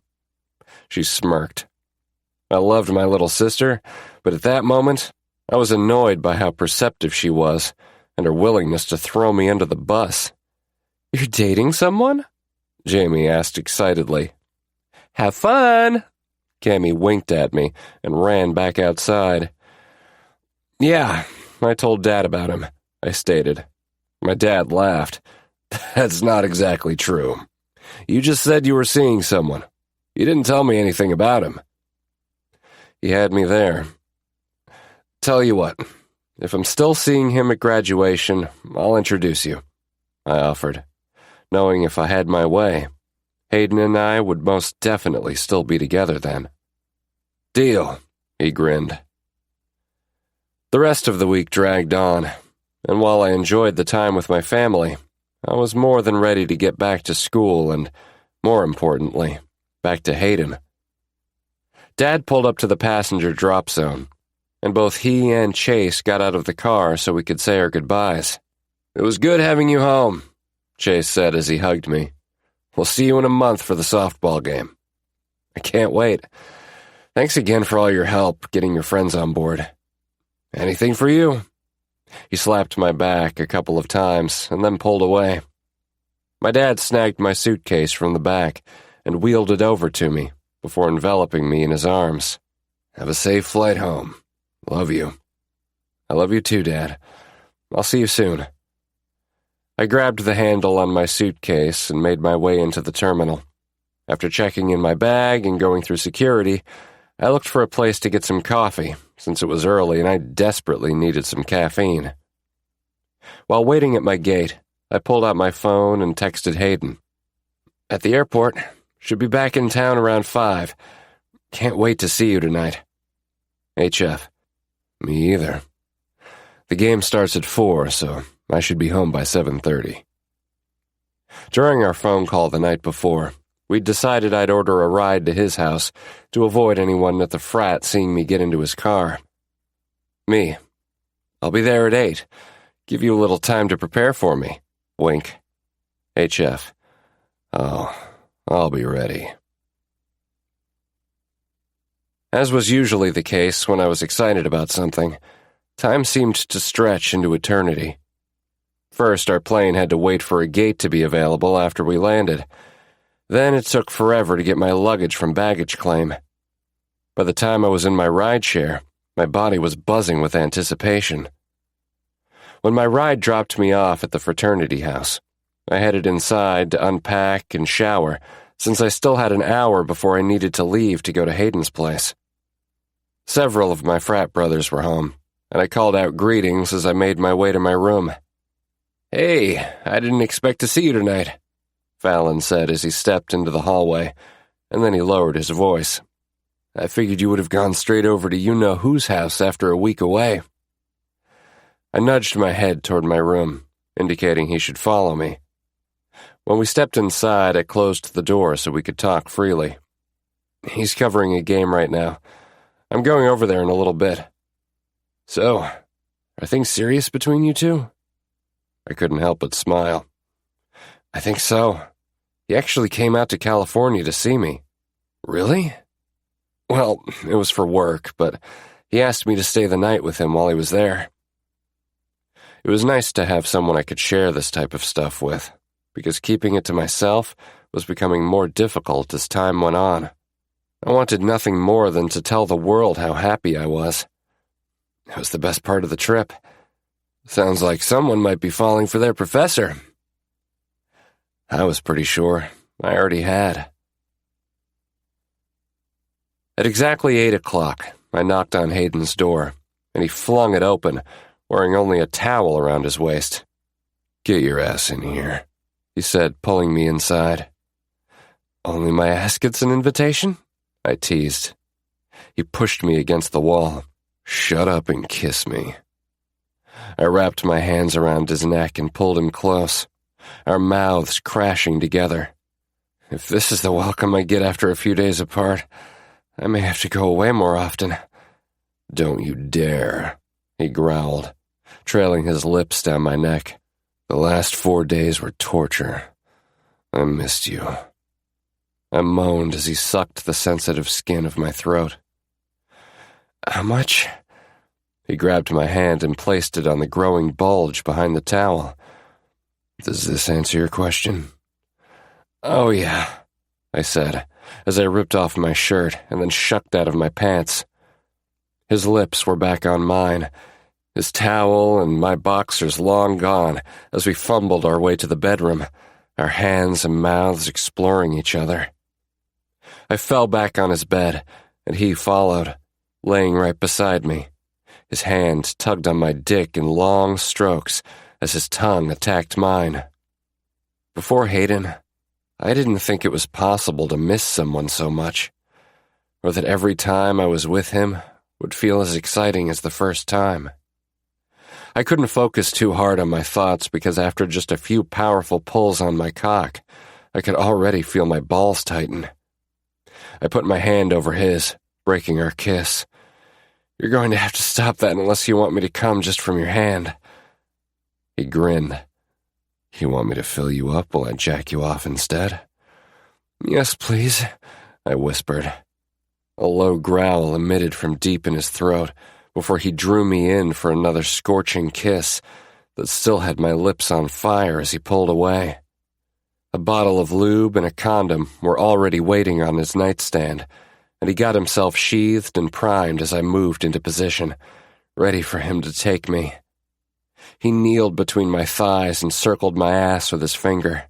When I relaxed, he pushed 2 digits inside of me, curling at just the right angle that I saw stars.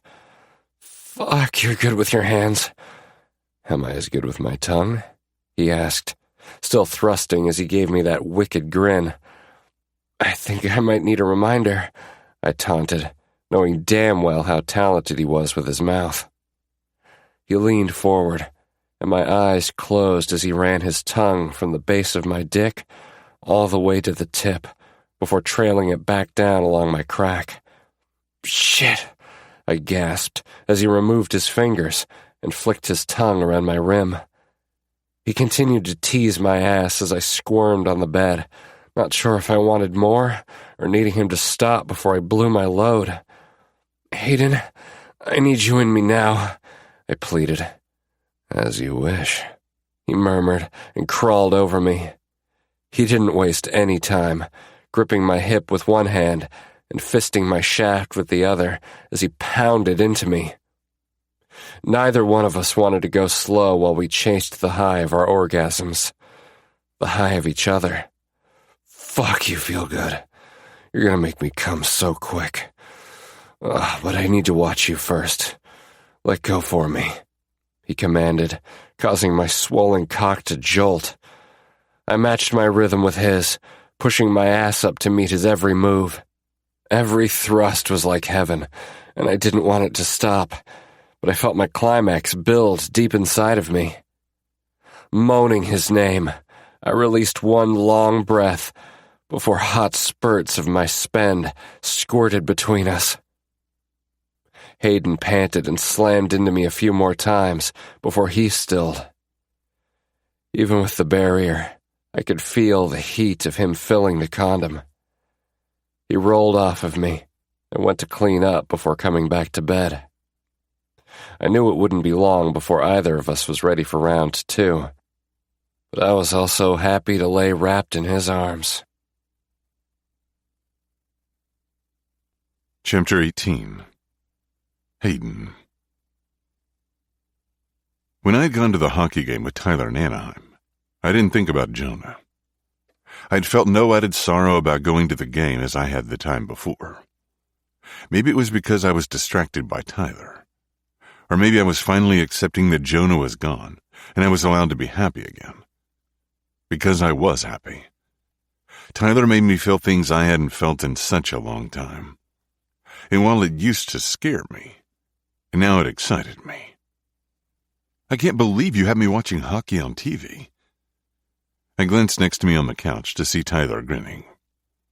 "You've been to hockey games before."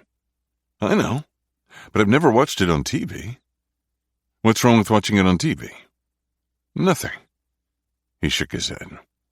"My dads are going to love you." I blinked at his affirmation and whispered, "What?" "They love sports. Baseball may reign supreme in the Statler-Mathewson household, but they love all sports." "Yeah, but do you know what you just said?" His brow furrowed. "That they'll love you?" "Yeah," I confirmed. "Oh," he grimaced.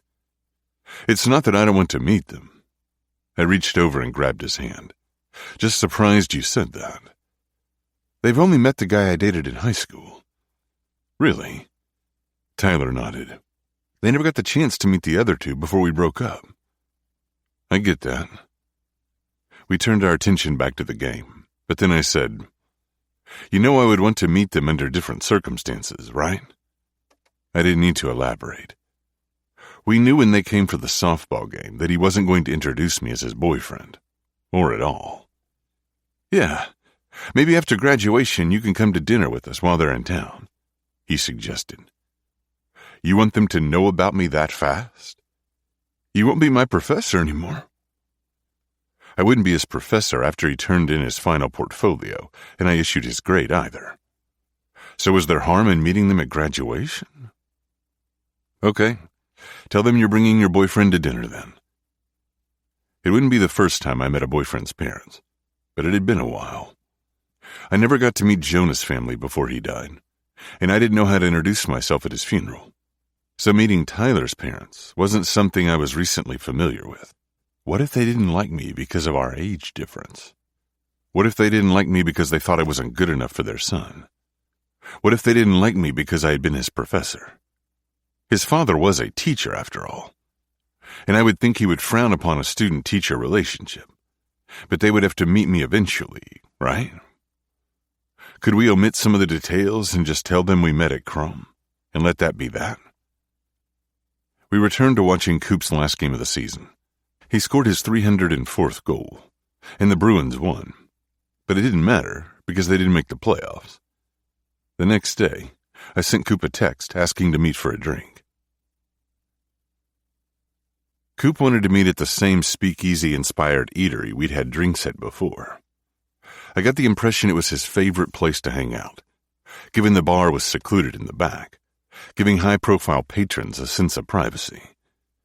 When I made it to the back where Coop was waiting alone, I smiled and gave a brief wave before walking to his table in the corner. He stood, and we shared a bro hug. "Good to see you," he said. "You too. Can I get you another?" I pointed at his half-empty beer. "Yeah, but just add ours to my tab." He slid back into his seat. "You know you don't need to do that." I felt as though we'd had the same conversation the time before when I'd met him for drinks. "It's not a problem. Just tell the bartender I said it was cool." "All right." I went to the bar and got us each a pint of beer before returning to his table. "Sorry about the playoffs. Always next season, right?" He grabbed the amber lager from me. "We can hope." I took a sip of the beer. "What are your plans for the off-season?" "Just relaxing. Maybe go somewhere tropical." "Tropical is always nice." "Yeah. Do you have plans for the summer?" "My friend Charlotte is getting married in June, and then I don't know." It was on the tip of my tongue to mention Tyler and how I hoped to spend time with him. But I didn't, because I wasn't sure if Tyler was going back to California right away after graduation or not. I like to assume he wasn't. But if he didn't have the fraternity house to live in, where would he stay? With me? Surprisingly, the thought didn't scare me. "That's cool. Speaking of plans, do you have any next Sunday?" He arched a brow. "Next Sunday? Do you like softball?" Coop blinked. "What?" "I know you're good with a stick, but what about a bat?" "What are you talking about?" I chuckled. "How would you feel about playing in a celebrity softball game?" "Really?" "Yeah. A fraternity at the college I teach at is hosting one. It's benefiting LGBTQ plus youth programs, and I figured since LGBTQ plus, he held up his hands. "Hayden, what?" "I can't play in an LGBTQ plus softball game." I balked. "Why not?" "You know why." He gave me a stern look. I lowered my voice and said, "Just because you play in one doesn't mean people will know." "Are only gay guys playing?" he asked in a whisper. "I don't think so." I shook my head, but I wasn't sure if that was true. Tyler had said his stepdad, Chase, and his friends Aaron and Drew were all gay. But when I mentioned asking Coop, Tyler didn't ask if he was gay. So, did Tyler assume Coop was, or was it open to anyone? But what if it is? Hold on. I pulled my phone out of my pocket and texted Tyler. "Me. Are only members of the LGBTQ plus community playing in the softball game?" He replied right away. "No. Why?" "Me. Just wondering. I'm asking Coop now." "T.S. Is he going to do it?" "Me. I'll let you know." I glanced back up at Coop. "It's not only LGBTQ plus players." He thought for a moment. "Are you sure?" "Yes, and trust me, I wouldn't do that to you." I didn't need to elaborate on what that was. Maybe I should ask some of my teammates. I'm sure the fraternity would love that. I'd mentioned it to Tyler before, But I was going to let Coop think it was his idea if it put his mind at ease to have straight guys he knew playing with him. He pulled out his phone and typed something on the screen. I just texted a few. Cool, thanks. I took a sip of beer. Are you doing okay with everything? He tilted his head to the side. You mean what I shared last time we were here? Yeah. No progress. Do you want there to be some? Can't until I retire. When is that? I wondered. I have 2 more seasons on my contract. And then you want to retire? I'm not sure. He spun the fake candle on the table. Just tired. Tired of playing? Tired of... He paused again. After a few moments, he admitted, tired of being lonely. If you want, you can go to the club with me. I met Jonah at one. But what if I hook up with someone who tells? It's not ideal, but Jonah had me sign an NDA. Just do that. Really? Yes. Plus, I think guys will understand because not everyone is out, you know? Right. But I don't know. Seems too risky. Someone might take a picture of me. There's always dating apps, I teased. Dating apps? Yep. Some people don't even use their face. You can hook up with someone without names and shit. For real? It was shocking Coop didn't already know these things. Had he never hooked up with someone? Ever? I was tempted to ask, but instead I replied, yeah. You can even do the NDA thing once you meet them in person, in case they recognize you. Is that what you're doing? Using dating apps? I shook my head. No, I have a boyfriend. Oh, cool. I hadn't necessarily planned on telling Coop I was dating someone. But then again, it had been over 3 years since Jonah passed away. Maybe if Coop and I had stayed in touch more throughout the years, it would have shocked him. But he didn't seem surprised. Probably because he didn't know I had harbored the guilt of Jonah's car accident for so long. His phone buzzed on the table. Butcher and Sexton are in for the softball game. Awesome. I picked up my phone and texted Tyler again. Me. Got you 3 hockey players for the game. T.S. You're the best. I owe you. Me. I'm sure I can think of a way for you to repay me. Winky face. Chapter 19. Tyler. Waking up next to Hayden was easily one of my favorite things. Since returning from San Diego a month ago, we tried to spend as much time together as we could, which resulted in me staying at his place a few nights a week. We were growing closer, and every day that passed, I fell a little harder for him. I snuggled next to my man, trying to soak up every possible second with him before we had to get up. I wish I could stay here all day. He trailed his fingers up and down my arm. Me too. What time are you meeting your parents? They got an early check-in at their hotel, and I'm supposed to meet them for lunch at noon. And after that? They mentioned walking around the city for a bit before I have to get back to the house to finish some stuff for tomorrow's game. I'm guessing that means you probably won't be able to spend the night here. I shook my head. Probably not. Fallon expects the entire frat to be there, and we'll likely be working until pretty late. Guess we better make good use of the time we have this morning, then, Hayden said, right before he pushed me onto my back and covered my mouth with his. After spending a couple of hours with my dads doing the typical tourist stuff, I'd headed back to the Sigma house. Around 8, we ordered pizza for everyone and took a short break. But once we were done eating, everyone continued to work. We'd been fortunate to receive donations from several companies and organizations, so a group of guys sat around the table in the chapter room, stuffing swag bags for the players and VIPs, while others organized dozens of raffle baskets. Around midnight, I finally finished the schedule for the meet and greet session, where all the players would take pictures and sign autographs for those who bought special admission tickets. Thanks to Hayden, I'd gotten in contact with Emmett Cooper earlier in the week, and he, along with his 2 teammates, agreed to take part in the pre-game festivities as well. As I was wrapping up, I saw Preston and Ford talking in the hallway. Preston and I would work together closely during the event, and I wanted to chat with him before we called it a night. However, I wasn't going to approach him until he finished his conversation.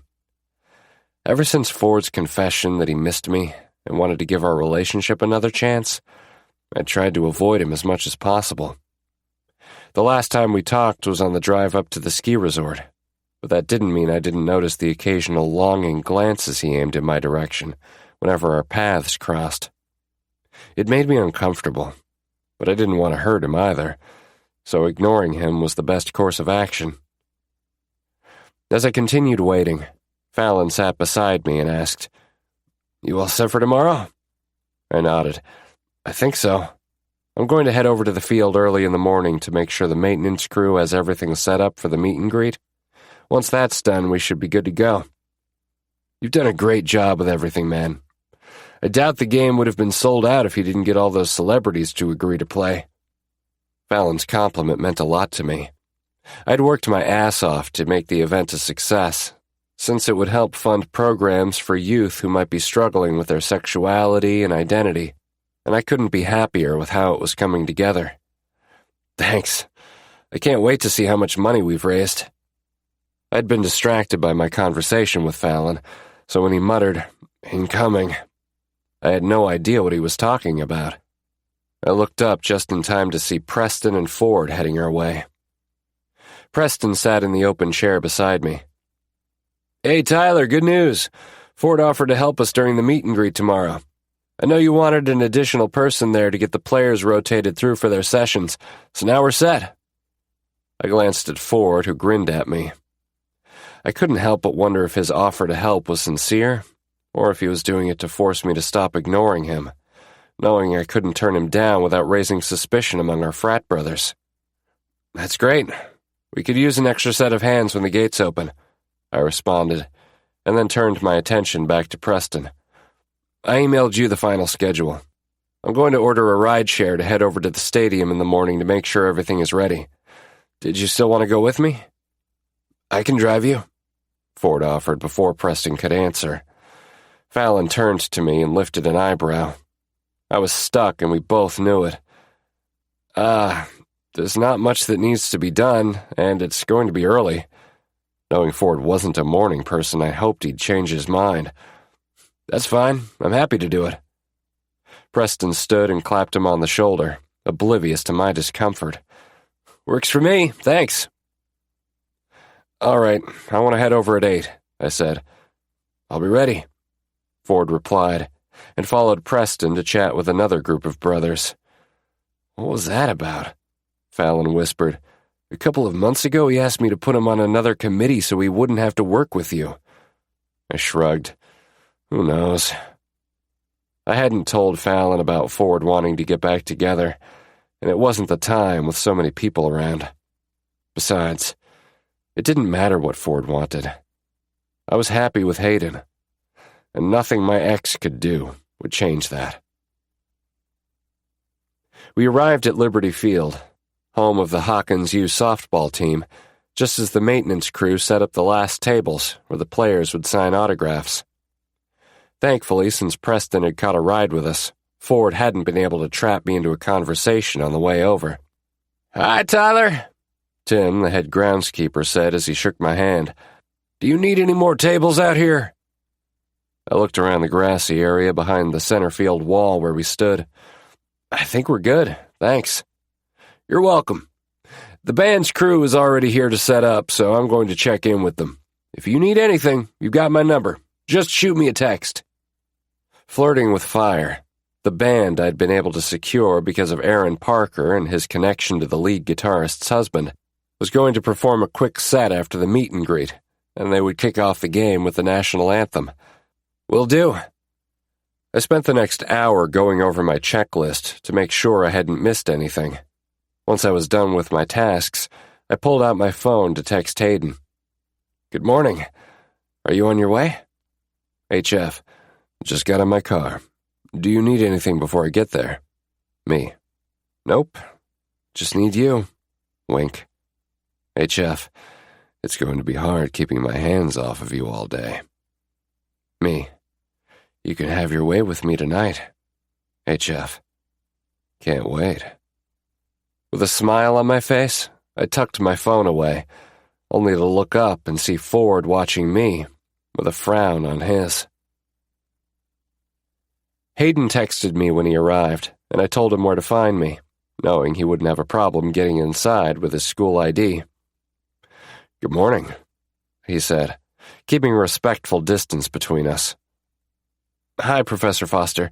We appreciate you covering the game today, I replied in case anyone overheard our interaction. While we were used to pretending every Monday in class that we had a strictly platonic teacher-student relationship, it didn't make things any easier. I hated the fact I couldn't kiss him hello or hold his hand. A little more than a month, and then we could. So, where can I store my stuff? He lifted his camera bag and tripod. In there should be fine. I gestured to the dugout behind me. My phone pinged with another incoming message, this one from my father letting me know they'd arrived. I'll be right back, I told Hayden. My parents are here. He nodded and I rushed over to the gate to meet my dads, who were followed by Aaron Parker and Drew Rockland. Hey, son, how's it going? My dad asked as he hugged me. It's a little crazy, but I think we're ready. Chase wrapped an arm around my shoulder. We're so proud of you. Today is going to be awesome. I just got a text from Vaughn, Aaron advised me as he gave me a fist bump. He and the band are almost here, and Slate's with them. Slate, Rogers, and Aaron had played together for the San Francisco Giants, and I definitely owed Aaron and Drew for getting them to participate in the event. Thanks again for getting me in contact with them. I couldn't have done this without all of you. Anything for a good cause, Drew replied, pulling me in for a bro hug. Since people were starting to arrive, I looked for someone who could monitor the gate and welcome the players. Ford was the only one who didn't look busy, so I called him over. Hey, the players are going to start showing up soon. Could you hang out here and let them in? He eyed the group I was standing with, looking a bit starstruck, and nodded. Sure. Thanks. Here's a list with all the names. Just tell them to head over there. I pointed toward the tables near the dugout. When I had first talked to Aaron and Drew about the game, I'd asked them if they'd like to be captains of opposing teams. I thought it was fitting since their relationship had started when they were opponents who'd famously gotten into a fight during a game before being traded to the same team and eventually falling in love. They were good sports about it and thought it would be fun. As we started to cross the field, Fallon jogged over. Hi, Mr. Statler. He shook my dad's hand before offering his hand to Chase. Mr. Mathewson, it's good to see you again. Thanks for coming. Happy to be here, my father responded. Fallon is the Sigma president, I explained to Aaron and Drew, who each introduced themselves to my friend. I led everyone to the dugout on the first base side, where Aaron's team would be.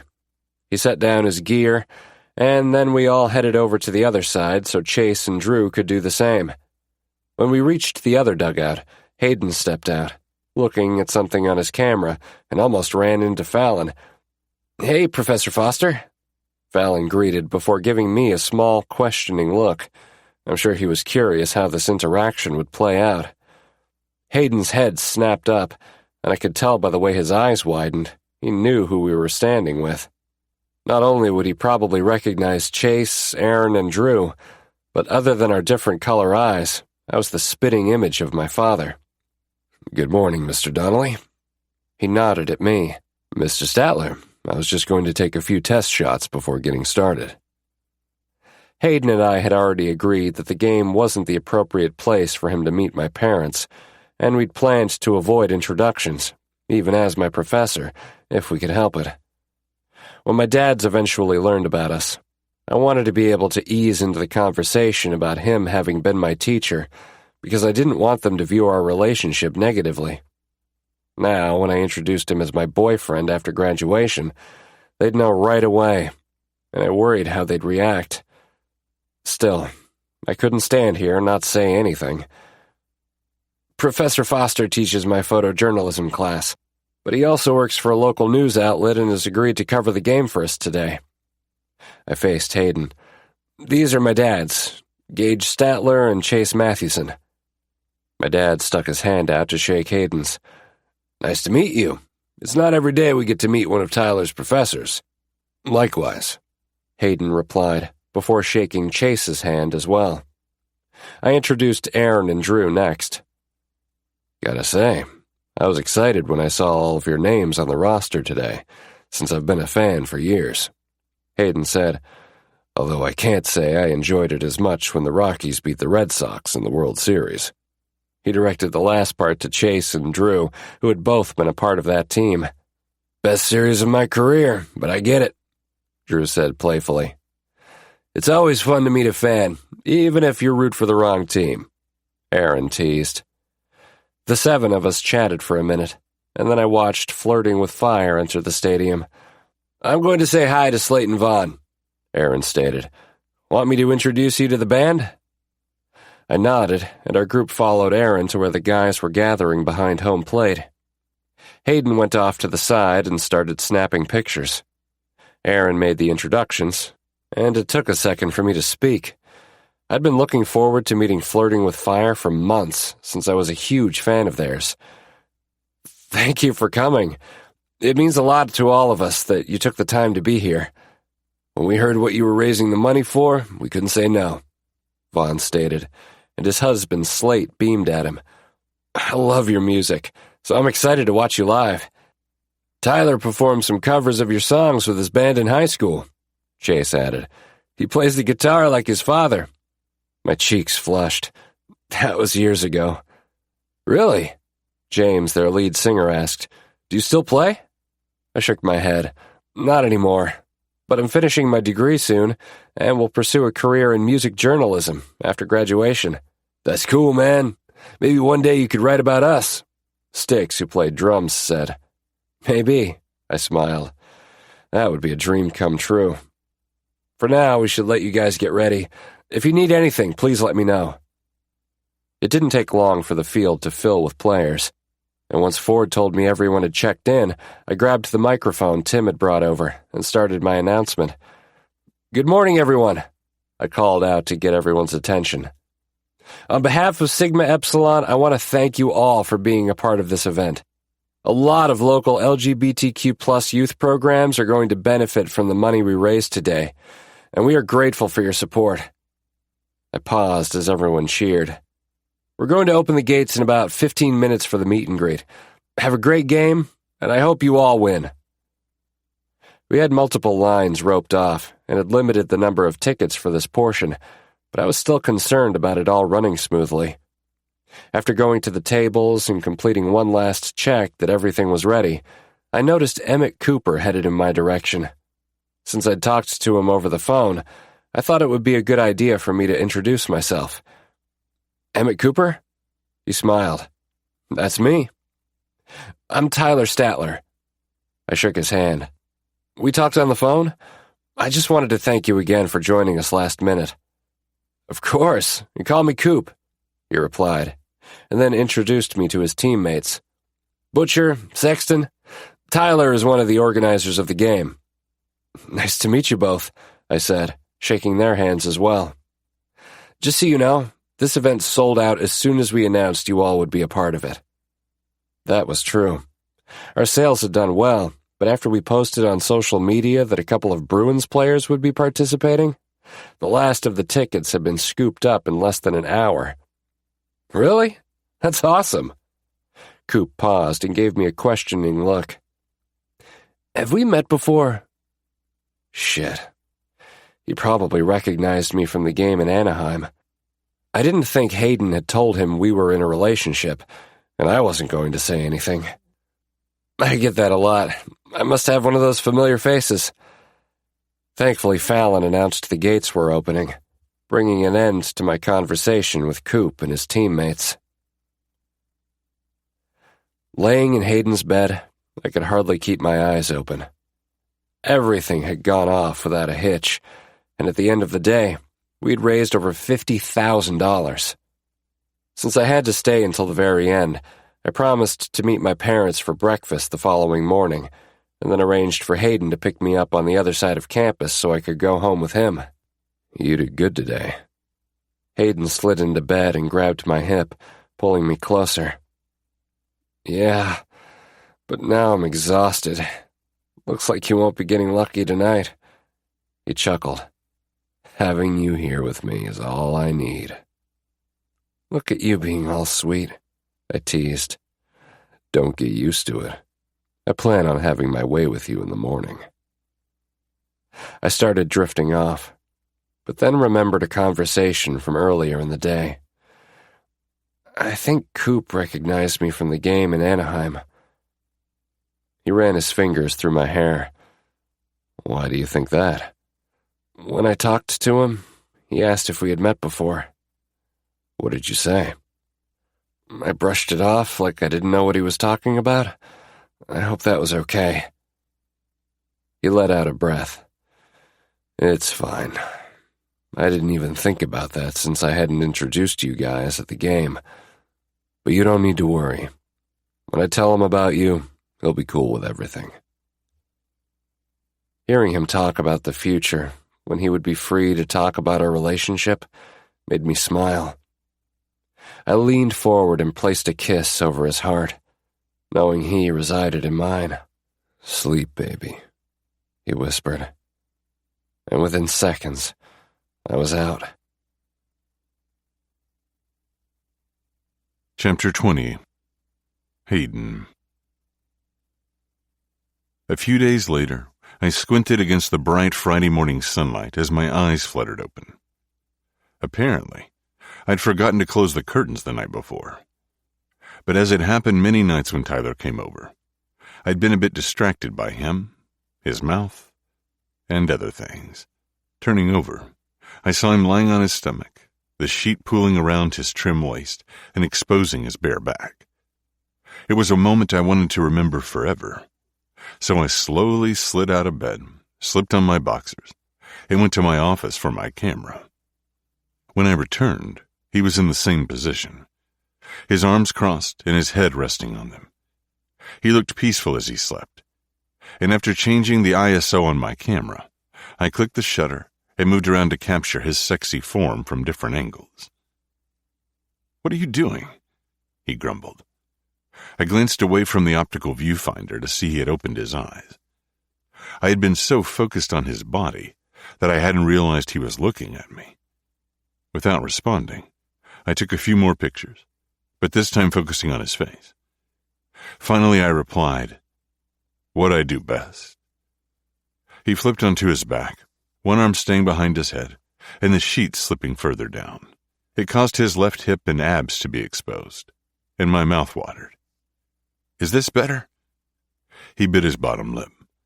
I groaned, my dick starting to harden as I rapidly clicked the shutter. "You have no idea what you do to me, do you?" "What's that?"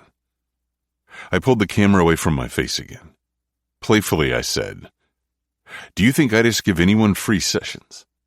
"Ah, it sounds like you love me," he replied in a teasing voice.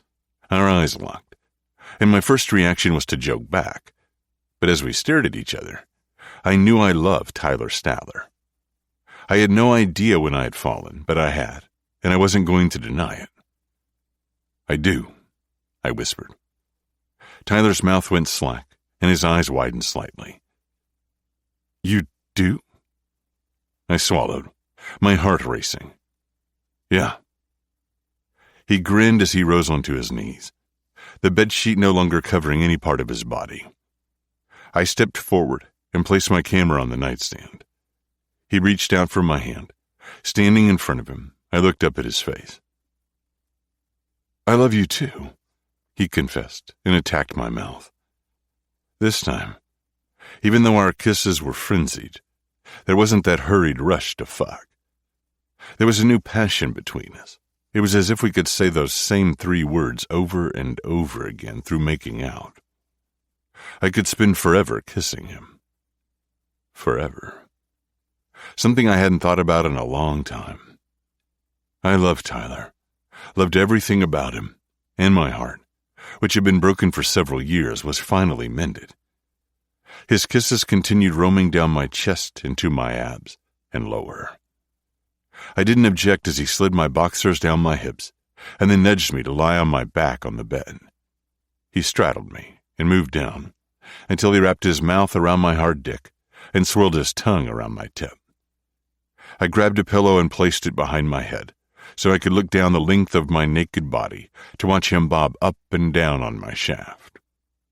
We locked eyes, and with each movement, it felt as though there was a deeper connection between us. Our unspoken words heightened the pleasure for me, and with each swirl of his tongue and sucking of his mouth, I was getting closer and closer to erupting. "I'm going to blow if you keep going like that," I groaned, pushing my hips to chase the rush I was feeling. He popped off my dick. "Would you rather come inside me?" "Absolutely." He sat up, grabbed the lube off the nightstand, and handed me a condom. I started to sit up, but he stopped me with a shake of his head. I arched a brow and watched as he straddled my hips and opened the bottle of lube. "I want to be on top." I didn't object as I rolled the latex on my aching shaft. He squirted lubricant onto his fingers and then reached back to coat his rectum. "Fuck," I breathed, as I imagined his fingers going into his ass. "What?" He grinned. "You want to see me fuck myself?" I watched his arm move as he continued to prep his hole. "Yes, but I also want you to ride me." Grabbing the bottle, I poured the lube on my cock and slathered it all over. "Oh, sexy. I'm going to ride you so hard." Tyler moved until he was above my length, his own erection bobbing as it darted out toward me. I licked my lips, wanting to taste him, but instead, I held the base of my rock-hard shaft, and he sank slowly onto me, our eyes never leaving each other. He started slow as he moved up and down my cock, and I reached between us for his dick, pumping him to match his tempo. There was no more talking as we let our bodies and moans convey how we were feeling. They say your eyes are the windows to your soul, and as I looked into Tyler's baby blues, I knew our love needed no words. Everything was mirrored in the way we looked at each other, and it made my heart happy. We were living a secret, but soon we could be us, and not have to worry about jeopardizing my job or his education. I could tell everyone that I fell in love with my student, and I wouldn't change anything. We continued gazing at each other as our pace picked up. My hips thrust upward into him as he rocked his pelvis, and it didn't take long for both of us to explode, his cum shooting out in long milky ropes all over my stomach, and mine into the latex deep inside of him. Leaning forward, he captured my lips with his, and then said against my mouth, "I love you so fucking much." "I love you too, baby." We stayed in bed the rest of the day, only getting up to grab food. It felt as though we were in our own little bubble, where the outside world ceased to exist. While I enjoyed being alone with Tyler, it reminded me of how Joan and I had stayed locked in my house too. Even though Tyler would only be my student for another month or so, I didn't want to wait any longer before I could be out in public with him. Jonah had always been afraid someone would recognize him if we went out. I didn't want that with Tyler. "I want to take you on a date," I admitted. Tyler looked up from where he lay on my chest. "Really?" "Yeah. Dinner, a movie, whatever. I just want to take you out and hold your hand and kiss you and not care if people see us." "I want that too." "Then let's not wait until after graduation." He lifted onto his elbow. "You're willing to risk it now?" I sat up. "I don't know. But maybe we can go to a restaurant in the city, and I can get us a table in the back that's away from people." "Okay. When?" I thought for a moment, and then responded. "I have a game tomorrow. But what about Sunday?" He rose and leaned against my headboard. "All right. We can do that." "Yeah? I grinned. You're buying, right? He winked. I chuckled. Of course. I invited you. Ah, so you want me to put out? He couldn't say that with a straight face. My chuckle turned into a belly laugh.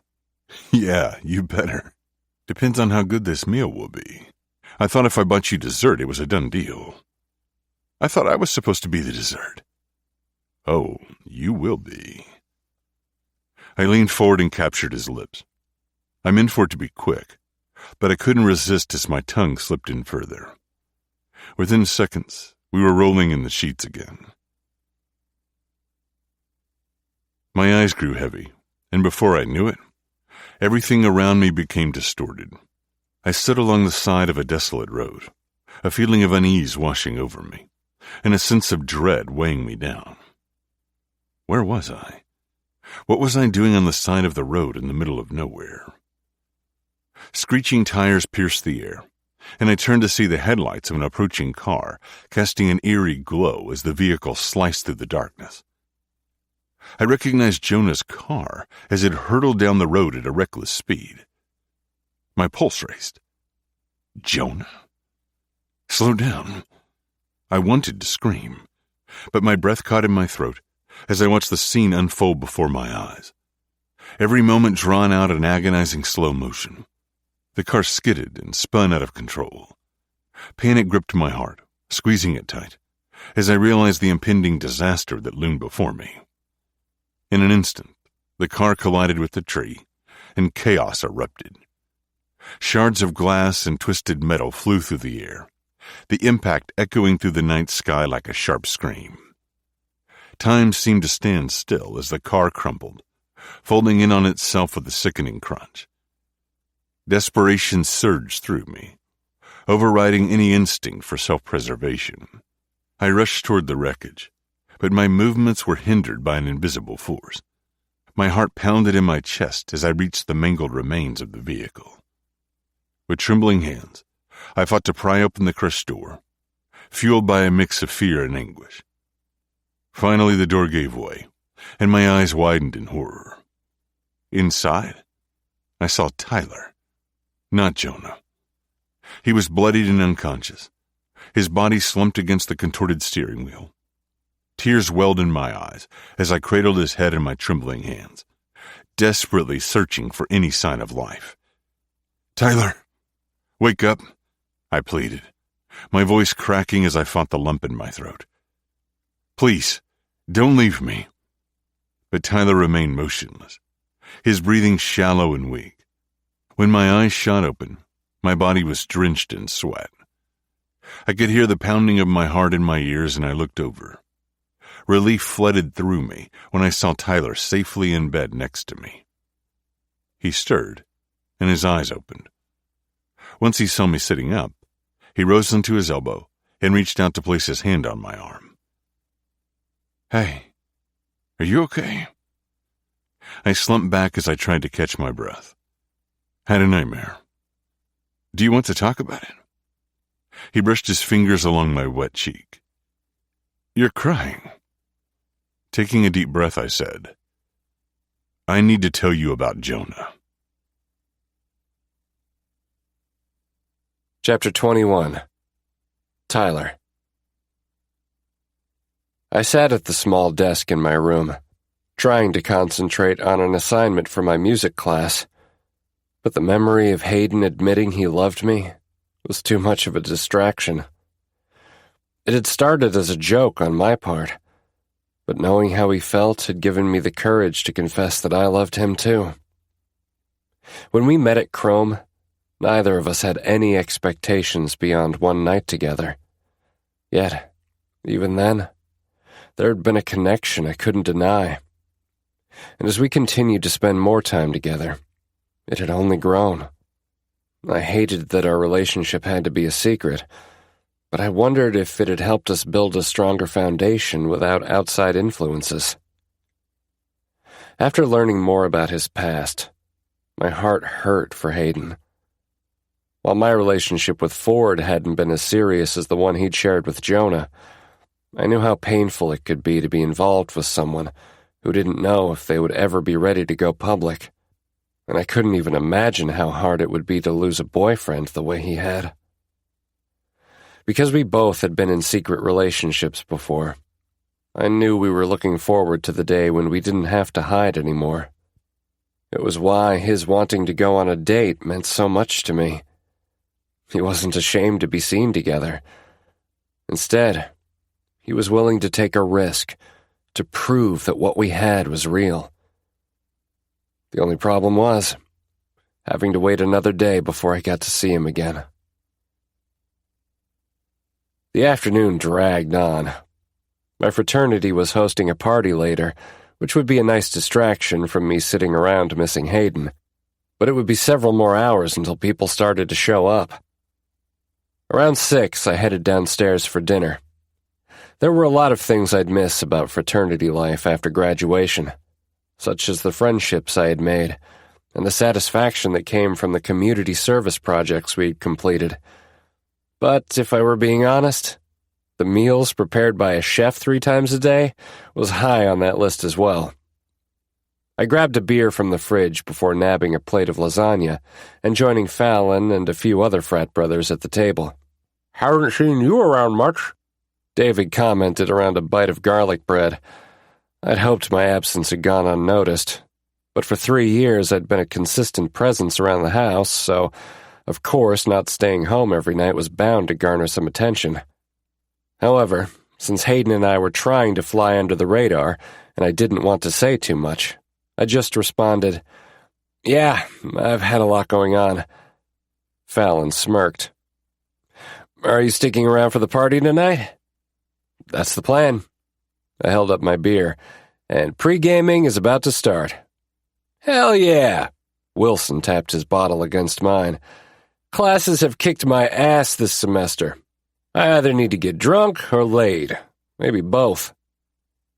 While others joined in, discussing who they wanted to hook up with later, my phone buzzed in my pocket.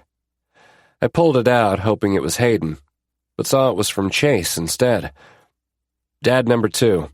"Hey, Aaron just called me. Vaughn Evans wants to talk to you about a job opportunity with the band. Is it cool if I give him your number?"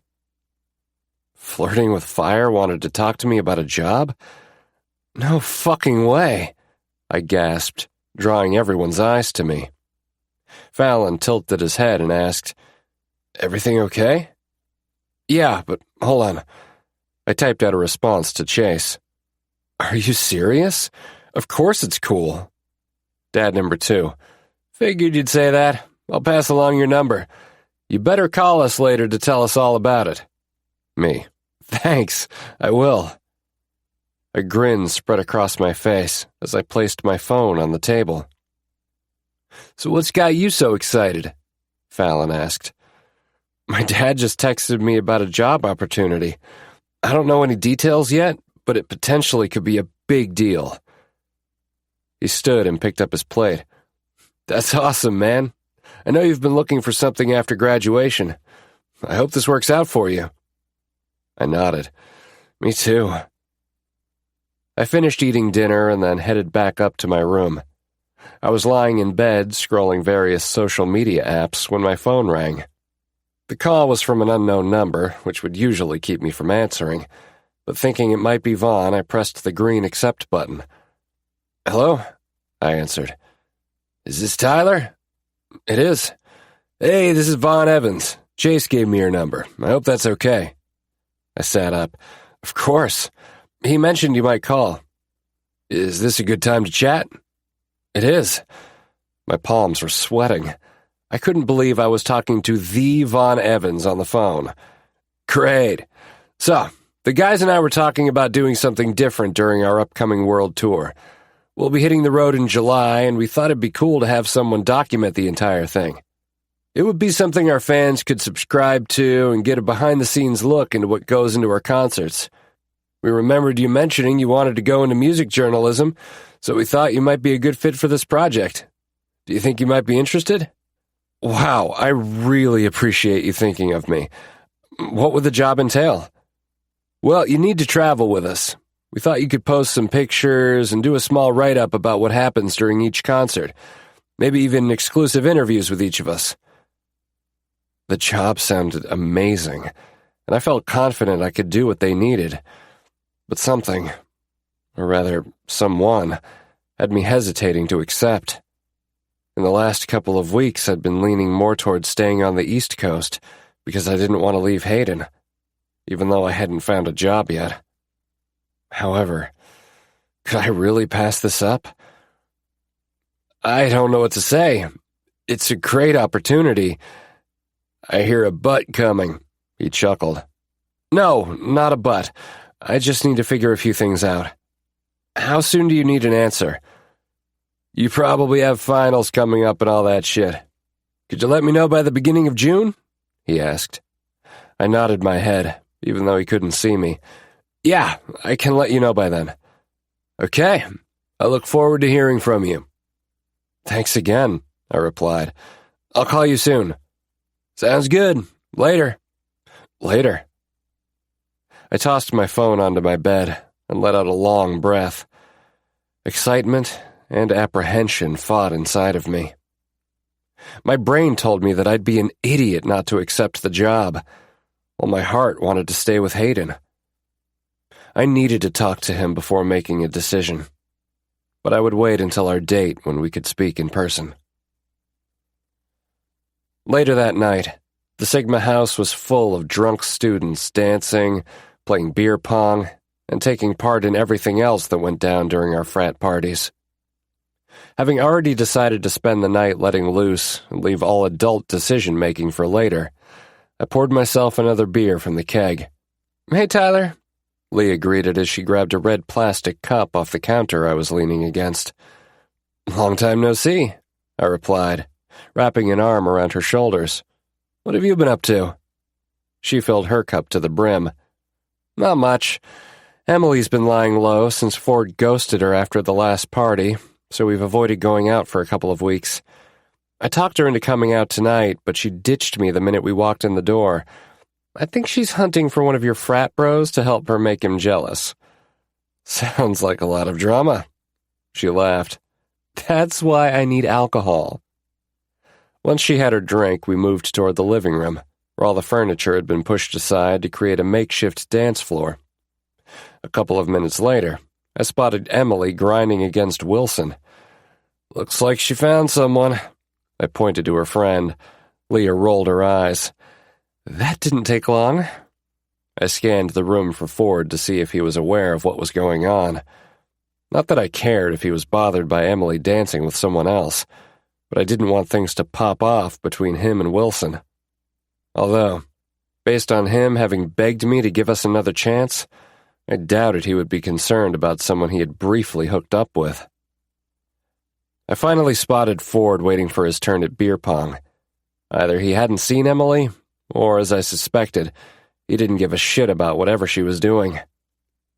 Leah and I continued chatting for a bit before I finished the last of my beer and asked her if she wanted another.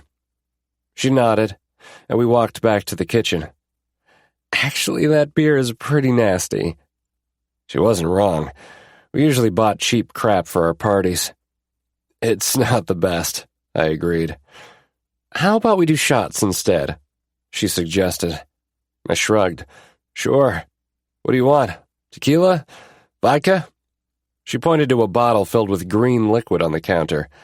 Let's drink that. I checked the label and figured anything apple-flavored couldn't be that bad. I poured us each a shot, which we immediately threw back. My mouth puckered at the sourness I hadn't been expecting. You don't like it? She asked. It's not the worst I've ever had. Good. Let's do another. Eventually, Emily joined us, looking dejected, and told Leah she was ready to go home. Leah swayed and grabbed hold of her friend. Are you going to be able to get her home okay? I asked Emily. I'd lost count of how many shots we'd taken and how much time had passed, but I was feeling the effects of the alcohol flowing through my system, so I can only imagine Leah was worse off since she was tiny compared to me. Yeah, I drove and I haven't been drinking. I did my best to help Emily get Leah into her car, which was parked a few houses away.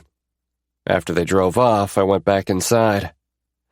The party was a bit more subdued as people were passed out drunk or busy hooking up. Deciding I was done for the night, I headed to my room. As I reached the second floor, Ford appeared out of nowhere. "Are you going to bed already?" My head began to spin, so I braced myself against the wall. "Yeah." "Oh." He looked down at his feet. "I was hoping we might hang out for a bit." "I don't think that's a good idea." "Why not?" Was he kidding me? "You know why. I didn't realize you couldn't hang out with your friends just because you're seeing someone." "I'm not doing this with you right now," I stated as I brushed past him. "Tyler, wait." He grabbed my arm, and before I could react, he pulled me to him and crashed his lips against mine.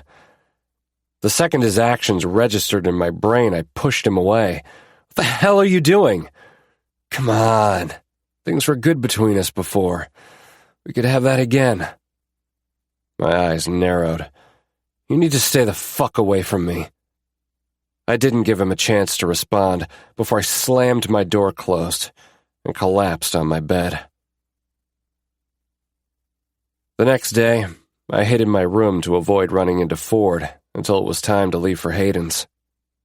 We were meeting at his place, and then he would drive us into the city for dinner. My stomach was tangled up in knots during the ride to his house. I'd been looking forward to our date, but now I needed to talk to him about the job offer from Flirting with Fire, and I was debating whether to tell him what Ford had done the night before. When Hayden answered his door, all other thoughts left my head as I focused on how incredibly sexy he looked in his burgundy button-up shirt that stretched across his toned chest and dark denim pants. "You look hot," I gushed as I leaned in for a kiss. After we broke apart, he looked me up and down. "So do you." My face heated under the intensity of his gaze. "Maybe we can skip dinner and go straight to dessert instead?" He seemed to consider it for a minute, but then shook his head. "No way. I spent all of yesterday looking forward to this date. You're not getting out of it now." "Fine," I huffed playfully. "Let's go." Hayden drove us into the city and parked his SUV into the garage across from the pier where the restaurant was located. He laced his fingers with mine, and we walked toward the French bistro. Holding his hand was such a small gesture, yet it filled me with pride that he was happy to be seen in public with me. It had been a long time since I could be openly affectionate with someone, and I looked forward to when we could be seen together every day. He gave the maitre d' his name, and we were led to our table right away. Although it was doubtful we'd run into anyone we knew, he'd requested a table toward the back of the restaurant to give us some privacy. We were handed our menus and told that our server would be with us soon. I took a quick glance around the restaurant. The low lighting and candles on every table helped to make us feel secluded and gave off a romantic vibe. "You went all out tonight, didn't you?" I teased, feeling a bit out of my element. He smiled. "This is my parents' favorite restaurant. I haven't been here in a while, but I thought you would enjoy it." "Good evening." Our server greeted us a moment later. "My name is Nick, and I'll be taking care of you tonight. Would you like to see our wine list?" "Yes, please," Hayden replied. Nick handed over a leather-bound menu and explained he'd give us a minute to make our selection. Hayden looked at me. "Do you prefer red or white?" "I don't usually drink wine," I said sheepishly. "I'm sure I'll enjoy whatever you choose." When Nick returned, Hayden ordered a bottle of Pinot Noir. "Everything looks good," I said as we perused our menus. "Any idea what you're going to order?" "I usually get the coq au vin, but I also highly recommend their filet mignon." Nick presented the Pinot Noir and removed the cork before pouring a small amount for Hayden to try. After he gave his approval, the waiter poured us each a glass and then took our food order. I went with Hayden's suggestion, and I got the filet mignon. After sipping the wine, I brought up the job offer. So, I received an interesting phone call yesterday. Hayden lifted an eyebrow. Really? From who? Do you remember the band Flirting with Fire that played at the softball game? Of course, I love their music. Well, I hesitated for a moment, and then said, they offered me a job. Seriously? That's amazing. What will you be doing? I explained what the band wanted, and he seemed genuinely happy for me. But then he asked the question that I feared would put an end to his excitement. So, you'll be gone for 6 months. I swallowed. Yeah. His face fell. I see. Our server brought out our food, halting our conversation for a minute. I haven't said yes, I muttered after Nick walked away. Hayden swallowed a bite of his chicken. Why not? I shrugged. I think you know why. Tyler, it's a great opportunity. His lips formed a tight smile. While he tried to convince me, I could tell by the look on his face, it was as though I'd stabbed him in the heart with the knife I was using to cut my steak. I know. I asked for some time to think about it. I picked at the food on my plate. He placed his hand over mine that rested on the table. Whatever you decide, I'll support you. That made me feel better. I appreciate that, and I'm sorry for bringing down the mood. We can talk more about this later. He nodded. Okay. Thankfully, our conversation moved on to more lighthearted topics, and I finally tasted the tender cut of beef. I think that was the best meal and cheesecake I've ever had, I admitted, as Hayden handed over his credit card before I had the chance to offer to pay the bill. Thank you. You're welcome. But don't forget, you promised to put out if I bought you dinner. He winked, and I was relieved to know I hadn't completely ruined the evening. Nick returned with the receipt for Hayden to sign, and I excused myself to the men's room. As I stood at the sink, washing my hands, the door pushed open.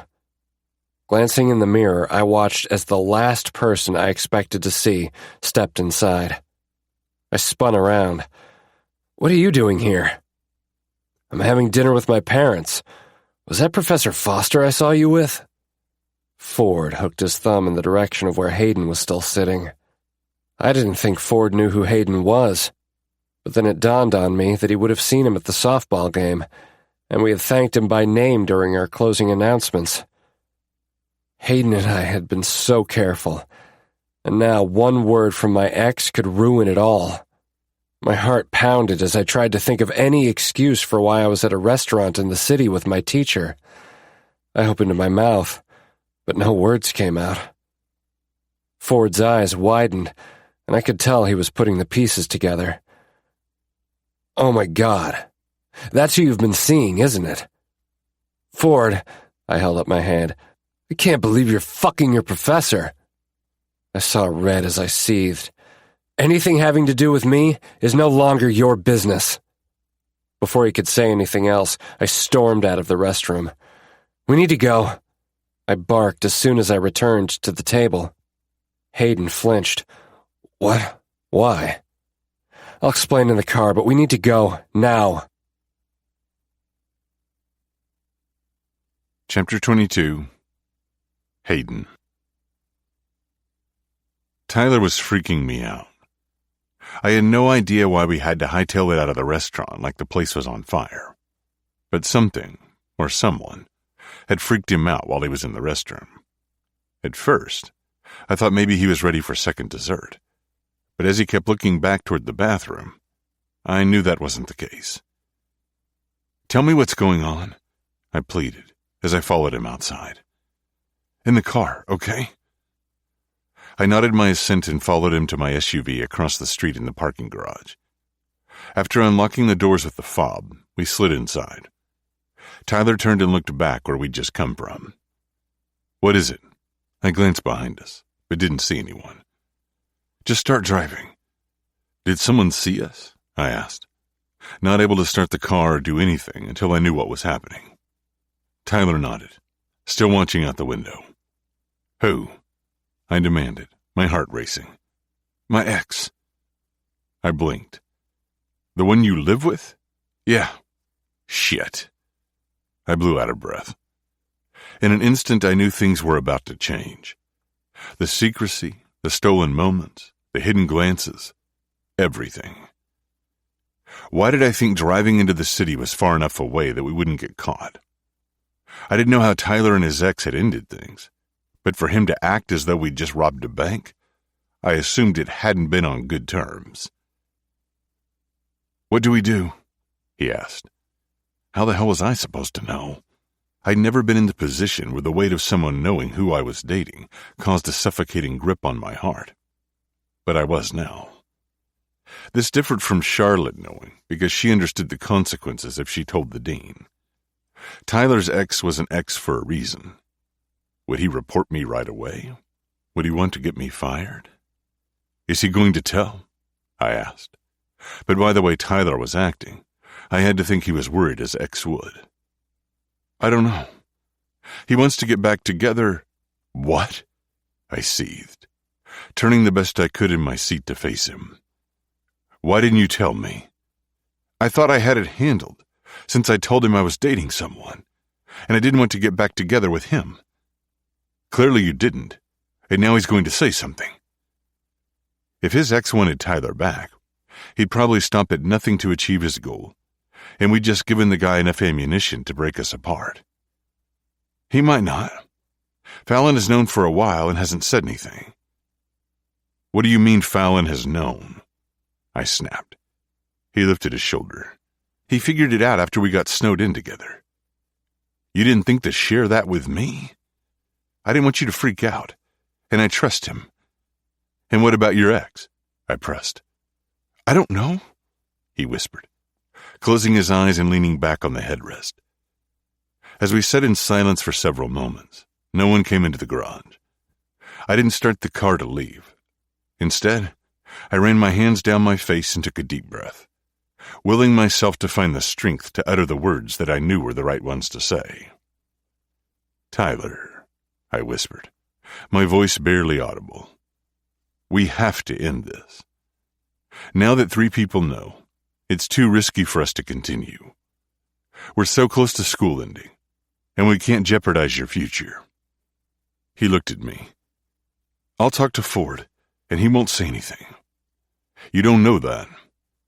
We've known all along being together was a gamble. I had hoped we would be okay, but I can't be selfish about this. A lump was forming in my throat. I had been greedy with Jonah, but I wouldn't make the same mistake with Tyler. In the yellow glow of the parking garage lights, I could see Tyler's eyes had become glassy. You're not being selfish. We can just keep our distance until school is over. I shook my head. I would if it were that easy. But from the beginning, we haven't been able to stop ourselves from being together. It will only be harder now because I love you. I love you too, which is why I don't think we need to break up. I swallowed the knot in my throat. You have a job offer that will take you away for a while, and we already knew it was going to be difficult having a long-distance relationship when you moved back to California. I haven't accepted the offer yet. Maybe I can't ask you to choose me over your dream job. A single tear slipped down his cheek, and my heart shattered into a million irreparable pieces. I wanted to wipe it away, to tell him that everything would be all right, but I knew I couldn't. Our love had become a ticking time bomb, threatening to explode and demolish everything in its path. Walking away was the right thing to do. I reached out a trembling hand, wanting desperately to hold him, to ease his pain, but I couldn't. I couldn't let myself get lost in his touch, because it would only make saying goodbye more unbearable. I let my hand fall back to my side, feeling only the emptiness of the space between us. I can't stand the thought of losing you, he whispered. I closed my eyes, trying to block out the pain that radiated through every fiber of my being. I don't want to lose you either, Tyler. My voice trembled. But we have to protect ourselves. And what if he doesn't tell? What if we break up for no reason? And what if he does? I argued. What if you get suspended, don't graduate, and lose everything you've worked so hard for? Silence hung heavy in the air, suffocating us both as we faced the unbearable weight of our decision. The SUV felt small and claustrophobic, as if it were closing in around us, mirroring the walls we had built around our hearts to keep our love hidden. "So, this is it?" he asked. Tears streamed down my face, and I felt my resolve crumbling like a sandcastle dissolving beneath relentless waves. I wanted to scream, to fight against the unfairness of it all, but I knew deep down this was the only choice we had. Tyler was only 22 and had his entire life ahead of him. He'd regret risking his future for a relationship. Even though we were in love, and I wanted to see how our future could unfold together, I couldn't let him pass up an opportunity to live out his dream. "Yes," I sobbed. "I'm sorry." Our tear-filled eyes locked, and he said, "I'll never forget you, Hayden. No matter what happens, you'll always be a part of me. And I'll always love you." He opened the door. "Where are you going?" I asked. "I'm going to call a rideshare to take me home." "I can drive you." He shook his head and stepped out. "That's not a good idea, and you know it." Without another word, he shut the door and walked away. No matter how much I wanted to run after him, to tell him I changed my mind, I knew it was for the best. Once he was out of sight, I started my car and drove out of the garage. I stared through the windshield as I navigated the familiar streets, but the road ahead was hazy from the tears that blurred my vision. Every turn and stoplight felt like a cruel reminder of what once was. Memories flooded my mind, moments of joy and intimacy that now seemed distant, almost surreal. The laughter, the shared secrets, the simple pleasure of holding him in my arms, it all felt like a dream slipping through my fingers. I reached out and turned up the volume on the radio, desperate for some form of distraction. But the music only served as a backdrop to my pain, the lyrics taunting me with their cruel irony, so I turned it off. Once I finally pulled into my driveway, the reality of what had just happened settled upon me. I sat there for a moment, letting the tears flow freely, letting the pain wash over me like a torrential downpour. What would happen now? How was class tomorrow going to be? Would Tyler even show? I would understand if he didn't. With a heavy sigh, I unbuckled my seatbelt and stepped out of my SUV. As I closed the car door behind me, I knew deep in my heart that this was not the end. I would heal, I would grow, and I would find solace in the fragments of our shattered love, just like I had when Jonah died. I didn't sleep a wink. The entire night I tossed and turned as I thought about every word we had said in the parking garage, questioned if I had made the right decision. Shouldn't the right decision feel less painful? When my alarm went off, I got up, showered, ate breakfast, and had coffee. I went through all the motions of getting my day started, knowing I had no other choice. I started to hope Tyler didn't show for the rest of the school year. It would be easier for both of us, and he already had the grades to pass. But when I walked into the classroom, he was there sitting next to Fallon, just as he had the entire semester. I felt his eyes on me as I made my way to the front table. When I glanced up, our eyes connected, and the pain in his stare mirrored exactly how I felt. He looked as though he hadn't gotten any sleep either. I gave him a sad smile, and then got class started. The classroom was buzzing with activity, as students engaged in lively discussions about their final portfolios. Out of the corner of my eye, I saw the door creak open, and Dean Watson, a stern-looking man in his early 50s, stepped inside. Immediately I found Tyler, and we made eye contact. We both knew why the dean was in my classroom. My heart skipped a beat, and a knot formed in my stomach. I glanced at the clock, noting we only had 2 minutes until class was over. I swallowed hard, trying to maintain my composure, and said, "All right, everyone, you have ideas. Go out and capture them. If you have questions, you can email me or come by my office." Everyone gathered their belongings, and Dean Watson walked toward me. With one last glance at Tyler, I turned my attention to my boss. "Well, this is a surprise," I said. Dean Watson's gaze was unyielding, and I braced myself for whatever he had to say. Once the last student left the room, he cleared his throat. "I honestly never thought I'd come to your classroom under these circumstances." "Oh?" I drew my head back slightly, as though I had no idea why he was visiting. He nodded. "I've received a concerning report that you are involved in a romantic relationship with one of your students."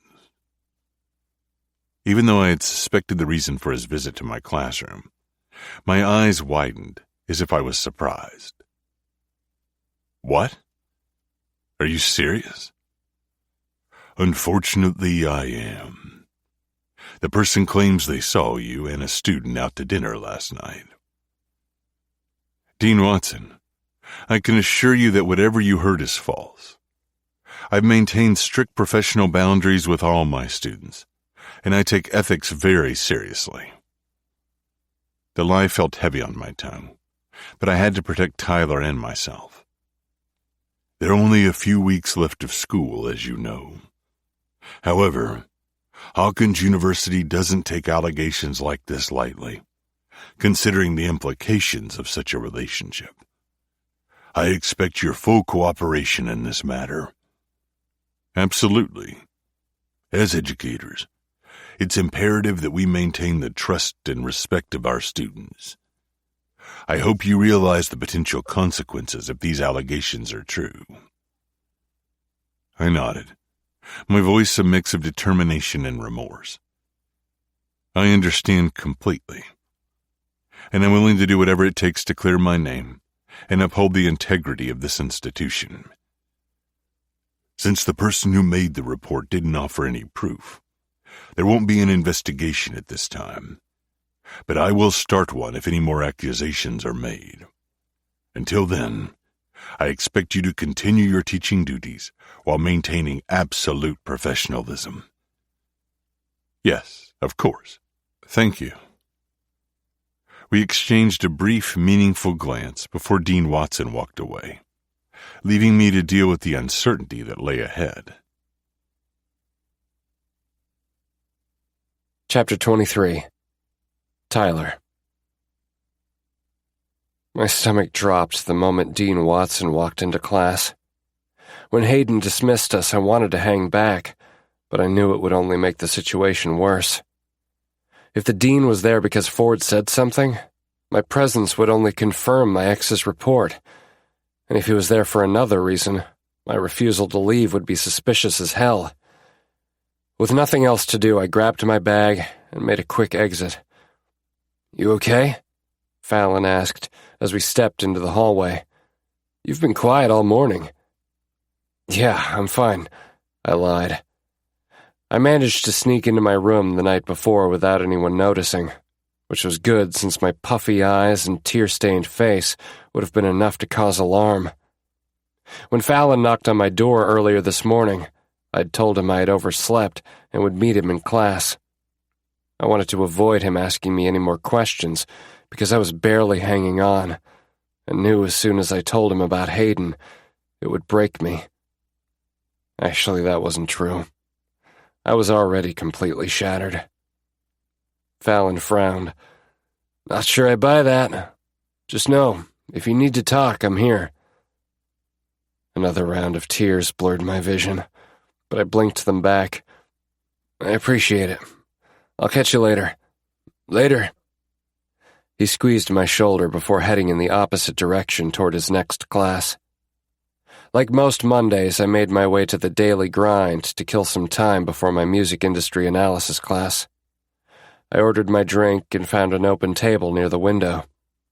My stomach rolled as I thought about Hayden and Dean Watson.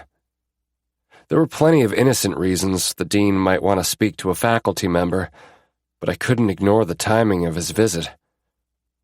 Unable to push past the overwhelming sense of dread consuming me, I pulled out my phone and typed a message. "I'm freaking out. What's going on?" Several minutes went by as I gripped the phone so tight my knuckles turned white and watched the screen, waiting for a reply. The more time that passed without an answer, the more I feared Hayden would continue to ignore me, as he had in class. Maybe it was his way of completely cutting ties, and the thought of that shredded whatever was left of my heart. I wanted to fight for him, for us. Yet, when I thought about what he had said when he'd broken things off with me, it appeared he had already given up on us. He made it sound like me taking the job with flirting with fire was a foregone conclusion, and things wouldn't have lasted anyway. He didn't realize I would have done anything to make sure we could be together. Eventually, it was time for me to go to class. Since we had a test, I was forced to silence my phone for the following 2 hours. As soon as I hit submit on the online assessment, I snatched my bag and hurried outside. I sighed in relief when I saw Hayden had texted me back. "HF, everything is fine. You don't need to worry." His response did nothing to ease my fears. Me, "That's it? You've got to give me more than that." "HF, there's not much to say. Someone told Dean Watson they saw me with a student, but didn't give him proof. He said there won't be an investigation, but that could change if he gets more information." Me, "Thank God. So we're good? I told you we didn't need to break up." "If there wasn't going to be an investigation, then we just needed to be more careful until graduation." "HF, nothing has changed. You'll still be gone for 6 months after graduation." Me, "I told you I hadn't accepted the job yet." "HF, there's only one choice and you know it." A heavy breath passed my lips. I needed to speak to him in person so we could work things out. I rushed across campus and went straight to his office, only to find the door locked and no lights on inside. Frustrated with the entire situation, I sent another text. "We need to talk. Can I come over tonight?" It didn't take him long to respond. "That's not a good idea. It will only make things harder. Besides, Dean Watson said he's going to be watching me, and I'm sure Ford will be doing the same with you." The mention of Ford's name had me seeing red. Amid my heartbreak and the stress of what had happened that morning, I hadn't had time to dwell on my feelings about my ex's role in everything. But that was about to change. Pure rage consumed me as my feet pounded against the sidewalk on my way back to the house. I hoped, like most Monday afternoons, that no one else was home, because I didn't want an audience around when I confronted Ford. The door slammed against the wall when I pushed it open. Fallon raced down the stairs and came to a screeching halt when he saw me. "What the fuck?" I could feel the heat radiating from my cheeks, and there was no doubt in my mind my outward appearance mirrored how I was feeling on the inside. "Is Ford here?" I sneered, glancing into the empty chapter room for any sign of the asshole. "I don't know. We walked home together, but I've been in my room since then." I brushed past him and barreled into the kitchen and found the person I was looking for standing at the island. His eyes widened as I approached. "What the fuck is wrong with you?" I yelled as I shoved him backward. "Are you trying to ruin my life?" Fallon immediately stepped between us, planting his hand against my chest. "You need to calm down. I have no idea what's going on, but you know we have rules and don't tolerate violence in this fraternity." "I don't give a fuck about the rules!" I lunged toward Ford again, but Fallon wouldn't budge and kept a firm hold on my shoulders. Ford continued to stare at me, and his silence did nothing but rile me up more. "Why did you do it?" I shouted. You know why, he whispered. So what? You thought reporting me to the dean would make me take you back? Do you realize how stupid that sounds? Fallon spun around to face Ford. What's he talking about? I didn't report you to the dean, Ford argued, ignoring Fallon's question. Bullshit! I promise I didn't say anything about you, he implored. I only said I saw Professor Foster out with a student. I never mentioned your name. I threw my hands in the air. It doesn't matter. You fucked everything up. Tyler, please, stay the hell away from me. I want nothing to do with you. I stormed out of the kitchen and went straight to my room. Staying to argue with Ford wouldn't do any good, and if I wasn't careful, he could change his mind and go back to Dean Watson with more information. As soon as my bedroom door shut behind me, I pulled out a duffel bag and began tossing some clothes inside. Where are you going? Fallon asked. I hadn't heard him come in. I don't know, but I can't stay here with him. I get that, but why don't you take a minute and talk to me? I'm not even sure what all happened out there. How did Ford find out about you and Professor Foster? And why do you think he filed a report to get back together with you? I thought you guys were ancient history. I flopped onto my bed and ran a hand over my face. A while back, he said he thought he'd made a mistake breaking up with me and wanted us to get back together. Fallon's mouth fell open. Seriously? Yup, I huffed. I told him I was seeing someone, but he didn't seem to take a hint. He kissed me during the party Saturday night. Fallon rolled his eyes. What a tool. Agreed. Anyway, Hayden and I wanted to go on an actual date, and we thought if we went to the city, no one would see us. It just so happened we ended up at the same place where Ford was having dinner with his parents. He confronted me in the bathroom, and we argued a bit before I left. And he reported it, and that's why the dean showed up in class this morning. It wasn't a question, but I nodded anyway. Have you talked to Professor Foster since you left class? I texted him. And? Fallon sat on the chair across from me. He said the dean isn't going to open an investigation with no proof. That's good, right? A wave of fresh tears stung my eyes. Doesn't matter anymore. After I told him about Ford catching us, Hayden broke up with me. He did? He gasped. I took a shuddering breath. He said we needed to end things because it was too risky. He thinks I need to take the job I was offered, and a long-distance relationship would be too difficult. What job? I forgot I hadn't told Fallon the details about the call I had received from Vaughn.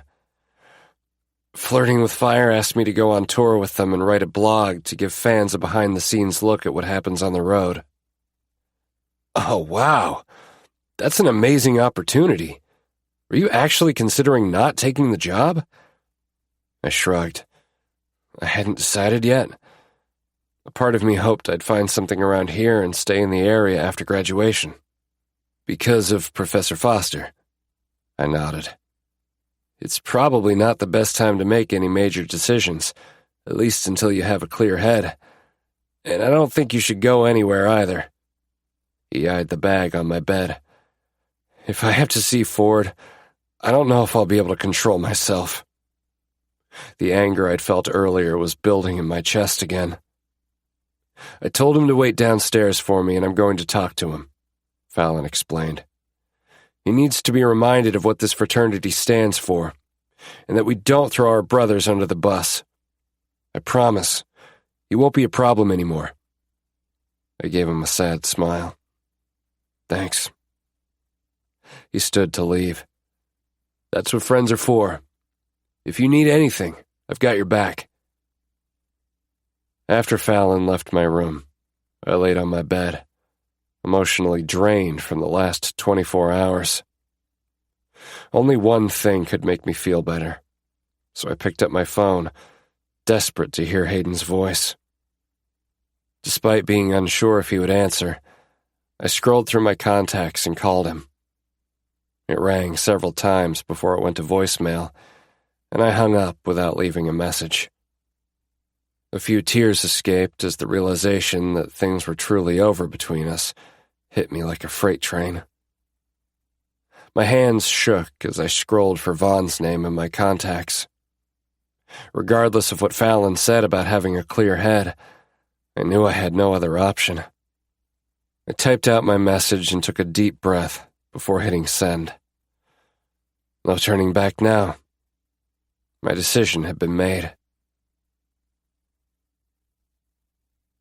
Chapter 24. Hayden. It had been years since I felt the quietness of my house. The air hung heavy with silence, only occasionally interrupted by the distant sounds of passing cars outside. It had been almost 2 weeks since I watched Tyler get out of my SUV and walk away, taking a piece of my heart with him.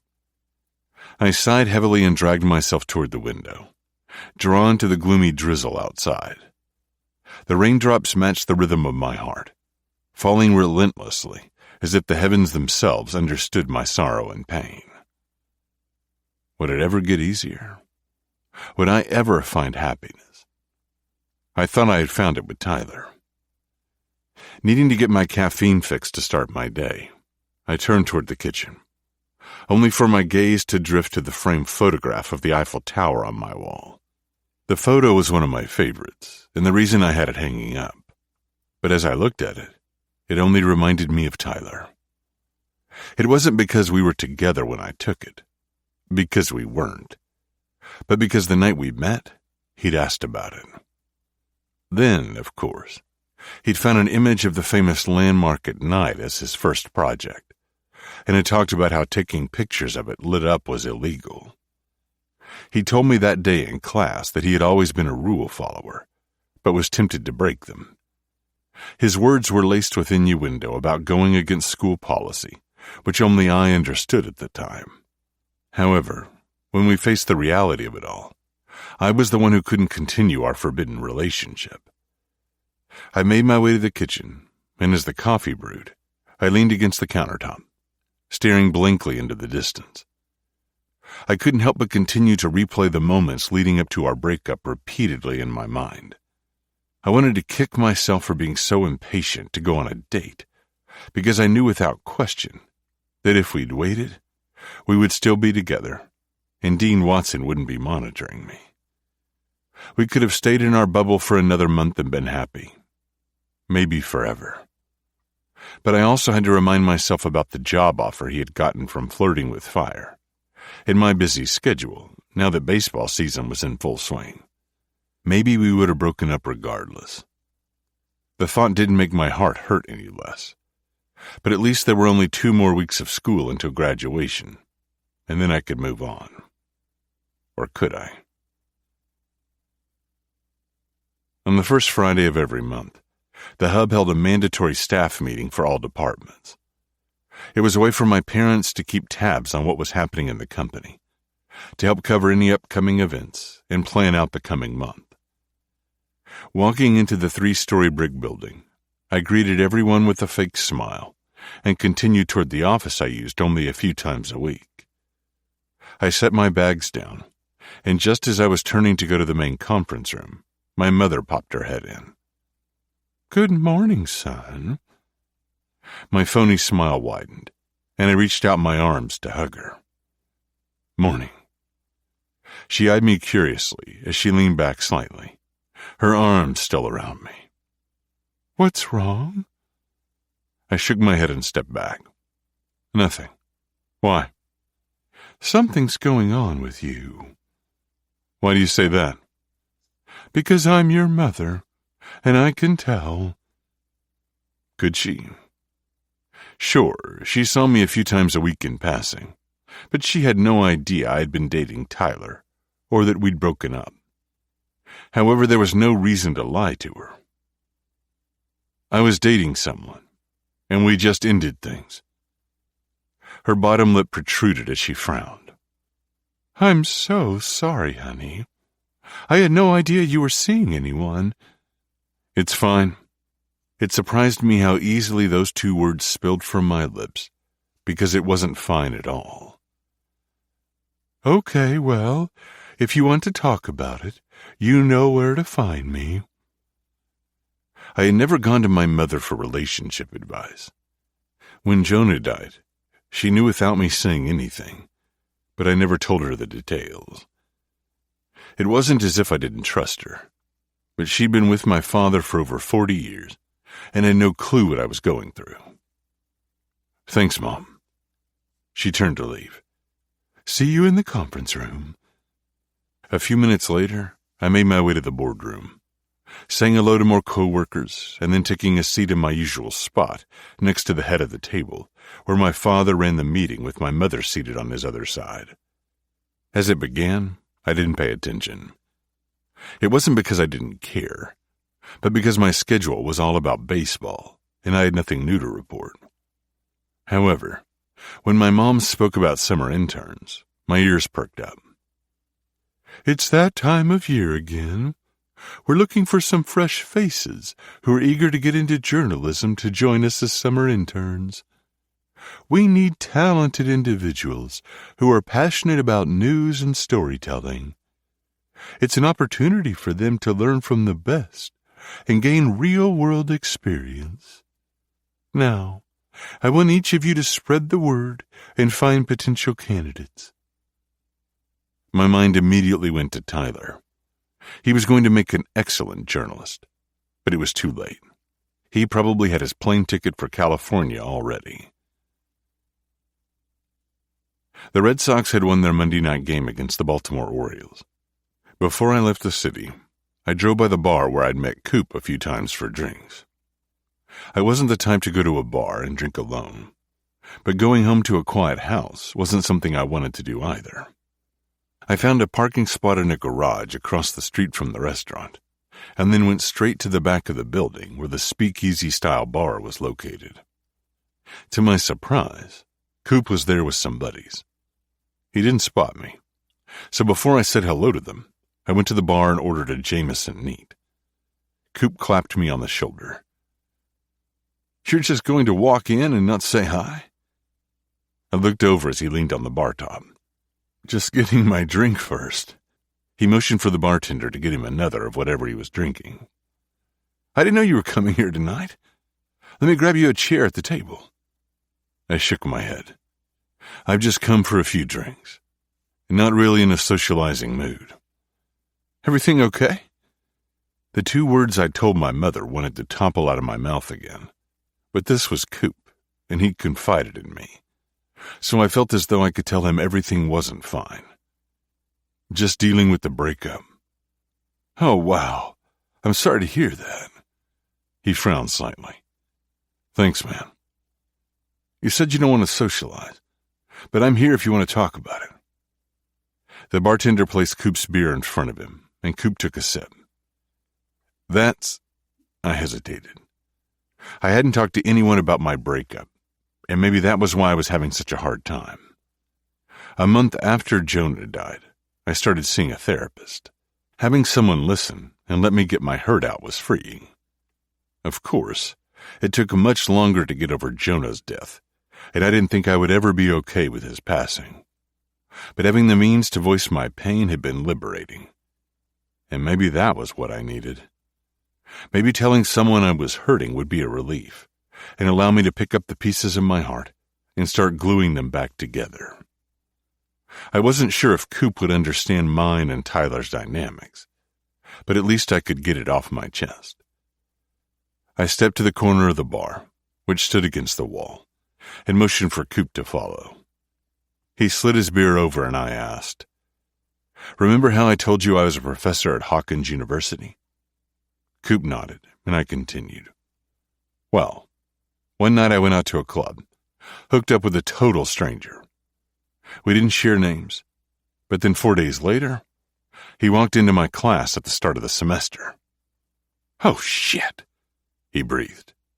Yeah, I sighed. We tried to stay away from each other, but we had this undeniable attraction. Eventually, we couldn't resist each other any longer and started messing around. That led to us dating, and then I paused and closed my eyes. Taking a deep breath, I went on. And then his ex, who goes to Hawkins too, saw us out together. I decided we needed to call things off. Good thing, too, because that guy went to the dean and reported me. Oh, shit! Coop gasped. I know. I downed my whiskey in one giant gulp. I'm so sorry. He squeezed my shoulder. I have no idea what you're going through, but it can't be easy. You're still having to see him in class, huh? Today was the last one. He'll be graduating and moving back to California. But if school is over, then you'll no longer be his professor, right? Once I turn in his final grade, I won't be. Then why not get back together? He wondered. He doesn't have to move back to California, does he? He got a job working for Flirting with Fire. They're based in L.A., but are headed out on tour for 6 months. Coop's eyes widened. Wasn't that the band that performed at the softball game? I nodded. It was? Damn. And I bet you're busy with your work here. Yep. Working on 81 home games for the Red Sox. Baseball is my busiest season. And there's no way for a long-distance thing to work. I shook my head. Not sure he'd want that since I broke his heart. There has to be some way. I don't know. We have internships at the hub, but I can't ask him to give up his dream job for me. Maybe you should tell him about it and let him make the choice. I would like to say the last few weeks had flown by, but the reality was, no matter how much I immersed myself in work or grading my students' final portfolios, Tyler was always on my mind. When I'd seen his final project arrive in my inbox, I wanted to mark it as read, and then move on to the next and just give him an A+.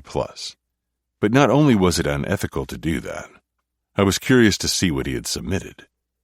So I'd opened the email, and there was nothing written in the body of the message, only a link for the folder that contained his project. I didn't blame him or need more. It wasn't as though he would tell me he missed me in a communication that the school might see. Once I looked at the portfolio, I realized he had used his final photos to send me hidden messages. The first image was of his guitar. He told me before he played, but as I read the details he included, I understood why he was submitting it as one of his 8 images. The caption read, "Playing guitar has always been a passion of mine. The way my fingers glide across the strings effortlessly and produces a melody makes me happy. Like when I held hands with the man I love as we went on our first date." Scrolling through the rest of the photos, I spotted a picture of a steak dinner with a glass of wine. The photograph of the frozen lake with the sunburst I had emailed him after our weekend together in the mountains. He had taken the photo with my camera, but I had sent him all the pictures so he could have them. In Tyler's assignment, there was also a shot of the table where his fraternity held their meetings. When I got to the one of me, I was speechless. I hadn't been aware he had taken any of me at the Anaheim game, but apparently he had. I had been engrossed in the action on the ice, my camera up to my face and my finger on the shutter. The crowd in the background was blurred, and the main focus was on me. Tyler's caption read, "Your eyes see the beauty of our planet. Mine see my world." A lump formed in my throat, and I went to the last image. It was a self-portrait of him in black and white. The photo only showed his face, and he had tears in his eyes. I could feel the pain radiating off of the image, as though we were face to face. Looking at it, I couldn't hold back my own hurt. A tear slid down my cheek as I read the quote. "Giving up someone is hard when you know he is everything you want." I'd given him an A+ and tried to forget his portfolio as I had with the rest of my students. But I couldn't. The week since I'd viewed it had been even harder because I knew what he had done. But I couldn't reach out and tell him I was feeling the same way. Tyler had dreams to chase and would be gone for 6 months. Maybe afterward we could try again. Perhaps then everything would be easier, or maybe he would find someone else. Knowing it might be the last time I ever saw him again, I dreaded the drive over to campus for the graduation ceremony. I didn't usually go, but I couldn't stay away. This was an important time for Tyler, and I didn't want to miss it. Sitting with the other faculty, I wasn't sure if Tyler saw me as I blended in and watched him walk across the stage. He looked ecstatic as he fist-pumped the air after grabbing his degree from Dean Watson. Maybe the weeks since he had turned in his portfolio had been different for him. I didn't know, but I enjoyed seeing his wide smile. My heart was happy, and I told myself that he would be okay. He would move on, live out his dreams, and eventually find someone who could give him everything he deserved. I had planned to leave once the ceremony was over, but I found myself walking toward Tyler and his family. I didn't know why, other than I wanted to congratulate him, to tell him how proud I was of him. He was in the middle of talking to his father when he saw me approaching. The conversation stopped, and his dad looked to see what had made Tyler's words end. Plastering on a smile, I picked up my pace and stuck out my hand to the man I still loved. "Congratulations, Mr. Statler." He took my hand hesitantly and replied, "Thank you." I turned to Gage and held out my hand. "Your son is going to do remarkable work in the journalism field. You should be very proud." "I am," he confirmed, and Chase stepped to his side. I shook Chase's hand too, and then told Tyler, "I just wanted to come over and wish you all the best while you're on tour with Flirting with Fire. I'm hoping to go to their show in Boston." That sounds good, Professor Foster." I smiled warmly. "I'm no longer your professor, Tyler. You can call me Hayden." I waved a little goodbye and turned to head to my office, where I needed to pack up some things I would need during the summer. I could feel Tyler's eyes on me as I walked away, but I didn't turn back.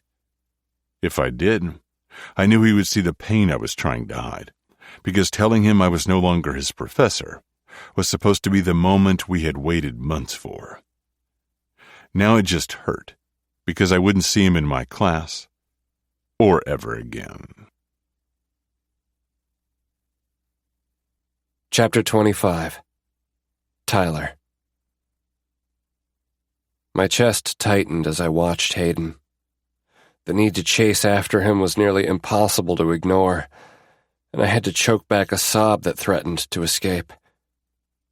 I'd experienced heartbreak in my life, but nothing had ever physically hurt like the pain of watching the man I was still in love with walk away. When he waved goodbye, it felt like he had hammered the final nail in the coffin of our relationship. What he didn't know was that I refused to accept this was the way things would end for us.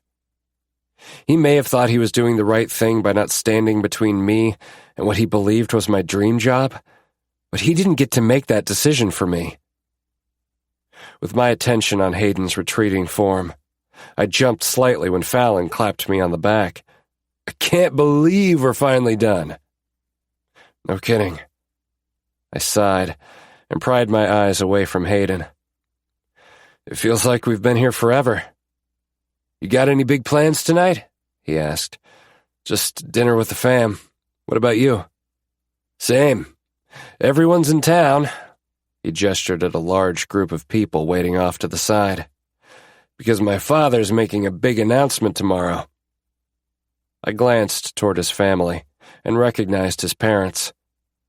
In addition to the others who looked like Fallon's relatives, a couple men in black suits stood nearby. "Oh yeah? What's going on?" "My dad's going to run for president." "Wow. How do you feel about that?" He shrugged. "It's been his goal for years, and he told us months ago that it was time. Can't say I'm a huge fan of the security detail following us around now, though, even if some of them are hot as hell." I chuckled. "I can see the headlines now. President's son caught in compromising position with Secret Service agent. Like I'd get caught." He smacked my stomach playfully. Anyway, I gotta run, but I'll see you at the house tomorrow. Later. My dad wrapped his arm around my shoulder as Fallon walked away. We've got about an hour before we need to head to the restaurant. Do you want to hang out with us at the hotel, or stay here for a bit? Fearing it might be a few days before I got another opportunity to talk to Hayden, I decided to take a chance that he was still on campus. I'm going to stay here for a while and meet you at the restaurant. There's something I need to do first. Okay, let us know if you need a ride, Chase said. Will do, I called out as I hurried out of the amphitheater and toward where Hayden had gone. Once I made my way through the crowds surrounding Caldwell Theater, the rest of the campus was mostly empty, without the hustle and bustle of students rushing to class. I approached Miller Hall and hoped it was unlocked. Luckily, the doors were open, and I took a fortifying breath as I stepped inside. The hallway was eerily quiet. Every room I passed was dark, and no one appeared to be around. As I turned the corner, light streamed from the end of the corridor. Was it Hayden, or someone else? Suddenly, the confidence I'd felt about pouring my heart out to him dissipated and was replaced with a churning sensation deep in my gut. What if he truly didn't want to be with me anymore? What if I was the only one willing to fight for us? I didn't think I could survive another rejection from him. Not when my entire world began and ended with the man I hoped hadn't left campus yet. Somehow, I mustered up the courage to propel myself forward, moving toward the department where his office was located, and hoping to find out once and for all if he was going to be a part of my future like I wanted him to be. Just as I'd hoped, he was sitting at his desk, working on his laptop. Hey. My voice echoed through the space despite my attempt to be quiet. Hayden's head snapped up. What are you doing here? You got a minute? The muscles in his neck moved as he swallowed hard. Yeah. Come in. I closed the door behind me, and a pang of disappointment stabbed me in the chest when he didn't immediately stand to meet me in the center of the room. Trying to stave off my nervousness, I ran a hand over my face. I wasn't sure you'd be here, but I'm glad you are. Can we talk? I don't know if that's a good idea. Why not? You aren't my professor anymore. I threw his words from earlier back at him. Isn't that what we've been waiting for? He let out a long sigh. Things are different now. No, they're not. I frowned. You'll be traveling the world for the next 6 months. A lot can change in that time. Maybe, when you're done. I didn't take the job. He reared back. What? My decision had been made weeks ago. I'd wanted to tell him right away, but with him insisting we needed to keep our distance because the dean was watching him, I had known I needed to be patient if I really wanted him to hear me. The wait had been torturous, but would be worth it if we managed to find our way back to each other. I didn't take the job, I repeated. I don't understand. That's your dream. I shook my head. That's what you've been saying, but you're wrong. My dream is to be with you. He stared at me, his eyes turning glassy. I can't ask you to stay here for me. That wouldn't be fair to you. I rounded the corner of his desk and kneeled in front of him, placing my hands on his thighs. Do you still want to be with me? Of course I do, he whispered. Then you need to understand that you're not asking me to do anything. I'm following my heart, and it's telling me that this is where I belong. He looked at my hands resting on his legs. I don't want you to regret your choice later on, and walk away. His words hit me hard. The entire time I thought he was only worried about how I felt, but I hadn't considered he was scared of losing me if I felt resentment for putting him first. I took a deep breath, hoping what I said next would eliminate his remaining doubt. Music journalism is something I enjoy and want to do, but I can do that anywhere. A great job would mean nothing to me if I wasn't truly happy with my life. And my life would be empty if all I had was work and not the person I love. A tear slipped down his cheek, and he cupped my face with his hands. I love you too. Then don't make me live without you. Okay. He leaned forward and pressed his lips against mine. The last month has been miserable without you. He trailed his lips down my neck. It's been miserable for me too. I missed you so much. I palmed his hard cock through his dress pants. I missed you too. Don't ever leave me again. He leaned forward and brushed a soft kiss against my lips. I won't. A few minutes passed as we enjoyed the simple contact we'd denied each other during our time apart. But it wasn't enough. The desire to feel every inch of the man I was head over heels for overwhelmed me. I reached for his belt. I need you. Tyler, he murmured against my sensitive skin. Someone might come in here. I'll lock the door. While I walked over and flipped the lock, Hayden made quick work of his pants and opened the side drawer of his desk. I don't have lube, but I do have some Vaseline. He grabbed the little jar before tossing it on the desk. Vaseline, why? I asked, raising an eyebrow. It wasn't the best option, but we didn't have much choice, since I didn't want to wait a second longer for him to take me. He pulled out his wallet. My lips get chapped sometimes?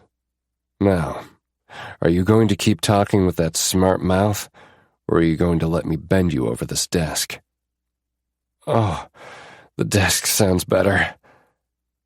Even though the door was locked, the fact someone could walk by and hear us added an extra rush, and my heart raced with anticipation. I slid my pants down to my ankles before I braced my forearms on the top of the oak desk.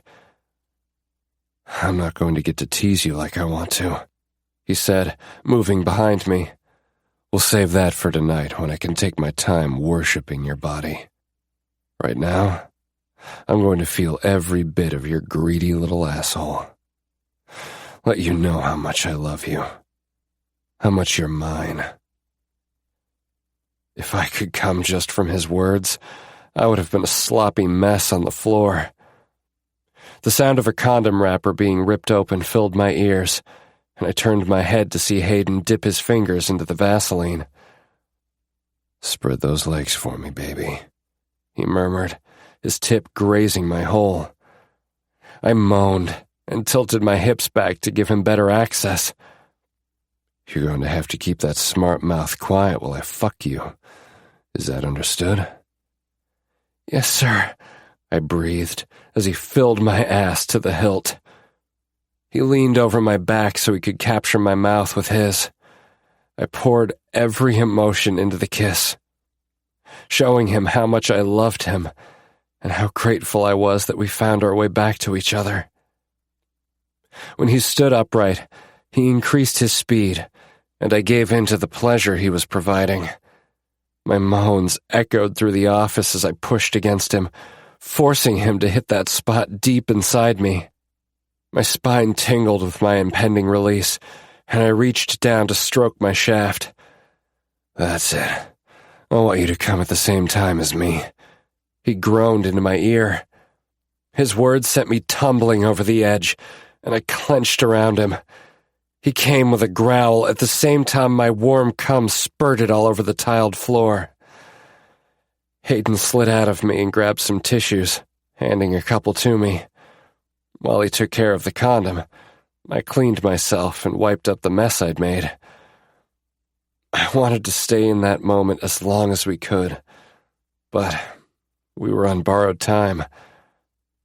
As I pulled up my pants, I asked, "Come to dinner with me and my family?" "Are you sure?" He buttoned his slacks. I nodded. "It was always the plan for you to go with me, and I'm tired of hiding. Aren't you?" "Yeah, I am." He placed a soft kiss on my lips. "When are you supposed to meet them?" "About now?" I chuckled as I checked the time on my phone. "Great," he muttered. "Not exactly the impression I want to make when being introduced as your boyfriend. Late and rumpled." "Don't worry about it. After I tell them I'm not moving back to California and don't have a job, they'll forget about us being late." I gave him a teasing grin. He rolled his eyes. "You're not really selling me on the idea of joining you, but I do think I can help on the job front." I lifted a brow. "How?" "A few internships opened up at the hub. I think you have a decent chance of scoring one." He winked. "And you didn't think to tell me this earlier?" "I didn't want you to settle for something that wouldn't make you happy just to be with me." "Hayden," he wrapped his arms around me. "I realize now that I was wrong. It should always have been your choice to make. I'm so sorry." The heavy sadness that had weighed me down over the last several weeks lifted with his apology. "Thank you for that. I love you." "I love you too." Hayden laced his fingers with mine as we walked toward the restaurant. "So, who are we all having dinner with?" "Basically, everyone you saw me with earlier at graduation. My dad's, plus Jamie and her husband, Tony. Then there are my brothers, Dylan and Jace, and my sister, Cammie. Oh, and my grandparents, too." He laughed. "I have no idea how I'll remember everyone's names." "I'm sure you'll manage." I gave him a quick peck on the cheek as we stood in front of the Italian restaurant. "You ready?" He nodded. "As ready as I'll ever be." When we stepped inside, the rich aroma of herbs and spices had my stomach rumbling. Or maybe it was because I'd worked up an appetite in Hayden's office. "Good evening," the hostess greeted. "Table for two?" "Actually, we're part of the Statler-Mathewson party. I'm pretty sure everyone else is already here." She looked down at the notes in front of her. "Oh, yes, they've already been seated in our private room. Please follow me and I'll take you back." We walked behind her, our hands still joined as she led us through the busy dining room. She stopped at the open doorway of the reserved space and peeked inside. "It looks like you need another chair. I'll have one brought over. Enjoy your dinner." When my parents were making reservations for my celebratory dinner, they'd asked if I was bringing anyone with me. I was pretty sure they'd been hinting to meet my boyfriend, since I'd promised them they could meet him at graduation. But at the time, Hayden and I were broken up, so I told them I'd be on my own.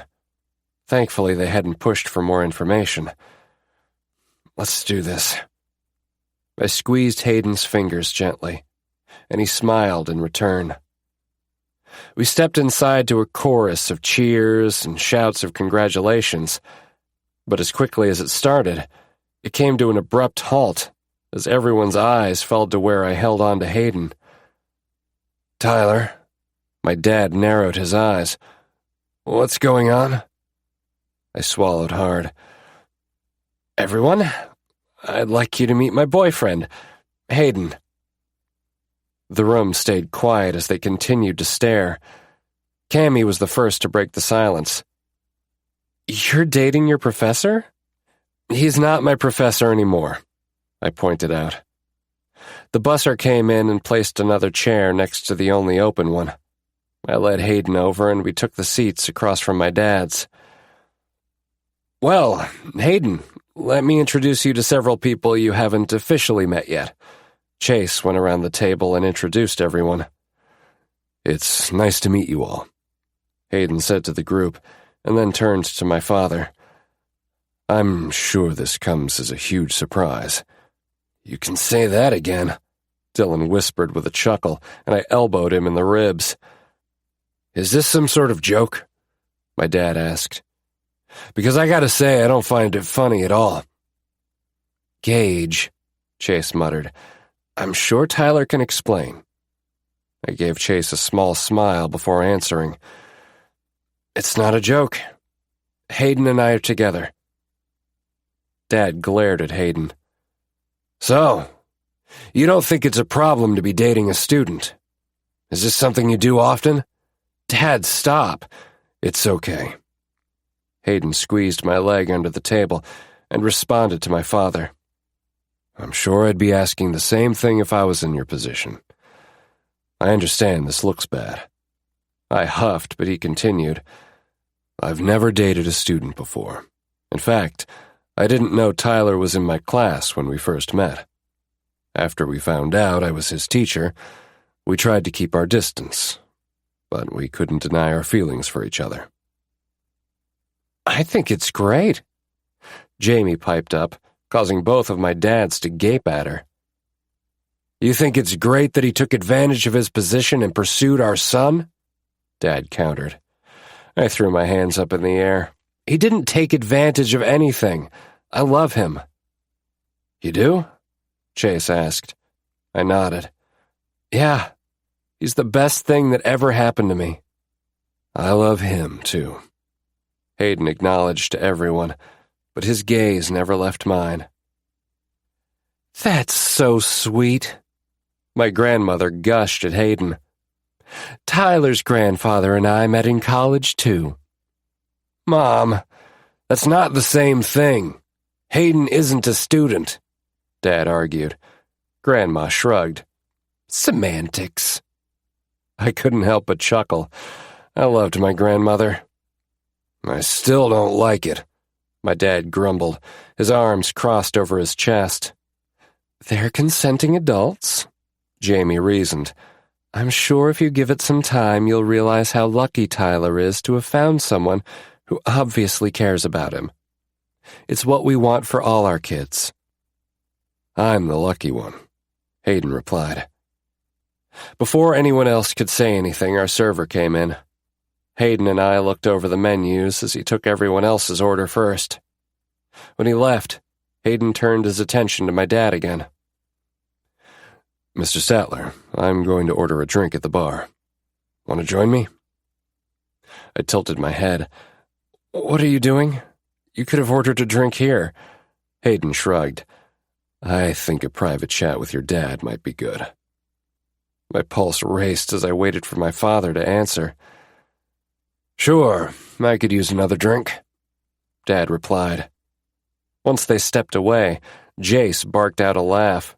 "Dude, this has been entertaining." "Jace, knock it off," Chase admonished.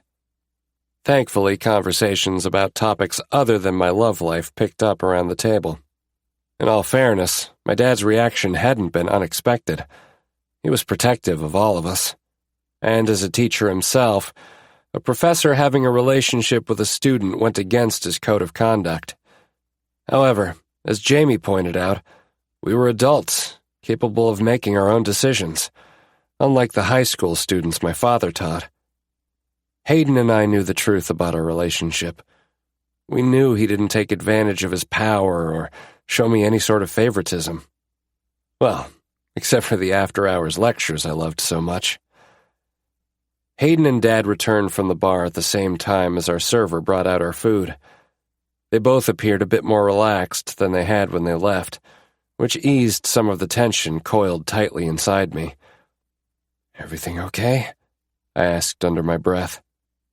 Hayden draped his arm across the back of my chair. "Yeah, I just thought your dad might be a little understanding if I explained a few things." "Like what?" "We can talk about that later." I wanted to push for more information, but I could wait until we were alone. Instead, I took a bite of my chicken piccata, savoring the lemony flavor as it burst across my tongue. Hayden nudged me with his foot when I let out a small moan of appreciation. "Behave yourself," he whispered. I gave him a wide grin. "What? It's delicious." He shook his head, and I laughed. "So, are you two going to do the long-distance thing while you're on tour with Flirting with Fire?" Chase asked, drawing us out of our playful moment. That topic was another thing I had been anxious to discuss, but I couldn't avoid it. I wiped my mouth with my napkin and replied, "About that." I turned their offer down. "Seriously?" Dylan questioned. "You've been a fan of theirs for years. I thought you'd drop everything to hit the road with them." "I know, but I thought long and hard about it, and I really like living here. I can see making the East Coast my home." "Well, what are you going to do for a job?" Dad inquired. "It turns out there's a couple of openings at the media company that Hayden's family owns, so I think I'll give that a try." "It sounds like you have a plan, and as long as you're happy, we'll support you," Chase said, and my father nodded. "Does that mean we don't have to help you pack tomorrow?" Jace asked hopefully. "No," I rolled my eyes. "I still have to move out of the frat house, but Fallon has an extra bedroom at his new condo in Boston, and he offered to let me stay there." The rest of the dinner was filled with lighter conversations, and everyone seemed to enjoy themselves, even my father. Later, while we all stood on the sidewalk and said our goodbyes, Jamie wrapped her arms around me and whispered, "I'm so happy for you, sweetie." "Thanks, Mom." I squeezed her tight. "I love you." "I love you too." She smiled as she took a step back. "We'll be at your place bright and early." Dad hugged me, and then, much to my surprise, clapped Hayden on the shoulder and asked, "Will we see you tomorrow?" "I'll be there." After we parted ways with my family, I gripped the back of Hayden's neck and pulled him in for a searing kiss right there on the sidewalk, where anyone could see. His tongue traced my lips before slipping inside my mouth. Several seconds passed as we lost ourselves in a passionate embrace. "I've wanted to do that for a long time," I said breathlessly as we broke apart. "Me too." He trailed a finger down the side of my face. "And I can't wait to do it every day." Epilogue. Hayden. 1 month later. Charlotte was getting married on Narragansett Bay near Newport, Rhode Island. She'd wanted to go to the lighthouse in Maine where Mitch had proposed. They could only have had the ceremony there and not the reception. Her guests would have had to travel 30 minutes to a golf club. So, to avoid multiple locations, she found another lighthouse with a historic inn next to it that was perfect for her wedding. After much debating, she'd hired a photographer, despite me telling her I wouldn't mind doing it. "You'll be with your boyfriend. Have a good time. I don't want you working," she'd stated. I'd stopped arguing with her, because the thought of walking hand in hand into the venue with Tyler was everything I ever wanted. Well, almost everything. I had a few questions for him I needed answers to, and the backdrop was hopefully the best place for them. Since we'd gotten back together, everything had been perfect. There was no more hiding, no more feeling like I needed to look over my shoulder, and no more fear that someone would rat out our forbidden romance. We strolled farmers markets, ate out at restaurants, and we even went to a movie where we shared a bucket of popcorn and a large soda. I hadn't realized how much joy the little things in life could bring until I became free to myself with the man I loved. I was truly the happiest I'd ever been. Tyler was offered the internship at the Hub. We didn't hide the fact that we were a couple. Hell, my parents had met while working there many moons ago. So an in-office romance wasn't frowned upon. Besides, Tyler wasn't working in my department. While I was the section editor for the sports department, he was assisting the lifestyle section editor. In the week he had been interning, he'd helped cover a story for Pride Month, and he'd been tasked with coming up with a list of some of the best LGBTQ plus songs for the year. It wasn't the same as covering a story for Flirting with Fire or another big-name band just yet, but he'd get there. Maybe it wouldn't happen while he was working at the Hub, but for now, we were both satisfied with our relationship and being out in the open. Whatever the future held for us, I knew we'd conquer it together. "Ready?" I asked him, as I straightened the cuffs on my suit jacket. I'd just come back from the gift shop where I had to pick up a few items. He walked over to me and gave me a little kiss. "Now I'm ready." Slipping my camera over my neck, I opened the door to our private cottage at the inn and grabbed Tyler's hand. We walked down the path toward where the ceremony was being held, and I took pictures to commemorate the occasion. Even though I wasn't the official photographer, I was still going to give Charlotte the ones I took, because she could never have too many of her special day. It was a mild evening, one that would turn chilly once the sun set in a few hours. But I didn't think we'd notice since we were going to be dancing the night away under a sailcloth tent. Would we get married one day, too? The thought crossed my mind as we walked toward the grassy area, where white chairs were set up and overlooking the bay. It was too soon for me to propose, but that didn't mean I didn't want to. However, seeing all the flowers and guests arriving in their formal attire made me want to drop to one knee and ask Tyler right there on Charlotte's big day. But I would never do that to her. So I kept quiet as we took our seats and waited for the ceremony to begin. Tyler slid his phone from his slacks and opened it to the camera. We leaned in and he snapped a selfie of us. A few seconds later, my phone buzzed. I pulled it out of my pocket to see that he had tagged me in a post on social media. Opening the notification, it went to the selfie and the caption read, "The best is yet to come." "I like your caption," I told him. I didn't really know what to say. Maybe I should have gone with, "I'm here for the cake." "No, it's perfect." "You think so?" "I do, and you'll see why later." Tyler opened his mouth to respond, but the music started to play, signaling us to stand because Charlotte was on her way. I put my face up to the viewfinder of my camera and snapped picture after picture of her. Her hand was wrapped around her father's arm, her flowy white dress blowing in the wind as she walked toward us.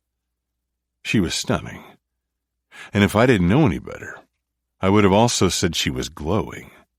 Charlotte walked down the aisle. Her father gave Mitch his blessing, and then the two said "I do," before going to take pictures with their official photographer. I took a few myself as they walked by, kissing and smiling and enjoying the moment of finally being husband and wife. "Walk with me?" I asked Tyler. "Sure." I led him away from the festivities. "We have some time before they return from taking pictures. I want to get a few shots of the bay." "Of course." Walking together, we made our way toward the lighthouse. I knew Charlotte had picked the venue because of the beacon, and I would be fast, so we wouldn't interfere with her pictures. "I know we have these in California, but I can honestly say I've never seen a lighthouse in person," Tyler stated. "They're pretty neat," I said, "but they also symbolize hope and security because they guide sailors safely to land." "Ah, yes, that makes sense." I pulled a key from my pocket, a lighthouse on the keychain that I'd picked up in the gift shop. "I was hoping this lighthouse could lead to your home." Tyler raised a brow. "My home? I know you live with Fallon, but I was wondering if maybe you'd want to move in with me." His eyes widened. "Really?" "Only if—" "Shut up and kiss me." He grabbed my face and planted his mouth on mine. "Is that a yes?" "That's a hell yes." I grinned and kissed him again. "I have another question, too." "Okay, what is it?" I didn't step back. Instead, I hooked my arms around his neck and asked, "Want to go to Paris?" Tyler threw his head back and chuckled. "Will we take pictures of the Eiffel Tower at night?"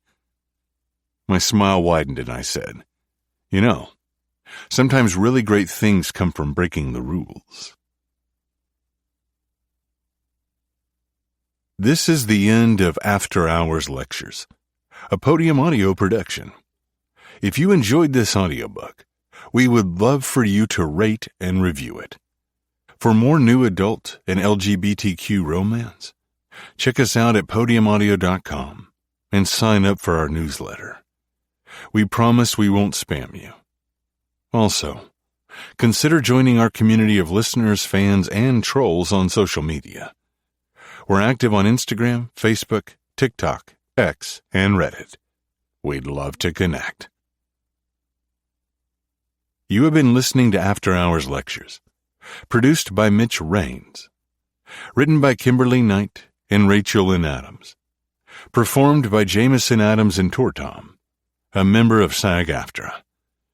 Text copyright 2023 by Kimberly Knight and Rachel Lynn Adams. Production copyright 2023 by Podium Audio. All rights reserved.